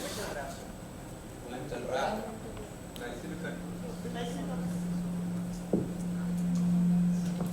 Next slide.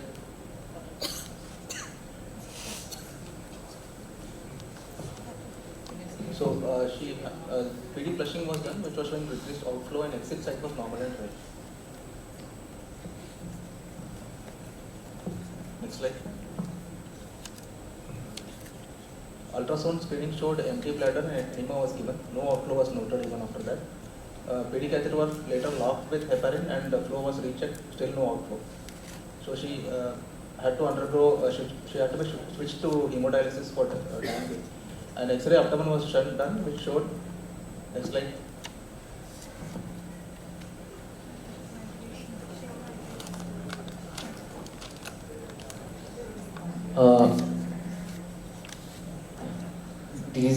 Here we can see a deep migration to the right subhepatic region with the extended bowel gases.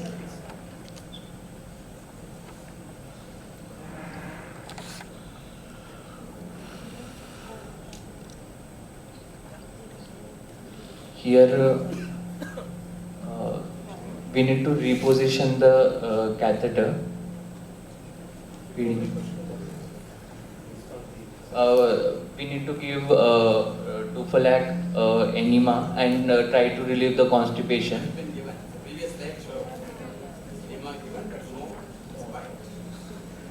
So in block was debate, it was no response. Then only X-ray was projected. Still there are extended bowel gases. We can try repositioning the catheter. If repositioning is not done, we might have to change the PD catheter. Next slide.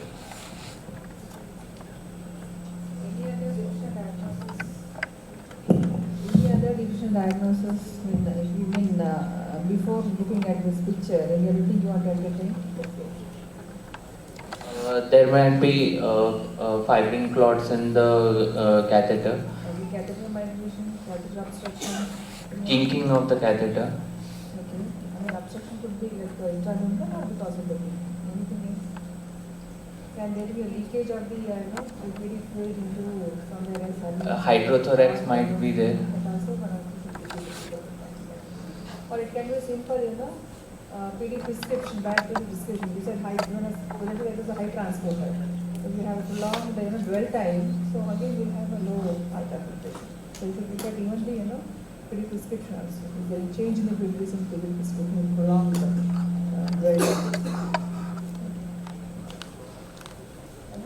how do you diagnose the leakage of the peritoneal fluid into the thorax or the... Ma'am, we can do a X-ray. We can check for the fluid in the thorax, whether it has a high glucose concentrate, or we can do a nuclear scan from where we insert the nuclear material in the abdomen, and where we can trace it in the pleura. Pleural peritoneum.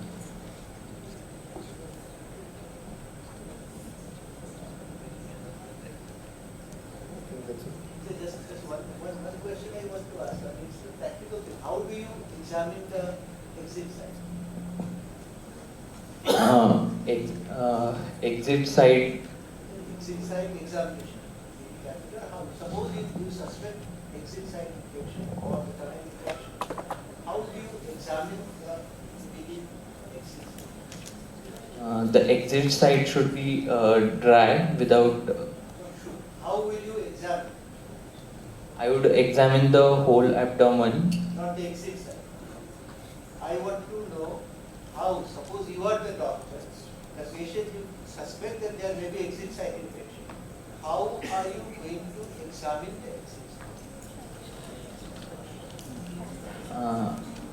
I would trace the tunnel if there is any tunnel. Before that? Inspection. How do you inspect? Remove all the dressing, clearly inspect the surrounding area if there is any pus or any discharge, and PD fluid. Inspection. For example, so you use a magnifying glass or something to see the exit site. No, sir, I am not aware. There are certain protocols for seeing the exit site. Then you link it.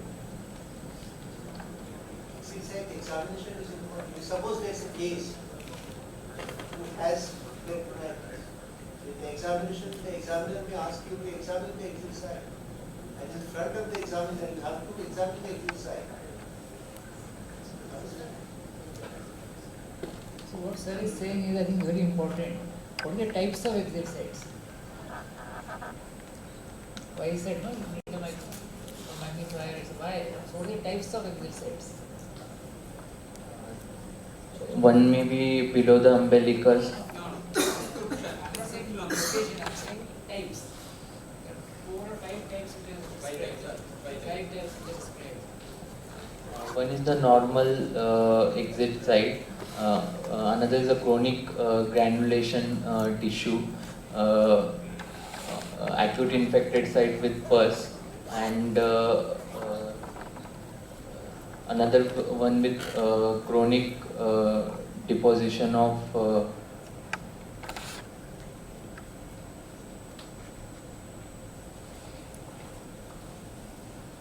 chronic myxomatous deposition around the exit site. Anyone can improve on his description of the types? There are 5 types.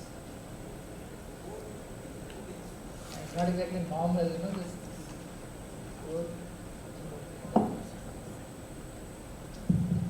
Before you leave, because your first diagnosis was ultrafiltration failure, mention all types of ultrafiltration failure. Type 1 ultrafiltration failure is due to the high transporter status of the membrane. Type 2 ultrafiltration failure is due to aquaporin deficiency. Type 3 is due to chronic dialysis, peritoneal dialysis leading to extraperitoneal sclerosis and decreased ultrafiltration. And 4th is due to increased lymphatic drainage.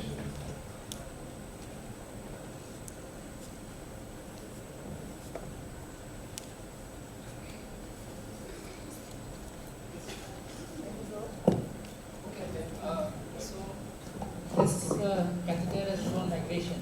So what are the various things to prevent catheter migration in advanced technical advances? Types of catheters which try to reduce catheter migration. How has been successful? There are tungsten weights attached to the tip of catheter so that the catheter migrates. What is it called? Toronto Western Hospital.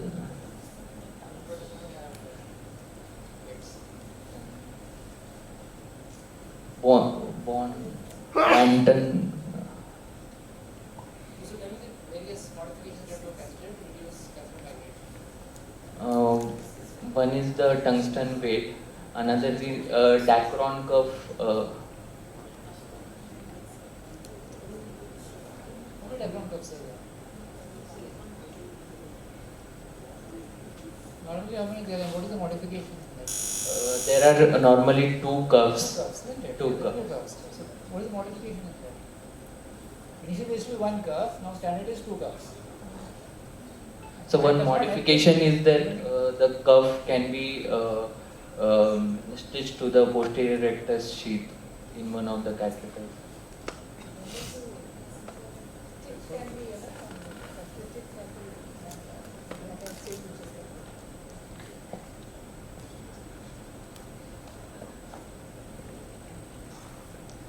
Yes, any other modifications? And if it were to be a pediatric patient, any precaution taking the testing session, sir?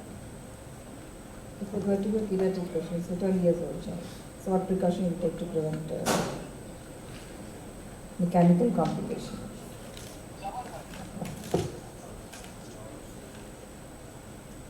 One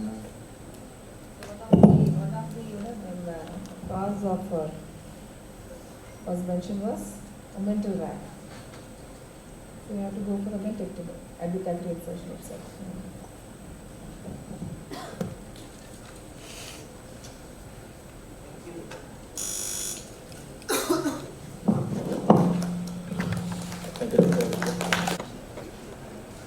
It's H&E stain showing the tubulointerstitium region. If you see, there are a lot of tubules, but just above that there is a lot of increased cellularity, and the back-to-back appearance of tubules is also lost. So this image is suggesting of interstitial inflammation with tubular injury.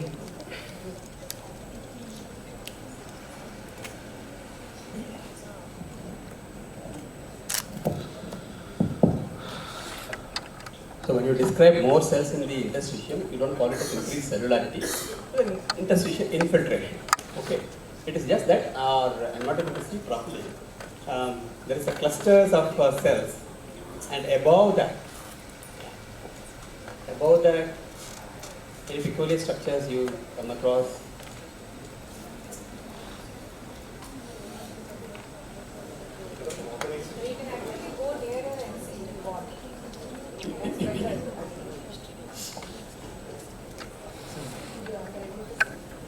What is more glaring rather than this infiltrates, there's something else, something more dominant.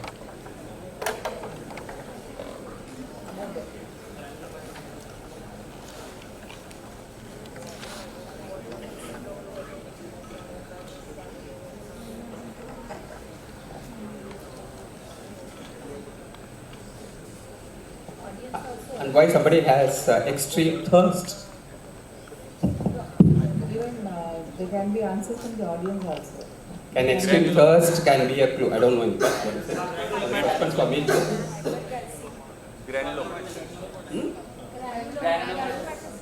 Granulomatous acute interstitial nephritis. That's a granuloma. So what is a granuloma? Can you just describe now what is granuloma? What do you mean by granuloma? What are the components of granuloma? Can you just point out where you can see those granulomas?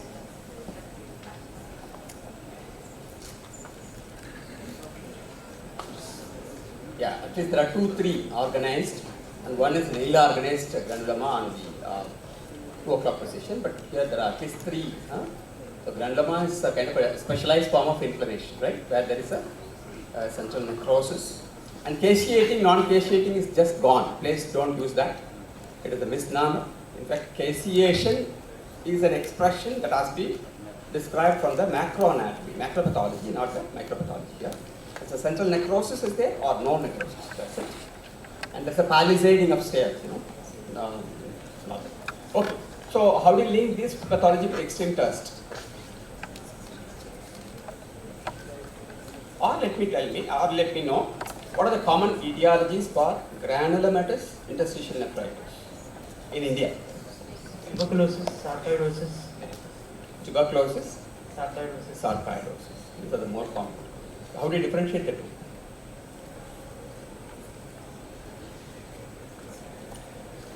We can do an AC levels, serum AC levels. But what is the sensitivity of AC levels in sarcoidosis? 70%. No.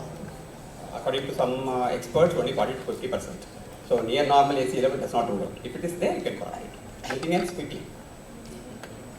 Tuberculosis, you can look at any enlarged lymph nodes, you can look at gene export. So that is it. If all these things are there, things are very evident. If you have associated pulmonary infiltrates, if you have angular enlargement and all that, it becomes easy. Sometimes, it's very tricky involving only the kidney. There it is a challenge because the treatment is diagonally opposite. Can hypercalcemia throw some light? No, again. You can get hypercalcemia and both. Any granuloma, you can get hypercalcemia. Why hypercalcemia? How do you link hypercalcemia with granuloma? Anyone can stand up? 1-alpha hydroxylase enzyme will be there in the granuloma. Very good. So production of this. So even though it's more associated with sarcoid, but it can happen with this thing also. Anything else? What is the next step of differentiating the two?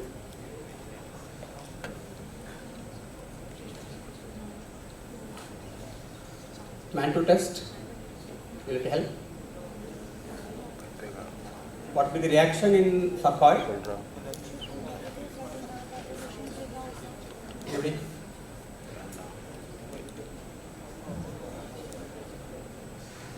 Is there any energy in sarcoid? Okay, fine. What is the confirmation? The modern labs, there are confirmatory techniques.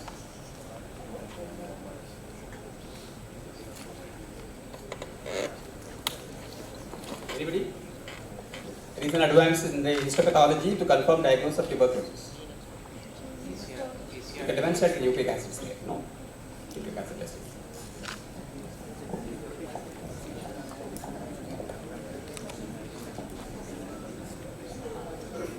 Are there any other thirst? Why thirst?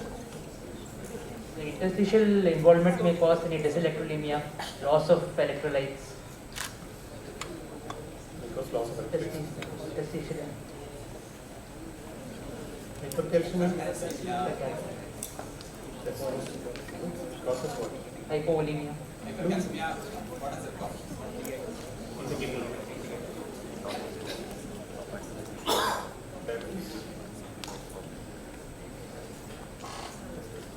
What is the acute impact? What is the impact of acute hypercalcemia on the kidney? What is the impact of chronic hypercalcemia on the kidney? It decreases the apicalization of AV patch channels in the distal nephron. And also at the calcium sensing receptor, it acts as a loop diuretic. And apart from that, hypercalcemia may cause vasoconstriction of the afferent arteriole, it can cause an acute decline in the GFR, potentially reverse. Chronic impact, a chronic uncorrected hypercalcemia on the kidney. A chronic hypercalcemic nephron. Yeah, okay. So apart from tuberculosis and sarcoidosis, any other causes for this? The infections. Infections.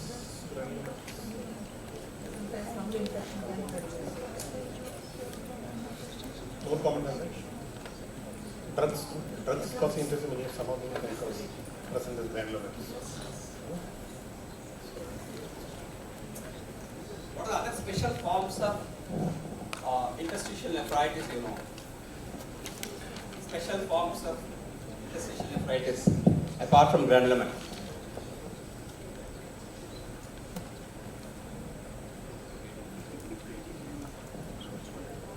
You have to make an early diagnosis to handle it, otherwise it lead on to permanent irreversible damage.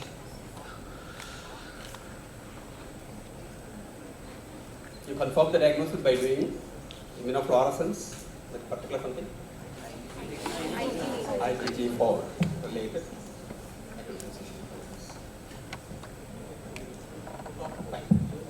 Fiber now or fiber together or Fiber is separate? No, the only fiber separate.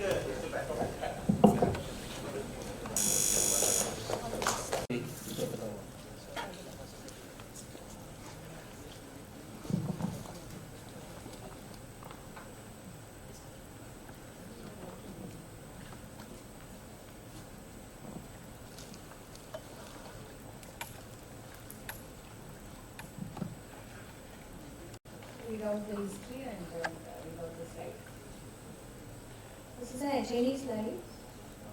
History, first history. A 25-year female with a diarrhea and hypotension, creatinine plus 3 mg per day. She is non-oliguric. Urine analysis is normal. Actually, a spotter. This is an HNE slide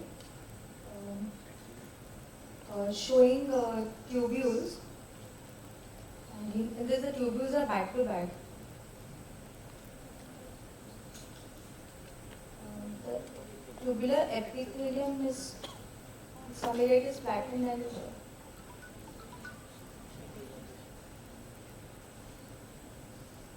looks like ATM. So what you find, you tell us. Then we'll make it right. You have to tell us about the tubular epithelial cell, tubular basement membrane. So it is You must tell us findings in the tubular lumen. Of all these three things you should tell us what's happening. The regular definition, brush water also. Fresh water. So basement membrane looks okay, but the epithelium in between is disrupted.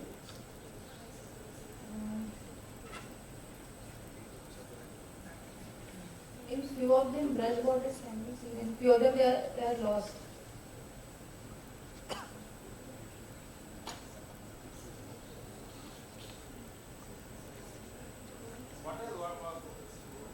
Some areas, how are the tubules are looking?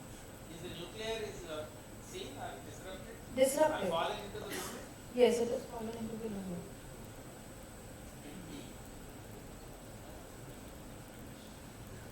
Like 18 tubular necrosis. So in fact, you can see all stages. Upper, you have very good cases. And even the brush borders are seen. In between, it's all patterned. And somewhere there is a illumination of the epithelial cells into the lumen. The nucleus also fall into the lumen. So all these things are There is there is also cell is dividing. Regenerating cell is also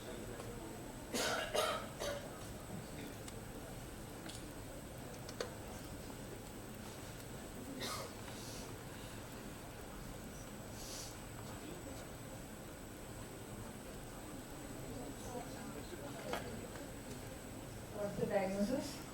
It looks like acute tubular necrosis. And how do you manage this patient? I will treat hypotension when she is dehydrated. I will treat that. I will see whether it's an infective diarrhea or will hydrate her You first. should get it down because hypotension there is a clear cut evidence is there of AKI, then why did they do a biopsy? No, biopsy I didn't say. No, this is a biopsy. Okay. It's a clear cut case. But I would like to know the With diarrhea, hypotension, creatinine 3, urine analysis is normal. Yeah. But there is a hypotension, so Yeah, DNA doesn't mean that. What is the other term used nowadays? Our pathologist, there is a problem. In fact, I keep fighting with them, but anyway.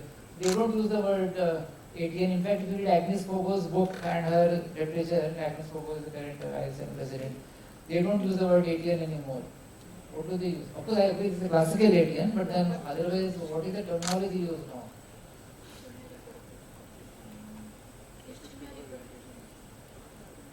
ATI. They have changed over to ATI. So it's called acute tubular injury. Again, it comes in various phases. No? So ATI is the current thing in the journals now. This is very classical ATI necrosis.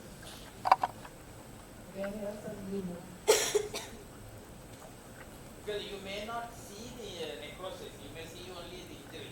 Yes. So that's why they Yeah, don't they come don't. to they don't see a necrosis. They will call it as acute tubular Injury, yeah. That's what they are trying So necrosis is an extreme part of the injury, not necessarily all biopsies.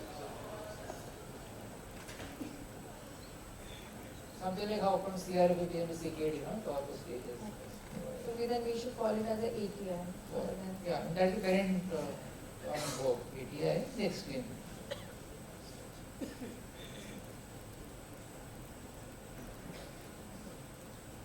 So here in history, you would like to ask them at what point in time this biopsy was done, and you must have thought of something apart from Maybe the ATI. creatinine Otherwise, they was- would not have done a biopsy.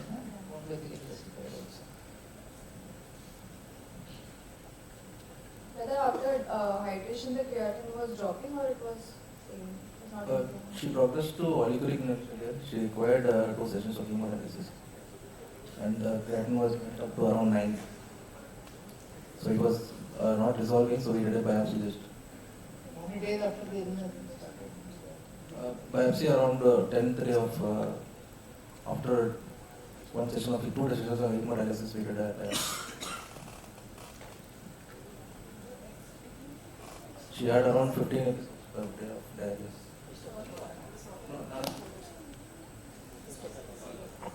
Next slide. I think AKI we already discussed, so we can go next. So, it's a 20-year-old male with anasarca. Urine protein is 3 plus, RBC is 20 to 25. WBCs are 10 to 15. BP is 140 by 100 and C3 is 10, which looks very low. CP is low. And ANA is negative and creat is 1.9. So the patient here have hematoproteinuria with low C3. Nephrotic syndrome. So generalized anasarca and protein is also 3 plus.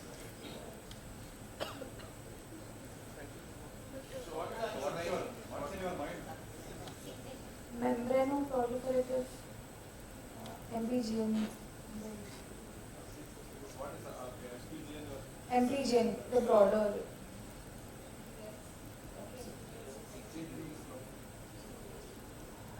C3GN also could be one of the causes. Yeah, the same terminology. Yes, so it is, yeah.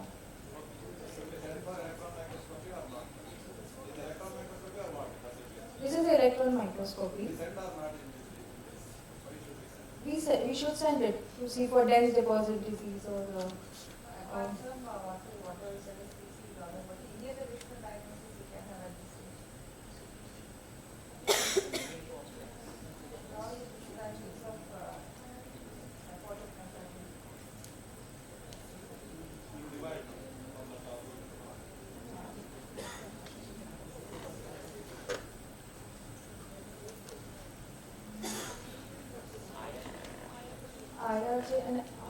IRGN.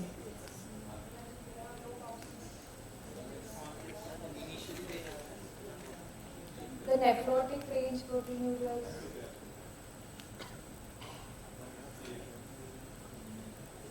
So, see, electron microscopy is very important in making a diagnosis or making ruling out other different diagnosis. Very, very important. Even IF, I think, this was important. Yes. So yeah, they are given to DM report. So read it.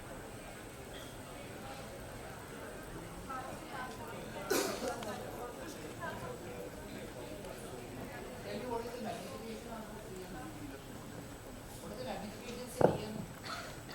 You know the magnifications of LM. What are the magnifications in LM? 48, 10x, 48 something. No, wrong answer. Nothing like 10x, 48. That is not the magnification. That is the objective power you're talking about. What is the magnification I'm asking? What is the magnification in LM? See, it's very simple. 10x, 40x is the objective. You also have an eyepiece, which is 10. So magnification is 10 into whatever there. So 10 into 10 or 10 into 40. So it's 400 or 100. So what is the magnification in EM? 16,000. 15 to 16,000. 15, 16,000. Fixed at that. No, no. We can. So what is the range? Up to 1 lakh. Up to 1 lakh. So normally, suppose you're seeing this picture, approximately at what magnification do we see as nephrologists? We don't see at 1 lakh. Who sees at 1 lakh? Every 1 lakh is there. What are the types of EM? Scanning and transmission. Very good. So, nephrologists, what do we use and who uses scanning? Transmission we use. We use transmission. Who uses scanning? But physicists. Yeah, so metallurgists basically, when they look for cracks, like metro pillars and all small cracks, so they need 1 lakh. So we don't need 1 lakh. So we need from 5,000 to 25,000. Right? So in this image, you see they have written 5 micron, 5 micrometer, which for us doesn't make much sense. That's why I always tell my pathologists that you should write the magnification. Currently somehow they write there, you can read the 5 micrometer. But if you read Agnes Fogo's book on pathology, in all her EM pictures, the magnification is written. So please see them. It's from 5,000 to 25,000, right? So here this would be somewhere around 10,000, I would feel. Now read the EM and tell me. And how do you stay in for EM? How do you send for EM? Okay, how do you send for It EM? has to be sent in a router headed. How much percent? 1 to 3% can be used. 10% neutral buffer formalin we use, sir. Because for glutaraldehyde, the preservation cannot be done for long duration. So neutral buffer formalin can also be used. 10% or 2% glutaraldehyde. Can be, but others usually 1 to 2% of glutaraldehyde. What is the staining? Lead citrate. So there's a double powder staining with 2 heavy metals, lead and osmium. Now can we read Show some of the structures. show the structures there? What is abnormal you find? So there's a GBM thickening. What is normal GBM thickness? 347 to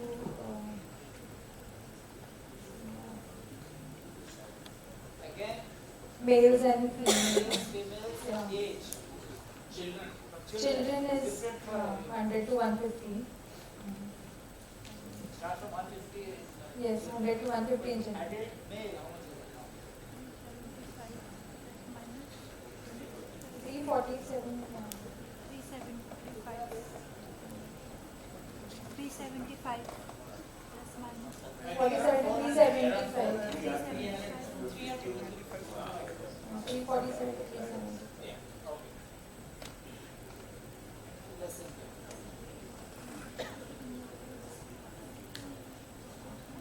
So there's a GBM thickening and it's like double contouring also.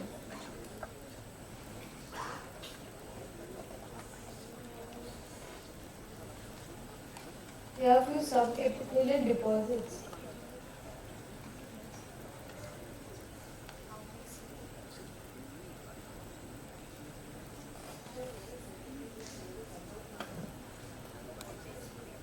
So this is a subepithelial GBM which is showing double contouring.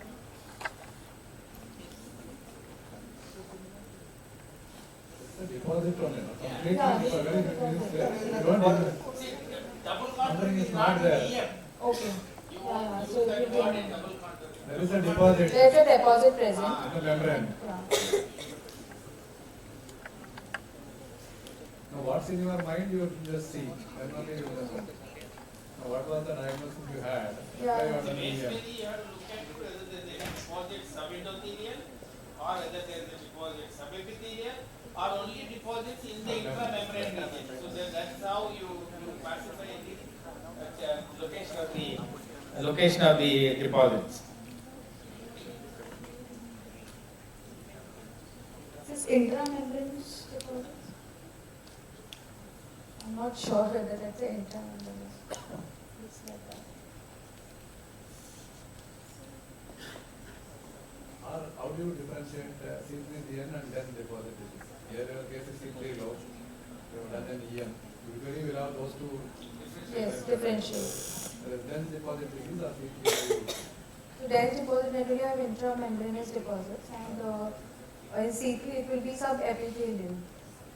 What do you think here? Looks like You may be right or wrong. looks like intramembranous. The infection related glomerular nephritis is also you get a subepithelial. Subepithelial deposits. And it looks like it's dense only. It's I don't know if I thought my time to be dense deposit. I feel like Yeah, it's very dense. So look like dense deposit. ask them. The organizers. I think you open the answer sheet.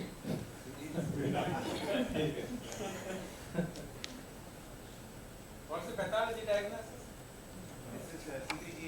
DNB. Okay.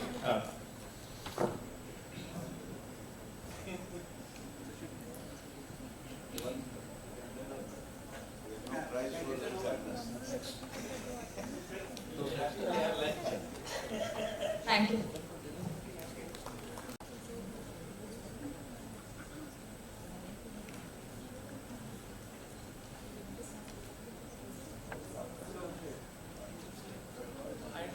Next slide.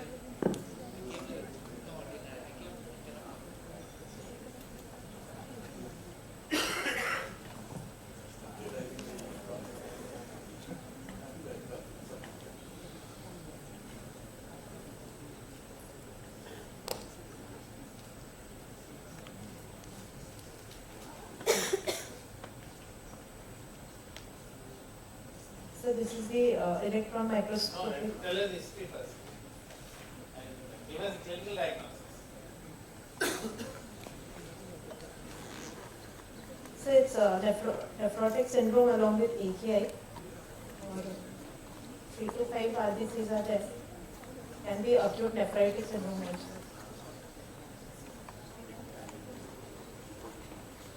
So I would like to know the blood pressure in this case. She wants to know blood pressure. BP is 150/90. So acute nephritic syndrome in a person, an 80-year-old male. So this is the electron microscopic view. In this, on the right hand side, you can see the basement membrane, and the left hand side is the capillary lumina.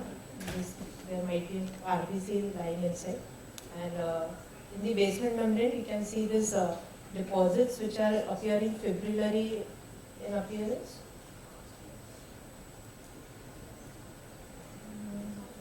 So what is the character? That's important. Is it arranged in a line? It's a randomly arranged fibrillary. So it's a very random. Okay. So zigzag. Yes. Then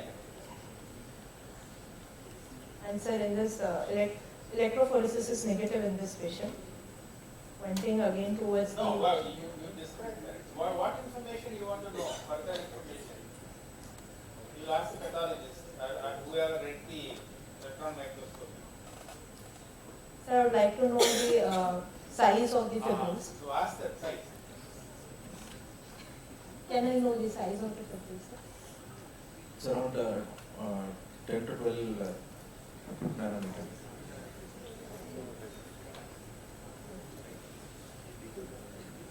So sir, if the amyloid fibrils are usually around 7 to 12 nanometer in the diameter, the fibrillary in the fibrillary glomerulonephritis, the fibrils would range from 10 to 25 nanometers. No, when they give you the size, when you look at this slide and they see the arrangement, what is your diagnosis? Sir, the diagnosis would be fibrillary glomerulonephritis in this patient. They said they told the size, no? So it's 12 nanometer. So what fits into that size? Which fibril fit into that size? So that way amyloid fibrils would fit.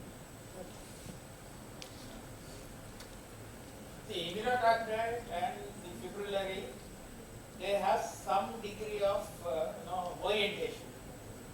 The amyloid doesn't have an orientation. They are completely zigzag, and the size is much smaller than these two when you see it as a microscope. So you find a randomly distributed, very small size of the particles. Then your diagnosis, first diagnosis will be ask for whether the congruent staining was done. Yes, sir. I would like to know the light microscopic features for this patient and whether the deposits were pass positive, silver positive, or negative. Congruent negative. Congruent negative. And silver also would be negative. Yeah. So, sir, again, it points toward congruent negative, silver negative deposits in the glomerular basement membrane, which are containing fibrils of this size. So the diagnosis again would go in favor of fibrillary glomerulonephritis. The S prep is negative. Yes. So have you ruled out monoclonal gammopathy by this test, or you feel that? No, sir. I would like to do the serum free light chains What is because the sensitivity of this S prep? 40 to 50%. Somewhat higher, 60 or 70%. So you have fairly still 30%. So what is the other test you do? Sir, I would like to do serum free light chains. When you combine these two tests, what happens to the sensitivity? Sir, it improves to about 90%, 90 to 95%. Yeah, about 89 to 90%. Immunofixation. If there is a priority serum, then it increases to about 98%. Combining these tests, so SPEC still you might have a significant number of people who have monoclonal gammopathy. Yes. You will miss.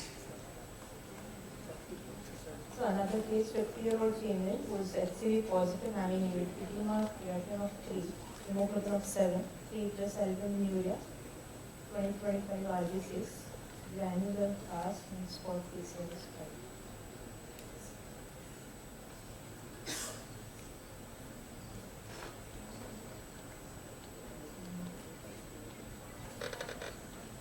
I would like to know the C3, C4 and rheumatoid factor in this patient.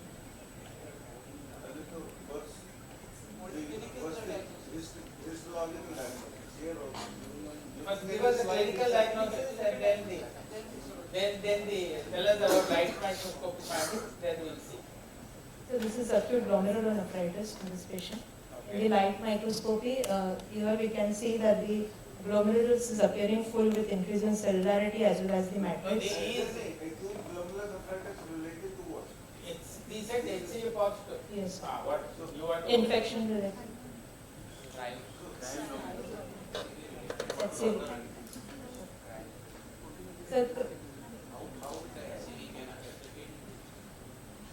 So it can cause cryoglobulinemia, it can cause glomerulonephritis also there is.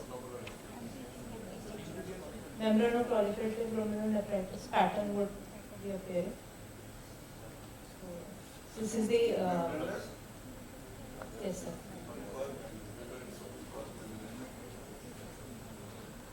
The light microscopic HNA stain that we can see with increase in cellularity all over. Along with, sir, I would like to say whether this is endocapillary or just mesangial based on the past stain or silver stain. No, sir, the capillary lumina are occluded. Yeah, when it's occluded, what is your diagnosis? Endocapillary proliferation. So that seems to be a predominant picture. Yes, sir. So, there are no other cells. Sir, nodular. Lobular.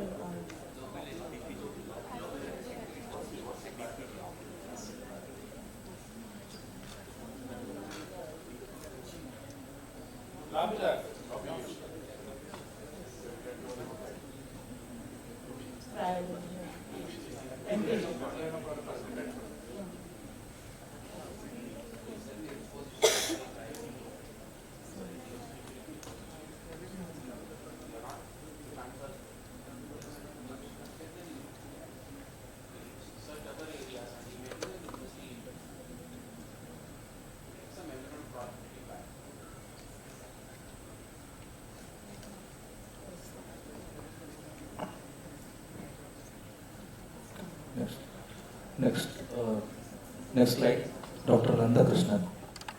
Stain section of the kidney with 2 glomeruli and tubules. The tubules are arranged back to back. The glomeruli shows endocapillary proliferation. I can't see the lumen of the capillaries. There is endocapillary proliferation.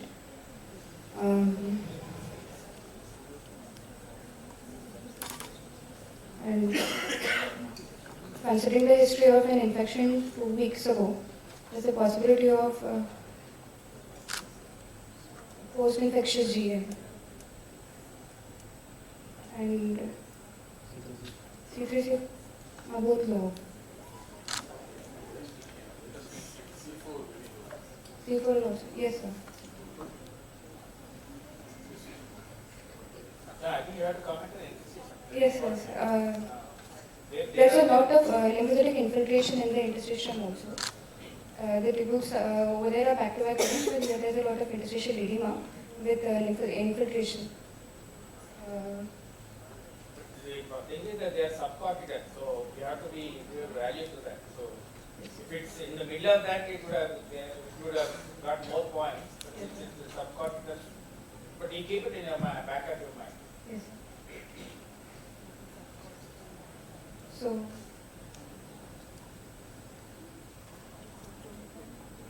I would still consider infection-related GNs in this case. With the history of toe infections, there could be staph secondary to staph infection.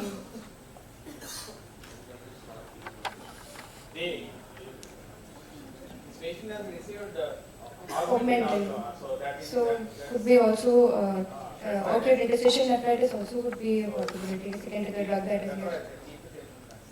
So it's subcapsular. Yes. But you should give a value to that.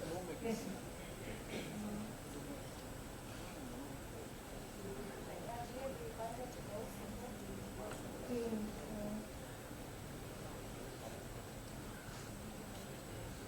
Yes,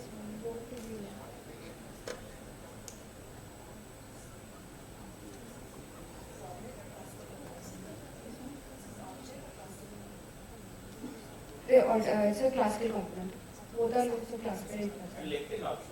Both can reduce the C4.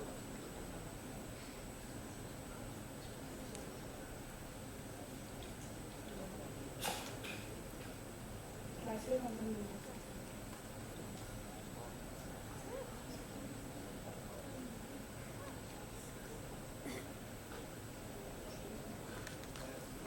Next slide. Next slide.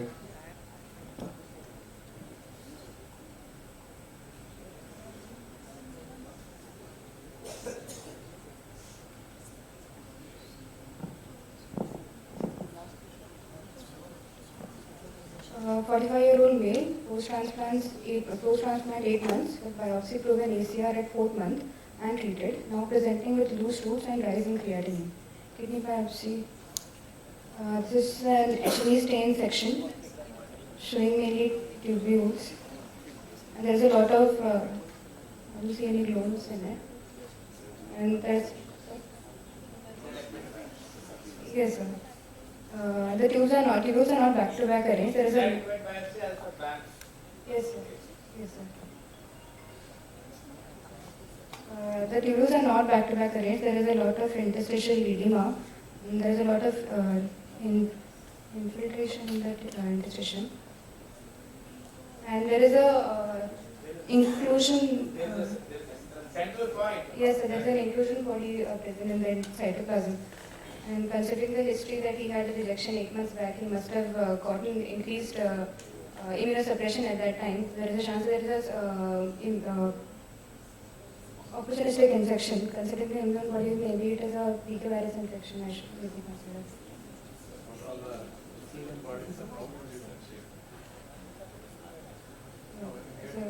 CMV from BK virus. BK virus.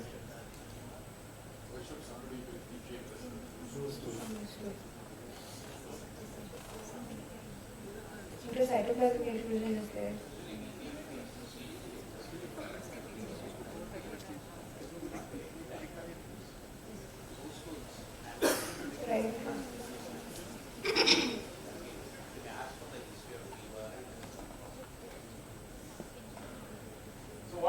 you ask for demonstration? To differentiate between the PKV or SV40, SV40 you scaling. can ask for. Including So if it's SV40, what is it? PQRS. Classical diffusion model, how they define CM? CM, what I?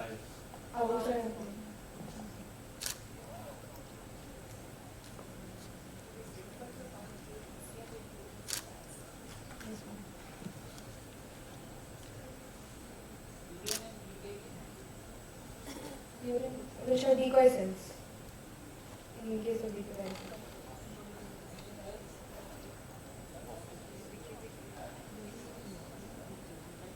PKR is PCR in the urine.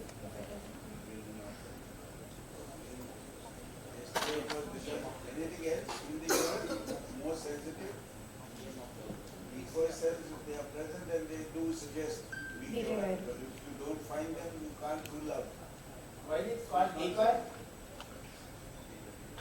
They are PKR cells containing the PKR inclusion which are first in the urine. What does decoy mean? What does decoy mean? It's a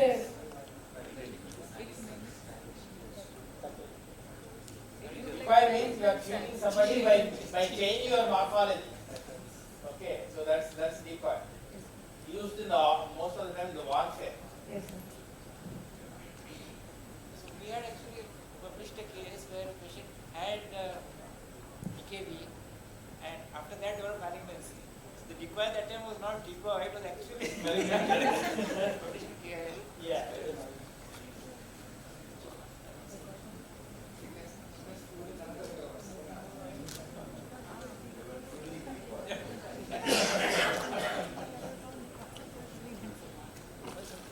Next we move on to the spotters. Dr. Meenu. Viva. This is one more slide. Which shows dilated bladder. So, and Don't comment on bladder. No. uh, Unless you're very clear. There are more points here other than the bladder. Go up. and some cystic like lesions in the liver as well as in the kidney. So probably ADPKD.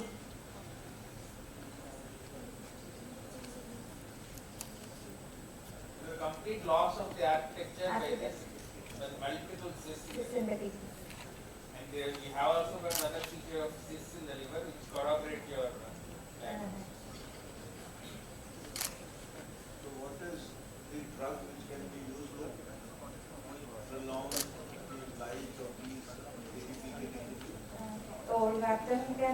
So what are the indications for use of tolvaptan? So based on that risk criteria, based on that Mayo classification, we can use tolvaptan. If it is in the lower risk, we can use that tolvaptan to delay the growth Lower of risk the or higher risk? higher risk. Sorry. Higher risk, we can. So what is the high risk? It's based on height-based total kidney volume and the rate of. See, it's very difficult to measure the kidney volume in general practice. What is the standard given? These days, basically, we decide about the tolvaptan, how the GFR is falling. So, what is the amount of GFR should fall in a year to consider tolvaptan? More than 3 ml per minute. 3 to 5 ml per year. If there is a drop, you can demonstrate it. Then there you can start this patient. Patients are high risk and hypertensive patients, so those who have hypertension, those who have volume, size of the volume of these are there. And what's the dosage which is required usually, or what was the dosage used in the trial? 30 mg twice daily. The trial was 30. 60 mg twice daily. 60 mg starting. You have to slowly increase up to 90 milligrams per day. So it's difficult for Indian patients to sort of use these drugs by and large in this dosage. But few of my patients, actually there is a definite slowing down. I never believed that. There is an effect. What would be the kind of monitoring you will do for these patients?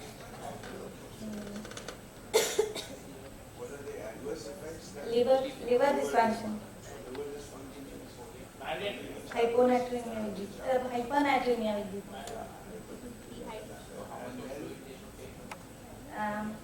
So 2 to 3 liters, at least 3 liters. Higher intake. Fluid should be higher. Sodium should be lower.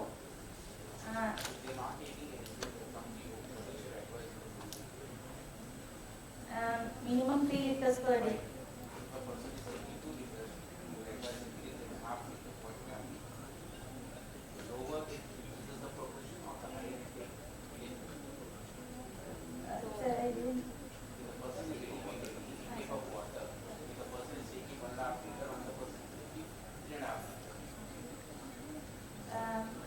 Intake of fluids will reduce progression of cirrhosis.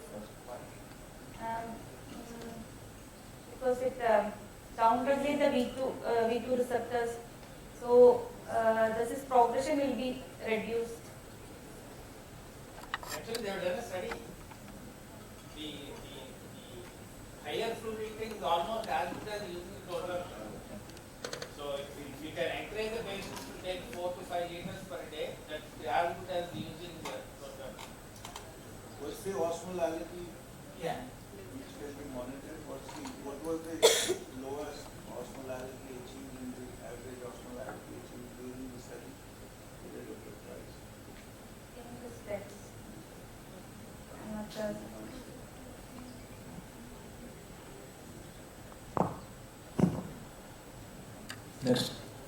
Next slide.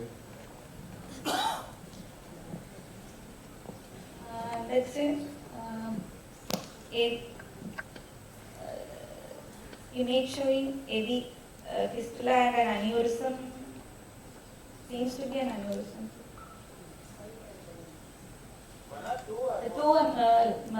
Three aneurysms. I could see 3 aneurysms.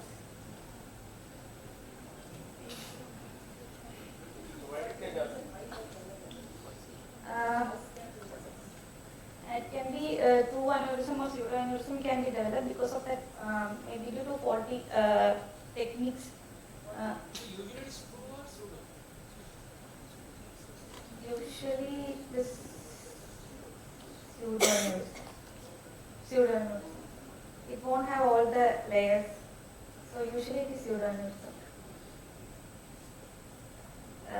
Maybe due to faulty techniques, that needle insertion on the same site, the walls may get weakened and it may develop pseudoaneurysm, or slipping of the needle during the procedures. It may also can cause weakening of the wall, or infections can cause weakening of the wall. Step ladder and buttonhole technique.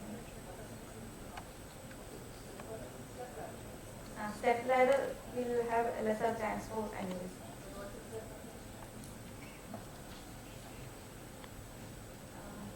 Painful, it's painful.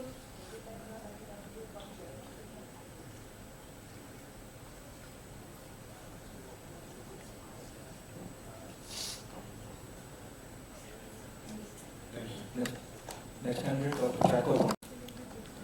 Next slide.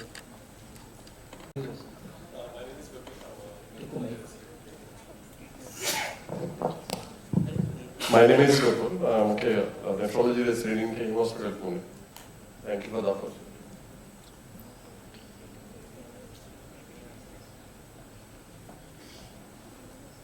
It's a radionuclide scan. Likely a DTPA scan, which shows differential functioning of a kidney. On the left kidney, the functioning shows as 45%, and the right kidney is 55%. DTPA.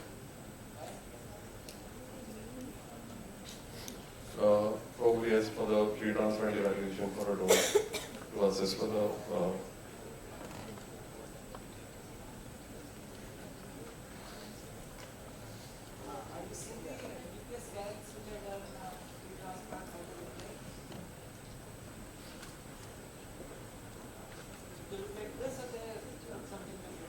they have the graphs also basically, and they also have augmented GFR.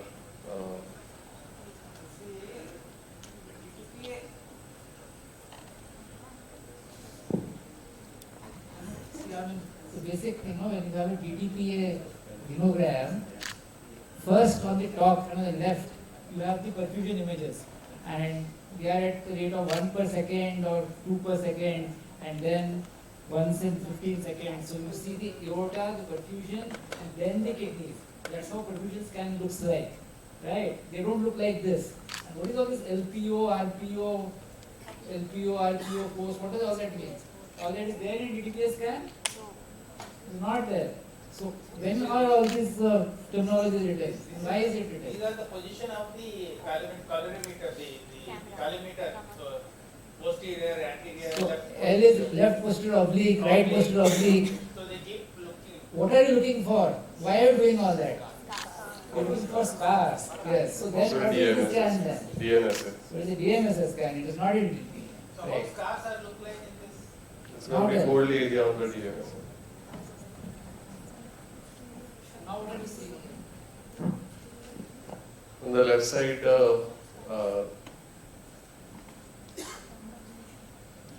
there are scars on the left side on the image B. When you look from the posterior, left becomes right, right becomes left. There's a mark actually. Left becomes left and right becomes left. Marking is there. Very nice. Mark is there. So No confusion.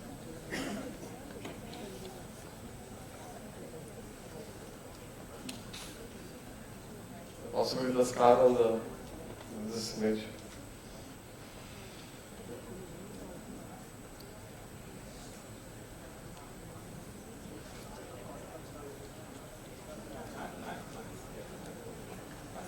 I used to see it on the upper polar scars which are common in the DMSS scan, which are different.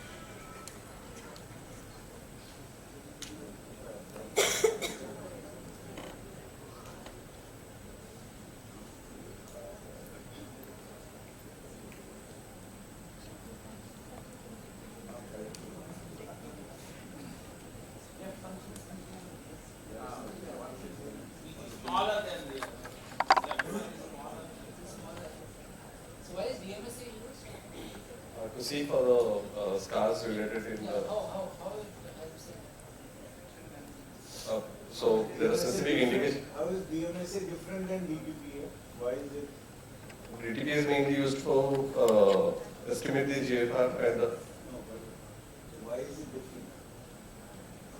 One is a static image, DMS is a static, whereas a DTPA is.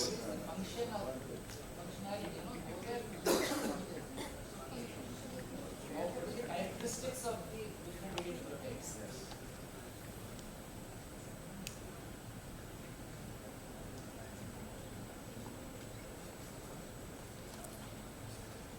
Discuss that actually. So DTPA image is actually, DTPA is very close to a innuclear image. It has got all the characteristics of a absolute very good marker. So it is freely filtered, not reabsorbed, not secreted, not metabolized. Whereas DMSA gets concentrated in the tubules because the tubular absorption, reabsorption get concentrated in the parenchyma. That's why you can pick up the scars very well. Right? So that's how I'm going to discuss MAC3 also here. MAC3 combines both the functions. So with higher creatinine, you can do a MAC3 scan, then you can look for obstruction. I had asked another question which was left unanswered, which is radionucleotide for DRCG. The DRCG is done for reflux, isn't it? But like MCO, you have radionuclide, which is DRCG. Which is the radionucleotide for DRCG and why?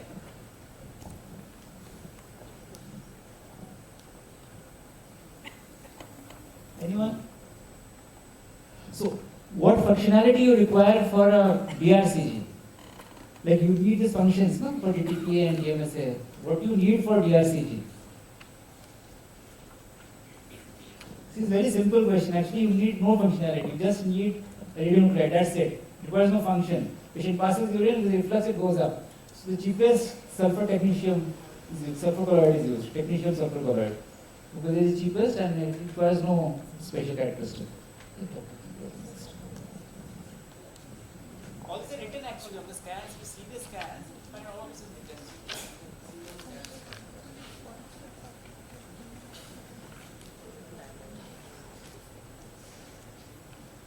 So these are the dialyzers.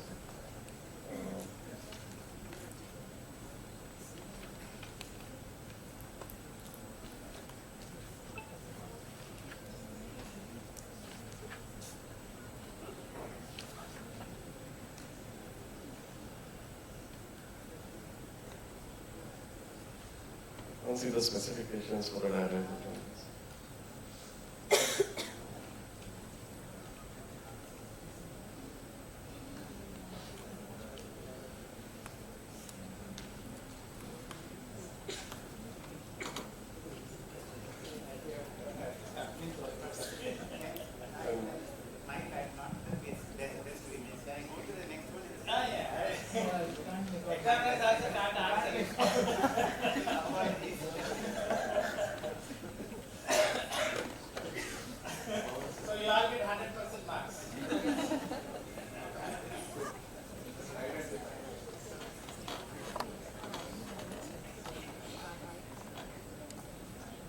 It's a immunofluorescence image showing a glomeruli with a typical apple green birefringence. The diagnosis is likely amyloidosis.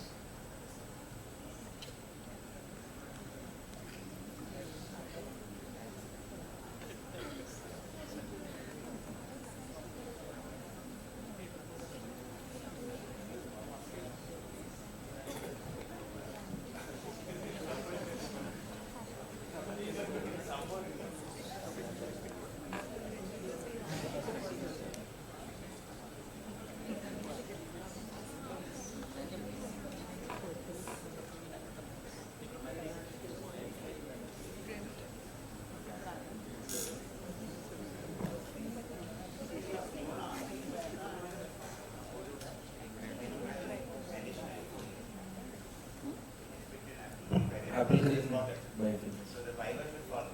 So how many antigens are there for amyloid?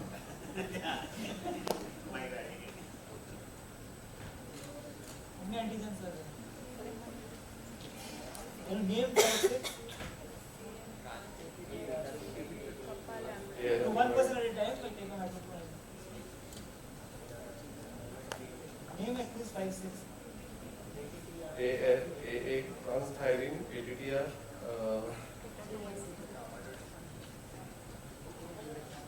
beta 2. Start with the top, no? AA,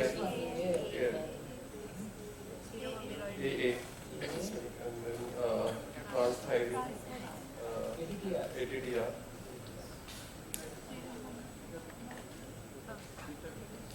Beta 2 microgram. Beta 2.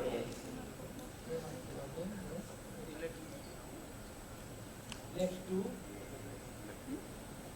Lexogen. Lysozyme.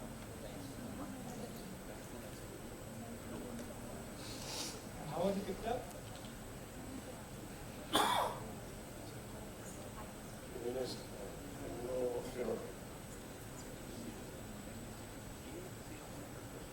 Who has done the maximum work on this? Indian.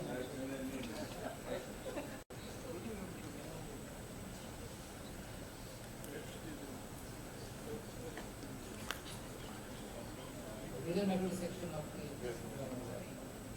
CMS. Yes, it is a maximum work.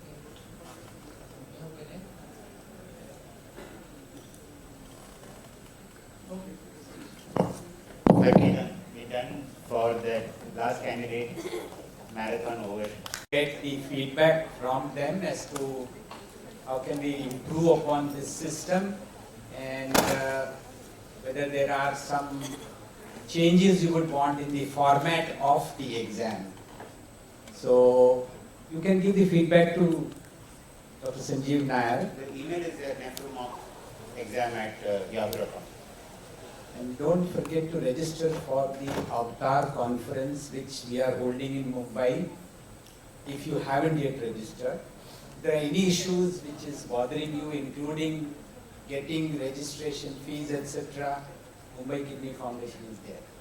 So we'll try and support wherever it is required. But otherwise, I think it's a fabulous conference and a lot of teaching and a lot of intervention. So try and register for the Avatar Indian Society of Hemodialysis, International Society of Hemodialysis conference. This is taking advantage of calling you and asking me to interest. Thanks. A special thanks to Triple M people for arranging this for Mumbai Kidney Foundation and Sanjeev Nair and the team, Rajiva and all the others. I'm sure there are a lot of players behind the scene who have helped to get all these things together. And of course, no amount of thanks is enough to thank the examiners, the phenomenal amount of contribution to this small exam. And I appreciate the grilling which was being done for the students. No? Okay. So they escaped, and I hope they'll be able to handle the grading in the final exam. Sanjeev, all over to you. Thanks, Joseph. जाने से पहले, since Subbarao sir had not come yesterday, sir, we want to give him a token of our appreciation. Please do the honors. Yesterday you didn't come, sir. They didn't know yesterday you didn't. You are here so often that you only forgotten. It's not enough for all that you've done.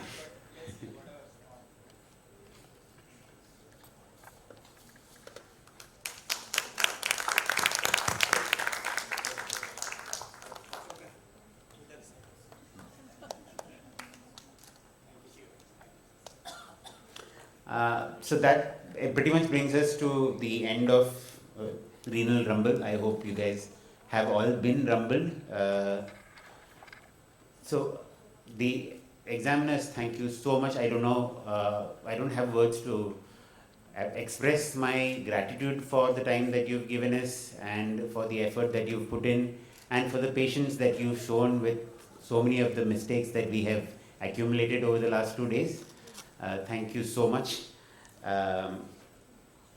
So we are done. I hope you are happy with what we've done, and if there are flights to catch, you can have lunch and leave, because there is one small thing that we wanted the postgraduates to see if they're interested. If you're interested in a small lecture on PD and the workings, we can do that now while the examiners are going to have their lunch uninterrupted. So if that's something that you guys are interested in, we can do that now before lunch. Rajiva wanted to know, so okay, so we will do that. I want to thank the management here at Triple M for allowing us and giving us the space and freedom to do this event. Obviously, Umesh Khanna sir and Mumbai Kidney Foundation, because without sir's benevolent calming effect, a lot of this would not have been possible. The examiners, I have to thank you from the bottom of my heart. Thank you so much. The team that I have here in Triple M, without Rajiva, Veena, Deepak and Sukanya, I would not have been able to do this. My OPD staff, Madhu, Mohana, Jyoti, Krishna, Tamras and Zelvi, Raisen, and all our volunteers, the EDP and AV team, you guys have been fantastic over 2-3 days. Thank you. The food that has been provided by Zenith, I hope you guys are liking the food, because our team actually spent some time thinking what will please a pan-Indian audience, and our donors for making this possible. Thanks to them. But last but not the least, to the students. I know when this call went out, it went out from MKF and Triple M, and we are not known to be a nephrology department of note outside of Chennai, definitely. So you guys have taken a gamble coming here in your final year before your exams, and I'm hoping that that gamble paid off for you, and you've managed to get value for the time that you've spent over here. So thank you everyone for making the effort. Like a brief overview on how to do CAPD and APD. How many of you already know how to do it and can train a patient? Okay, so essentially before starting I want to thank my entire PD team because they are just awesome, and without them we have a fairly big PD program and I wouldn't actually run without them, to be very honest. So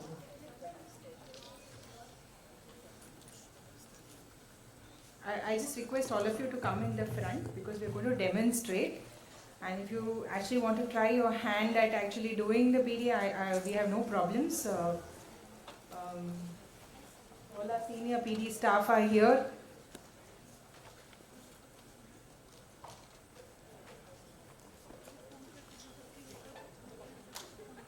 So let's start off with some basic questions. Come, Veena. So Veena will just be kind of, we'll have a basic, I don't want this to be like a, a talk where just I'm just saying something or Veena is just saying something. I want it to be an interaction so that you don't sleep off just before lunch, okay? Lunch hopefully is okay. So, so how many of you counsel PD first? Okay, which center are you from?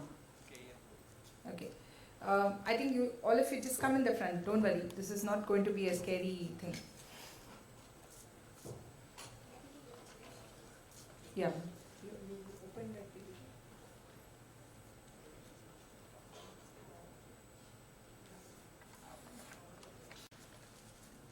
How many of you counsel PD in a cardiac, post-cardiac surgery setting first?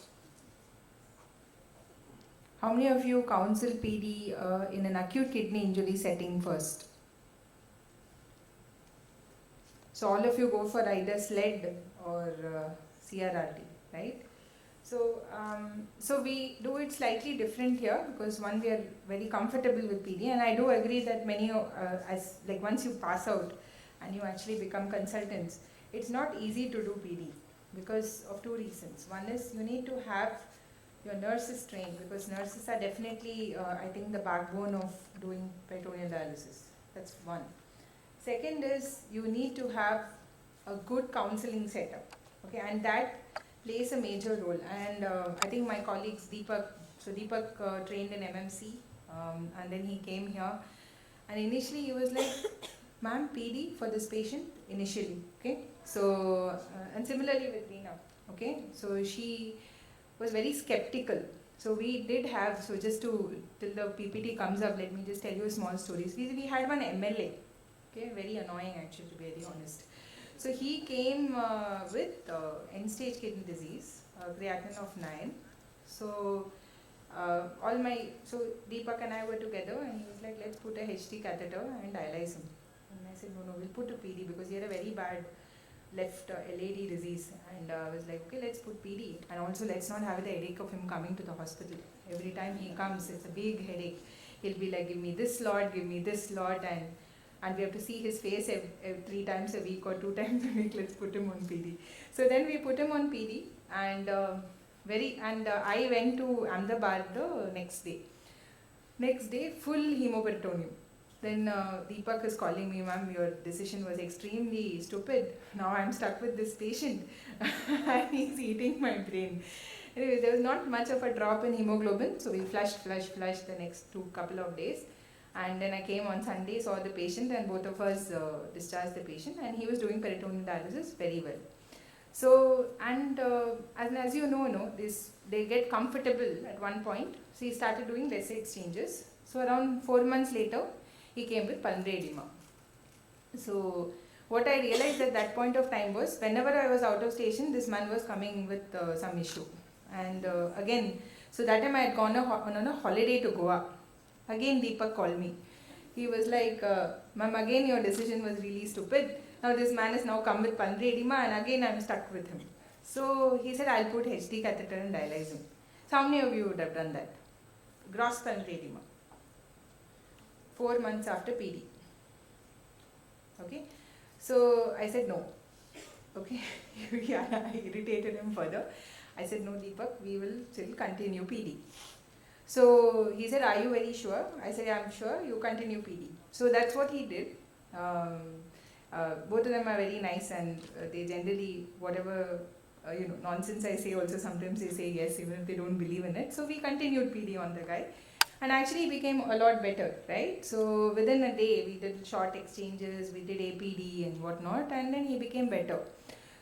So again, to do this, so this time we're not too worried about leak and all that. It's some 4-5 months after PD. So this sort of a confidence is what I want you to get, where you do not change modality unless absolutely required.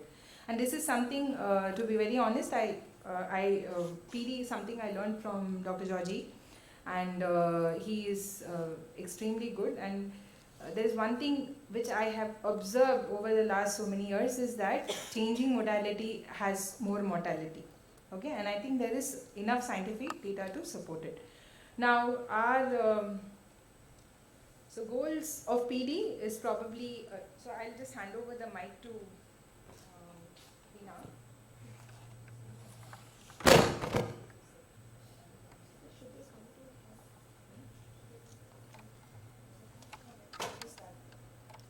So the goals of PD, as you know, are solute clearance, fluid removal, correction of electrolyte imbalance, nutritional status, and a better quality of life.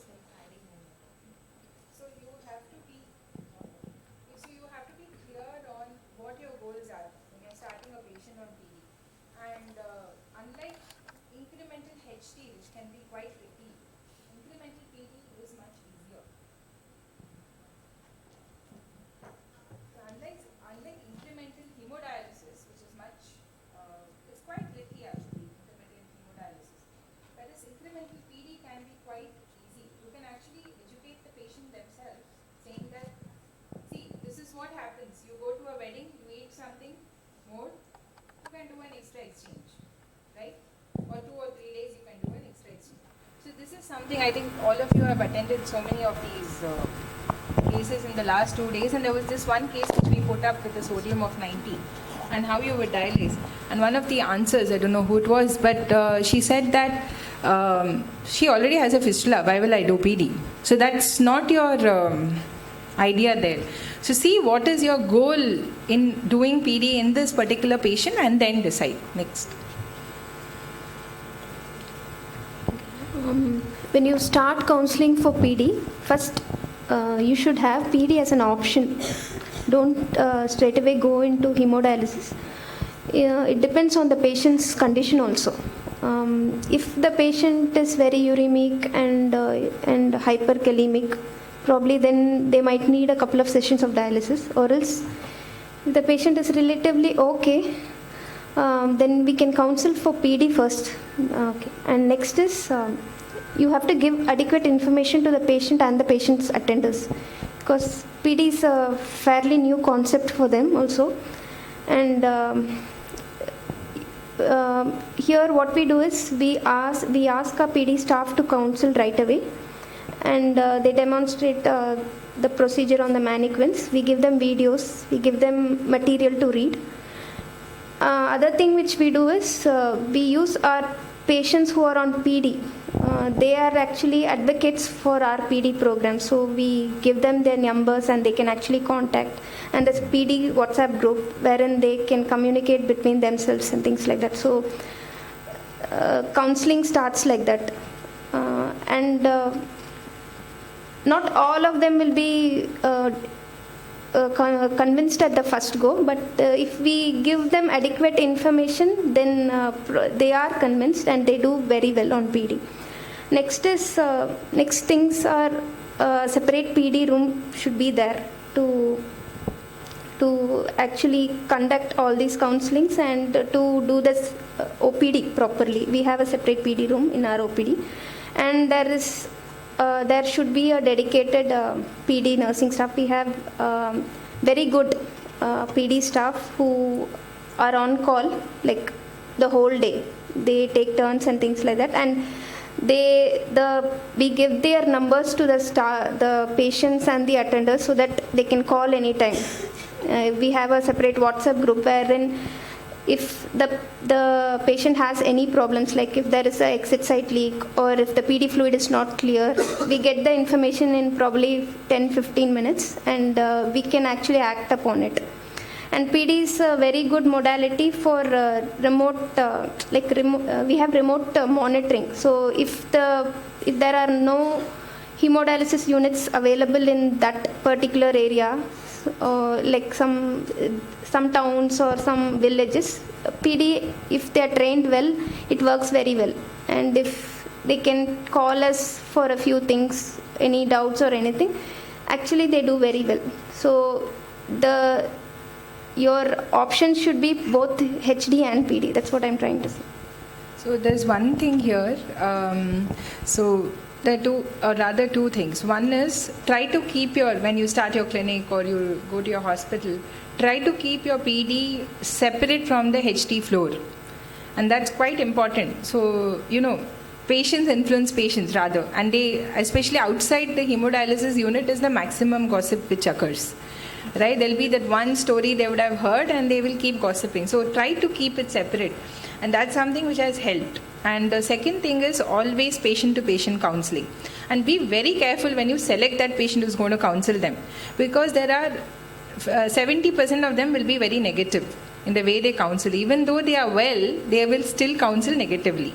So try to choose the exact 3 or 4 patients and try to kind of give them an incentive. Because being a patient and counseling is not easy. Next is pre-op assessment of the patient. First is to look at the abdomen. Okay, so if they've asked for a history of previous abdominal surgeries, any hernias, examine for hernias. So 1 minute. Ask them the question. So what are the things that you look for in a patient who you want to start peritoneal dialysis on? Stable patient, creatinine of 8. You want to counsel for RRT. So this girl in the front. Surgeries. Okay. Let's go to the previous slide so she can't see. Pardon me? Belt line, very good. Then?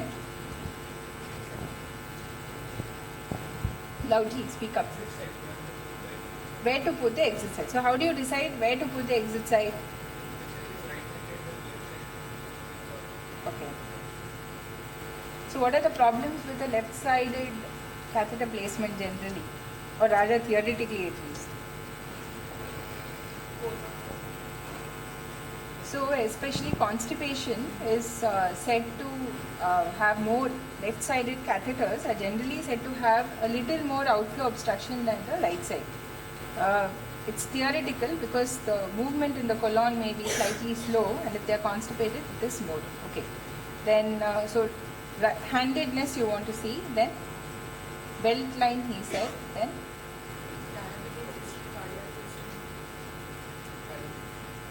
how does it help in because in diabetes patients sometimes it can okay. So no, when you are looking pre-operatively, you want to put somebody on PD, what is the examination you will do? Yeah, so any other ostomy is there, very good. Then there's a whole MMC team at the back. Right. Any other things you want to see? What other examination you want to do? Okay, bladder is the next thing. Then hernia, yeah. It's a very important examination to do. You have to look for hernias. Then patient is coughing badly. Do you want to put a PD catheter immediately? Why not? Okay, pleural effusion is one. Patient may be fluid overloaded, but why is it important that you don't immediately put a catheter if somebody is coughing badly? Sorry? It's happened once to me. It's quite irritating because it just pops out, but yeah, it's not that common. Leak, yeah, you cannot start PD immediately, and also most of our patients do have a lot of TB in them. So it is very important to kind of diagnose this TB quite early, because otherwise you land in TB peritonitis, which is not that uncommon. So that's very important actually. Yeah, so I think you guys said most of it.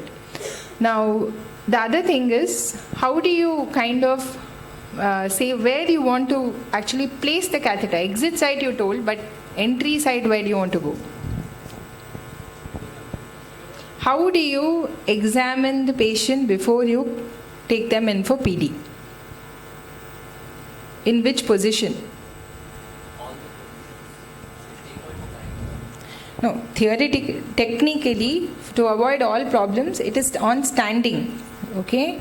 So you should also, many of our patients are very obese, especially, diabetic men, females and all that. So you need to see where the fold of that abdomen is falling. If you go and put the exit site in that fold, you're going to definitely end up with infection. So somebody talked about the belt line. What other thing you want to see when it comes to that? So you want to see if there is any skin infection sitting in the abdomen. That is very important. Always look for any skin infections and things like that. Other thing is, you have to keep your finger and see if the patient is able to see the exit site or not. Right? So these are the main things you will do. Then, so this is what I have said. So tip placement, where should it be? Ideal tip placement. Deep pelvis, yeah. And location of the deep cuff. That is superficial cuff.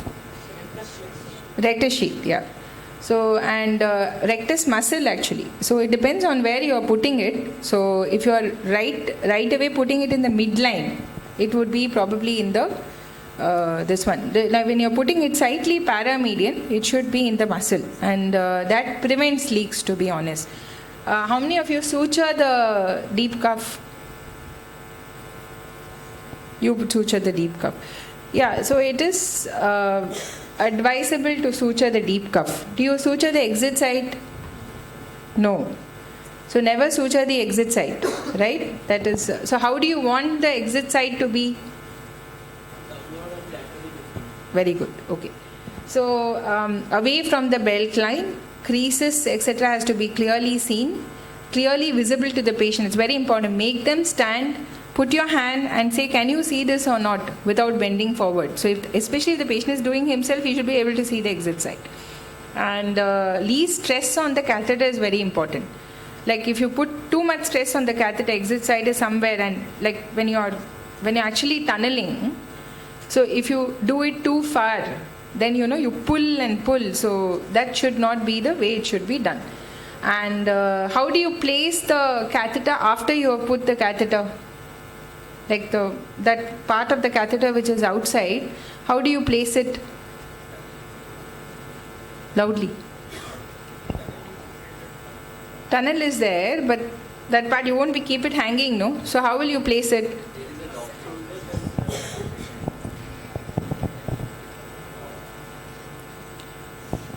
So you place it in a C-shaped fashion that has the least stress on the catheter, right? Okay. And the superficial cuff placement, I think somebody said 2 to 4 centimeters, around 2 to 3 centimeters from the exit site. Okay, so lung examination is a must, especially if you land up in a hydrothorax. You at least know that you didn't have a pleural effusion before, and generally it is a. So what sort of catheters do you people use?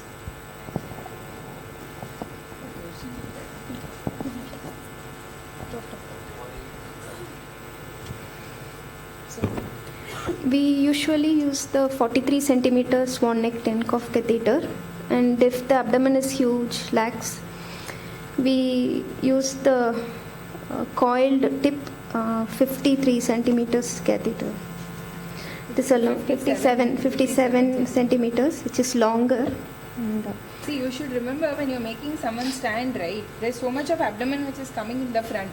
So you won't be lying in the true pelvis if you just imagine, okay, you go here and you're going down. It's not like that. So you need to actually see what will be your intraperitoneal segment length. Okay, that approximately you have to have an idea when you place the catheter. Okay, next.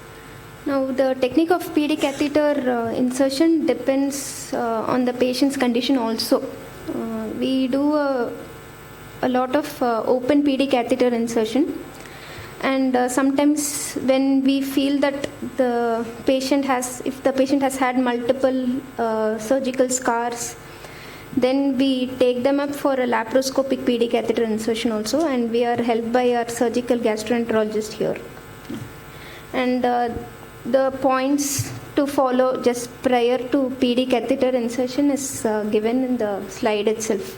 Please make sure you prepare the bowel. It's very, very important. Make sure you give an enema, 1 or 2 enemas just before you take up the patient. Make sure you give the IV antibiotic prior to the procedure. We here give vancomycin. It probably differs from place to place, but some gram-positive cover has to be there.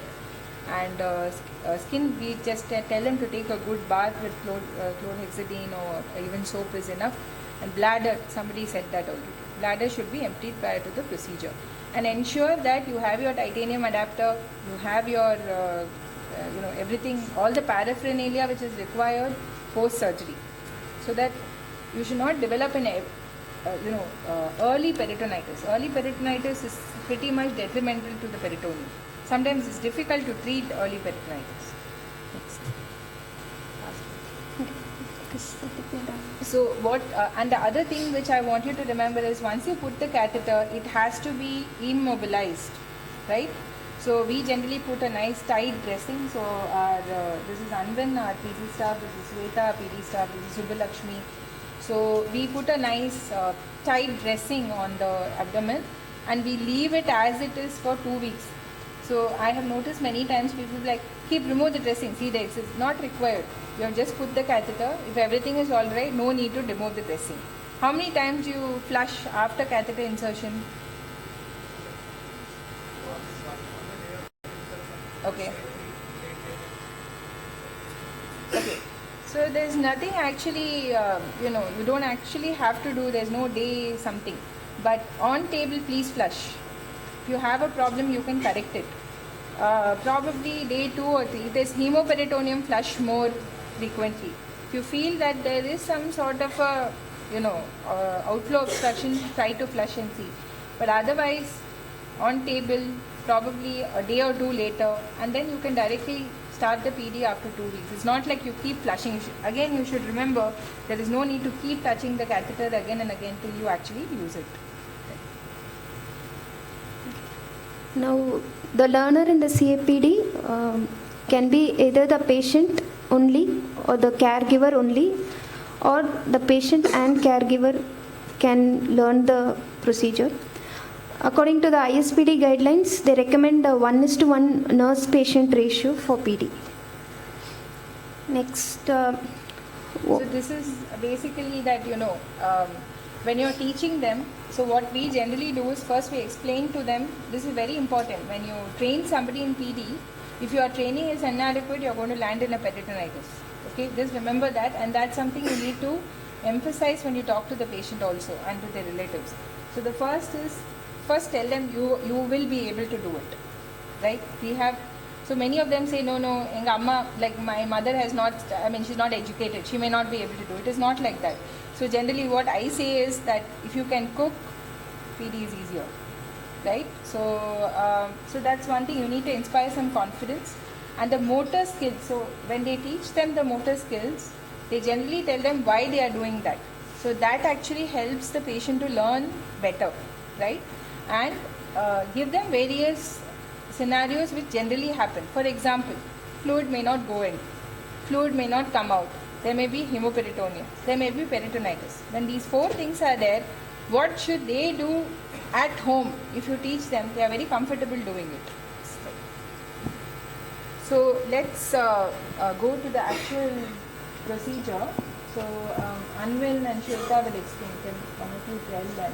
So these are the things we generally keep ready when we start the peritoneal dialysis. And we also share this picture with the patient so that they know what they are doing.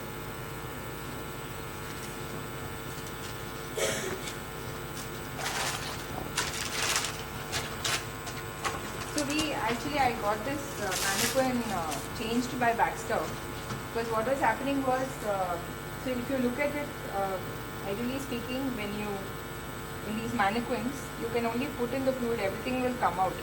So then we attach something inside so that the bag can be there, and we can actually make the relative practice on this before going on to the actual patient. So that's what we do.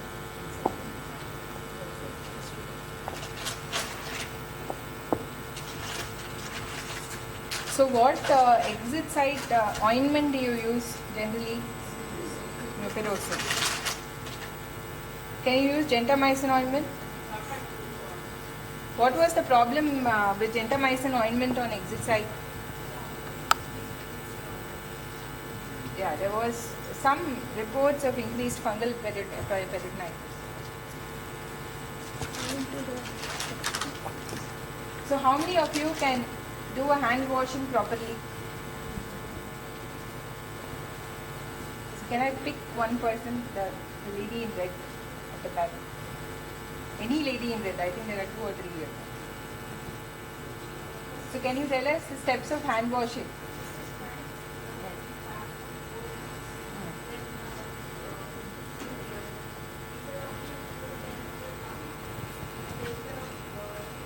Stay away from this slide. Change this slide.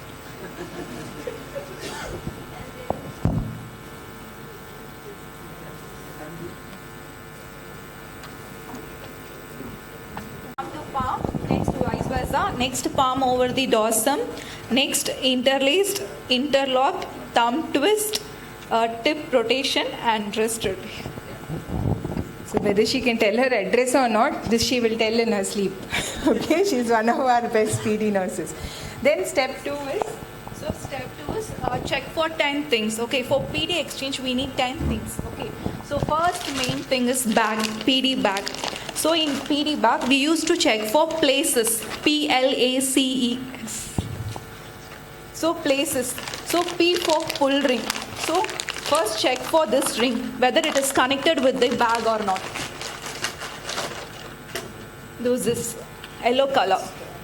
So this is a pull ring. This should be connected with the bag. So L for leak. Just press squeeze the bag, like check for any leak is there or not. Next A for amount. So there are 3 types of bag with 2000 ml, 2500 ml and 5000 ml. So check for the amount. What is the prescription? According to the doctor prescription, check for the amount. Then C for clarity. Whether the bag is clear or not. Because in some bag they may have like white patches or like fibrin things, anything may be there. So if we use that bag, the patient could develop peritonitis. Next E for expiry date. Next S for strength. So we have 4 types of PD bag: 1.5, 2.5, 4.25 and 7.5. 1.5, 2.5, 4.25 are dextrose content. The osmotic agent is dextrose, and in 7.5 it is an icodextrin. Next, this is a mini cap and a blue clamp, and obviously hand rub, gauze pad, gauze. Next, IV stand. These are the things, and mainly newspaper to check the drained bag whether it is clear or not. After checking these 10 things, go for a proper hand wash. So in PD, the hand wash is the most important thing. Okay, first go for a hand wash, then come back. Next, table cleaning.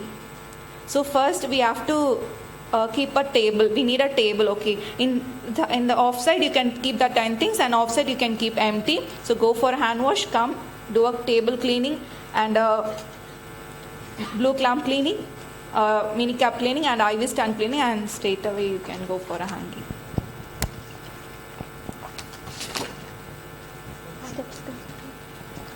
Next step is to suspend the bag on the IV stand, and she'll demonstrate the steps of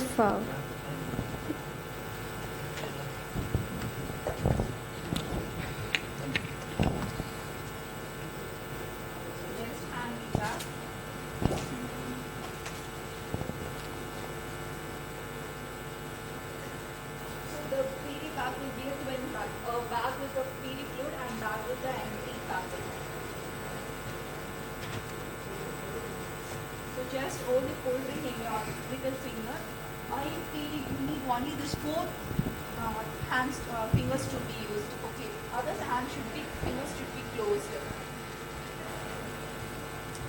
So this is a transverse set. Then guys can come in the front if you want to, that's no problem. So this is a transverse set, it has 3 parts. The upper part is the twist clamp. Okay, this is the holder. This is a mini cap. So twist clamp, holder and a mini cap. So just use this only 4 fingers.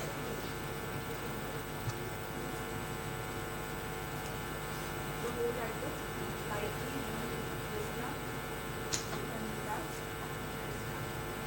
This mini cap is a single use cap. Okay. Once it's fell down or once it's used, you should not reuse it. That's very important. Many patients tend to reuse many caps. Like, you know, we all keep plastic bags at home and keep reusing it. It's exactly the tendency to do. So that, I think so many patients come with peritonitis because of the reuse of many caps. So your hand should only hold the holder. Okay, this region, the dark blue region should not be touched. Okay. In case by testing or multiple times if we touch it, touch contamination leads to peritonitis. So kind of cover this first. It has 3 phases. So while you are doing a PD exchange, it has 3 phases. Drain, flush, fill. Whether the patient have fluid in his peritoneum or not, first phase is to drain it. Next to flush. Why? Yeah, so any bacteria, anything is there, it will, any, you know, dust or whatever can be flushed first. Yeah. So drain first. So first, this is a main clamp. Okay, that was clamp. Just open it, the fluid will be draining out. Okay. So all the 3, this ducts have a clamp here, and this one have a clamp here. Okay, once till you break it, it will not start filling. So first drain. After drain, just close it. Next phase is flush. To flush out the air or anything. Like in HDU is to prime the set, no, like that. So just from 1001 to 1006. Then block it. Then the fill. That Mississippi 1, Mississippi 2 will be there. I don't know whether you guys are the era where you watch Friends, where Ross goes into that and, you know, he says Mississippi 1, Mississippi 2. So just remember that. So next phase is fill phase. Just open it.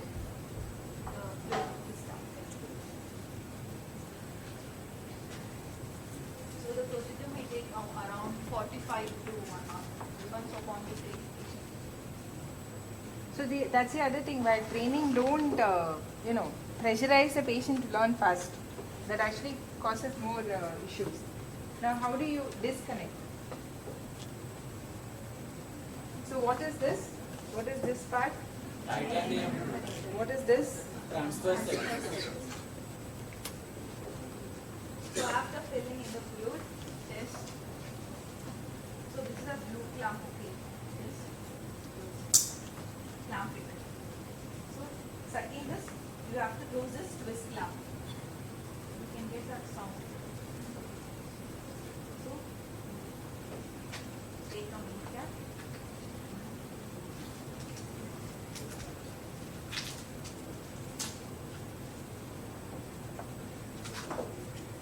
So the mini cap should have that betadine solution. Whether it is not present, you should not use this mini cap. And it's also single use. So let's see for it. Slightly boost it.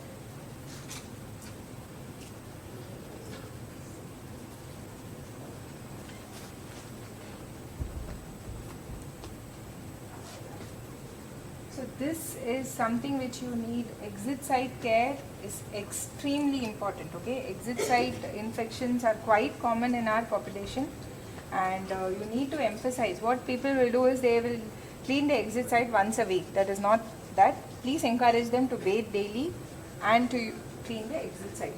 So Anvin, can you demonstrate how to clean the exit site? Proudly. Hold the mic. Usually we are using the dressing drain for cleaning purpose. So we are using the povidone solution for cleaning. So we are using using tea bag also, ma'am said. So we can dip the fluid, provident solution and clean peripherally, center to peripheral. So rest the exercise, gentle press this, and like this way we have to clean. So 3 wet gauze we are using and 1 dry gauze. And after that we can have to close with the tea bag like C-fold, like this way. We have to shape like C-fold. So and stick the micropore in 4 sides of the gauze bag. It helps to get any king or anything. It helps more. In case accidentally the catheter was pulled by the patient, first the C shape will be coming out. In So case if there is no any C shape, the cuff may be getting pulled up so that it may create a leak in future. It helps more. So before doing the exit side dressing, you should check for any pus or redness, any leak. So for that, every day the dressing should be done. In case the patient is taking bath, after bath immediately the dressing should be done. So this is, so I just put in a slide which was, yeah. So this is our various,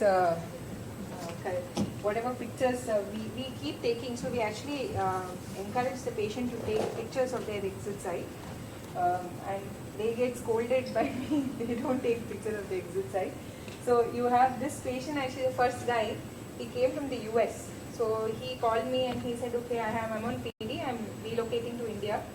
The minute we opened it, so never, forget to remove, this is how it looked.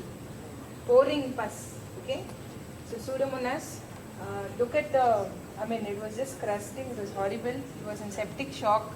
He travelled from the US and Deepak was there, and then we removed the catheter, put him on HT for 2 weeks and redid the PD with the opposite side, exit side. So we look at that, the kind of a proud flesh which we call it, crusting at the exit side. You can see the third patient, right? I think this is a fairly normal exit site on that side. So that's how an exit site should look, fairly normal. No erythema, no crusting. Sometimes there may be a proud flesh, so that may or may not be infected. I generally try to kind of cut it off so that the patient doesn't develop infection. So use generous amounts of mupirocin. Don't be, conjuice while using mupirocin. So from the top, nicely you have to use it. Once a day exit site dressing should be enough. Okay. Now coming to the tunnel. So never forget to see the tunnel, right? So, yeah, so, bye sir. Carry on.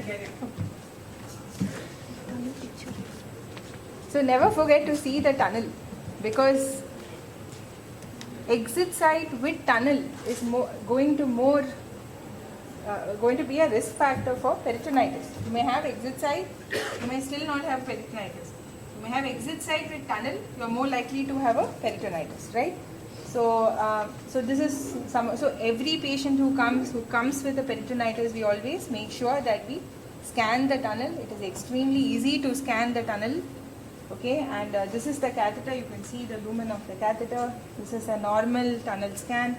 There you see that I think was the same man who has exit site collections. So generally it ends up that we remove the catheter, right? Yeah.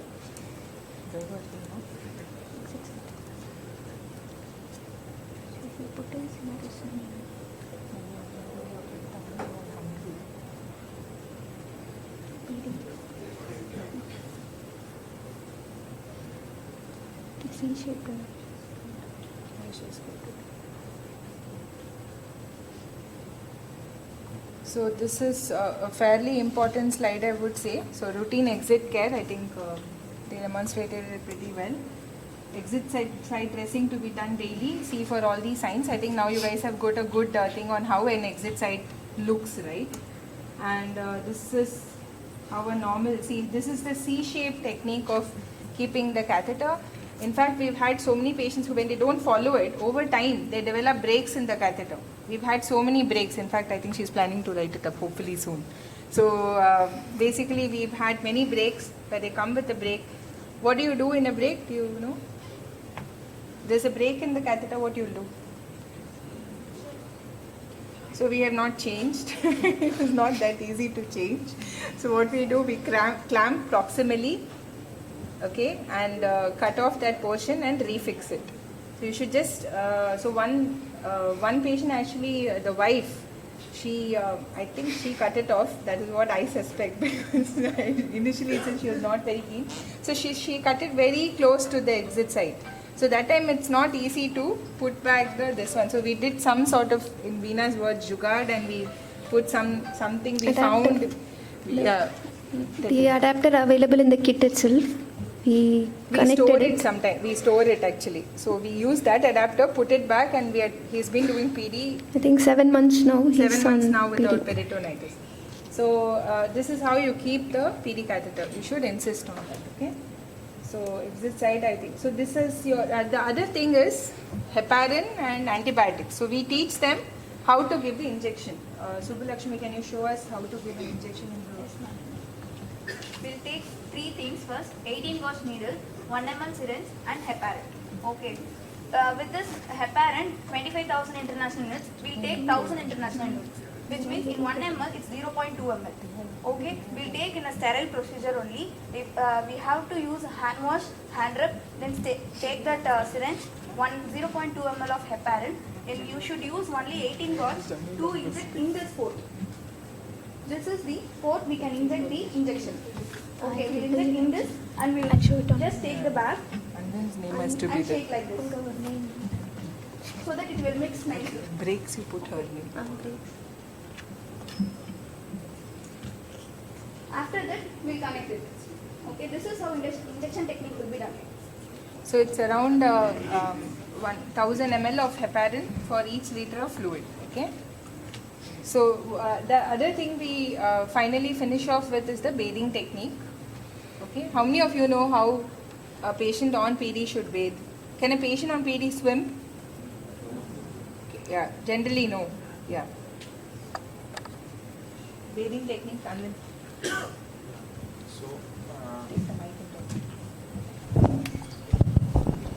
So we don't let them shower till we remove the dressing and everything. So that's how it is. And in 14 days after catheterization, we won't allow them to take bath.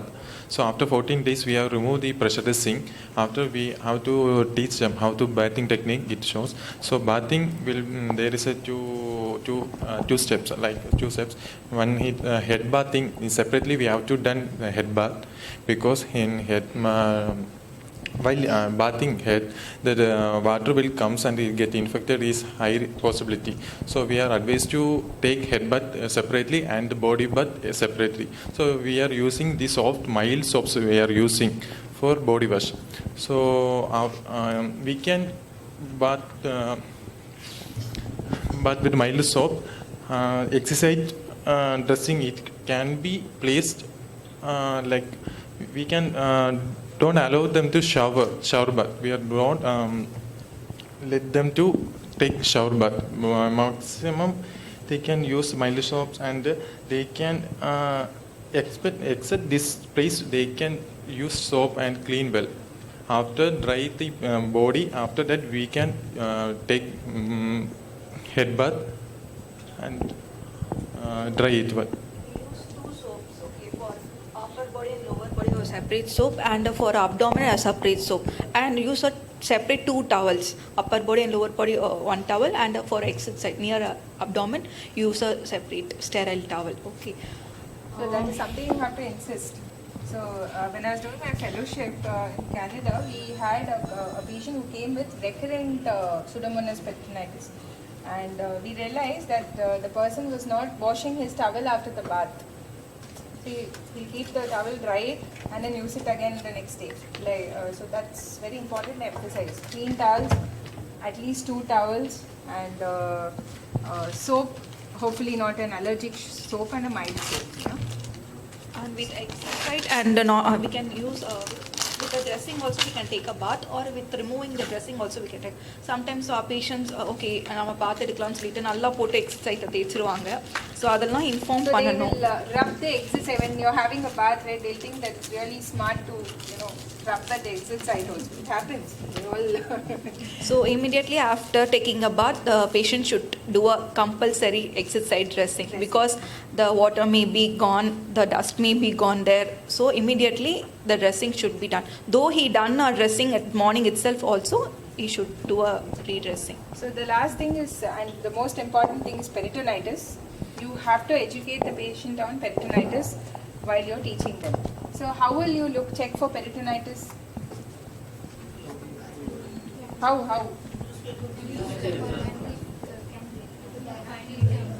From center or from the side?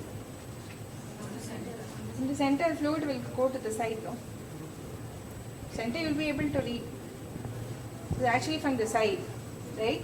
And in the new Baxter bags currently, what is happening is the only one area is actually clear. The other thing, they have made it a little, with opaquish. So it's only at one side. So don't get confused with this peritonitis because they changed the way the bag looks now. So once you go back to your centers, you can probably look at the bag once. So only one side you can see actually. That you have to see from the sides, not the center. So this is a very normal peritoneal fluid. If you show them where the clarity is. So the center, if you see, there is no, so she is showing it wrong now. It is on the side you have to see. And that is a very clear cloudy fluid. So we show our patients these pictures also so that they recognize it. So in summary, so this is hemoperitoneum, and don't panic with hemoperitoneum.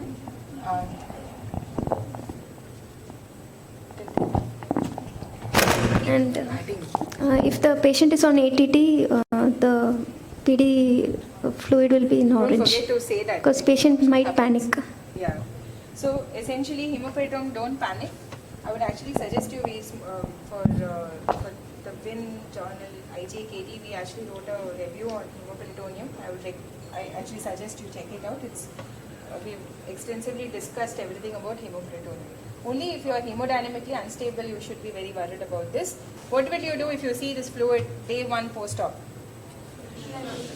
Flush, flush, flush, flush till the hemoperitoneum disappears. You see this 3 months after PD starts. 3 months later, patient comes with hemoperitoneum. Okay, so INR and all you will check if they are on no anticoagulants. Infections, you have to check for peritonitis. Please send a culture. Not immediate post-op, you obviously know that you've either injured the inferior epigastric artery, then you're in trouble. If you have not, then it's just a simple hemoperitoneum, which should be alright. Okay. So many a times what I've seen is fungal peritonitis has a lot of hemoperitoneum actually. So this is what we do. We have a checklist, and as they are training, they actually start ticking what the patient has learnt, right? So this is what we do in teaching them about peritonitis, about training them in the PD itself. So what all will you do? You will teach them hand washing. Can you just recall the steps fast? Hand washing you will do, then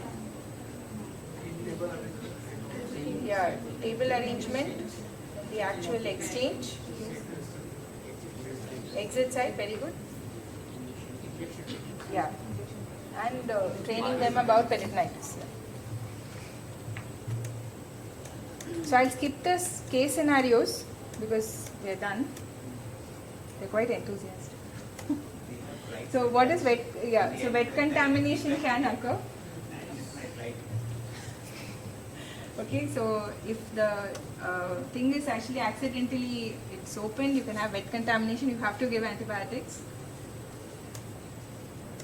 So some special situations before endoscopy, when somebody is HIV, HBsAg positive, okay, and we generally made a lot of slides on what you will do for each scenario. And so in short, don't get frightened about CAPD. It's actually quite simple. Okay, you just need to practice it many times and have very good nurses like these. Okay. So I think you're all hungry. We'll skip APD. This is probably for another time. In pediatric patient, how long, like which catheters are available for PD? So you will, so you will have to get a smaller catheter. You can actually order it from Korean. And size is around 37 centimeters is there. 37 centimeters is there. Very small kids we don't do. So we have Suganya who's a pediatric nephrologist, so she comes and she does all sorts of things to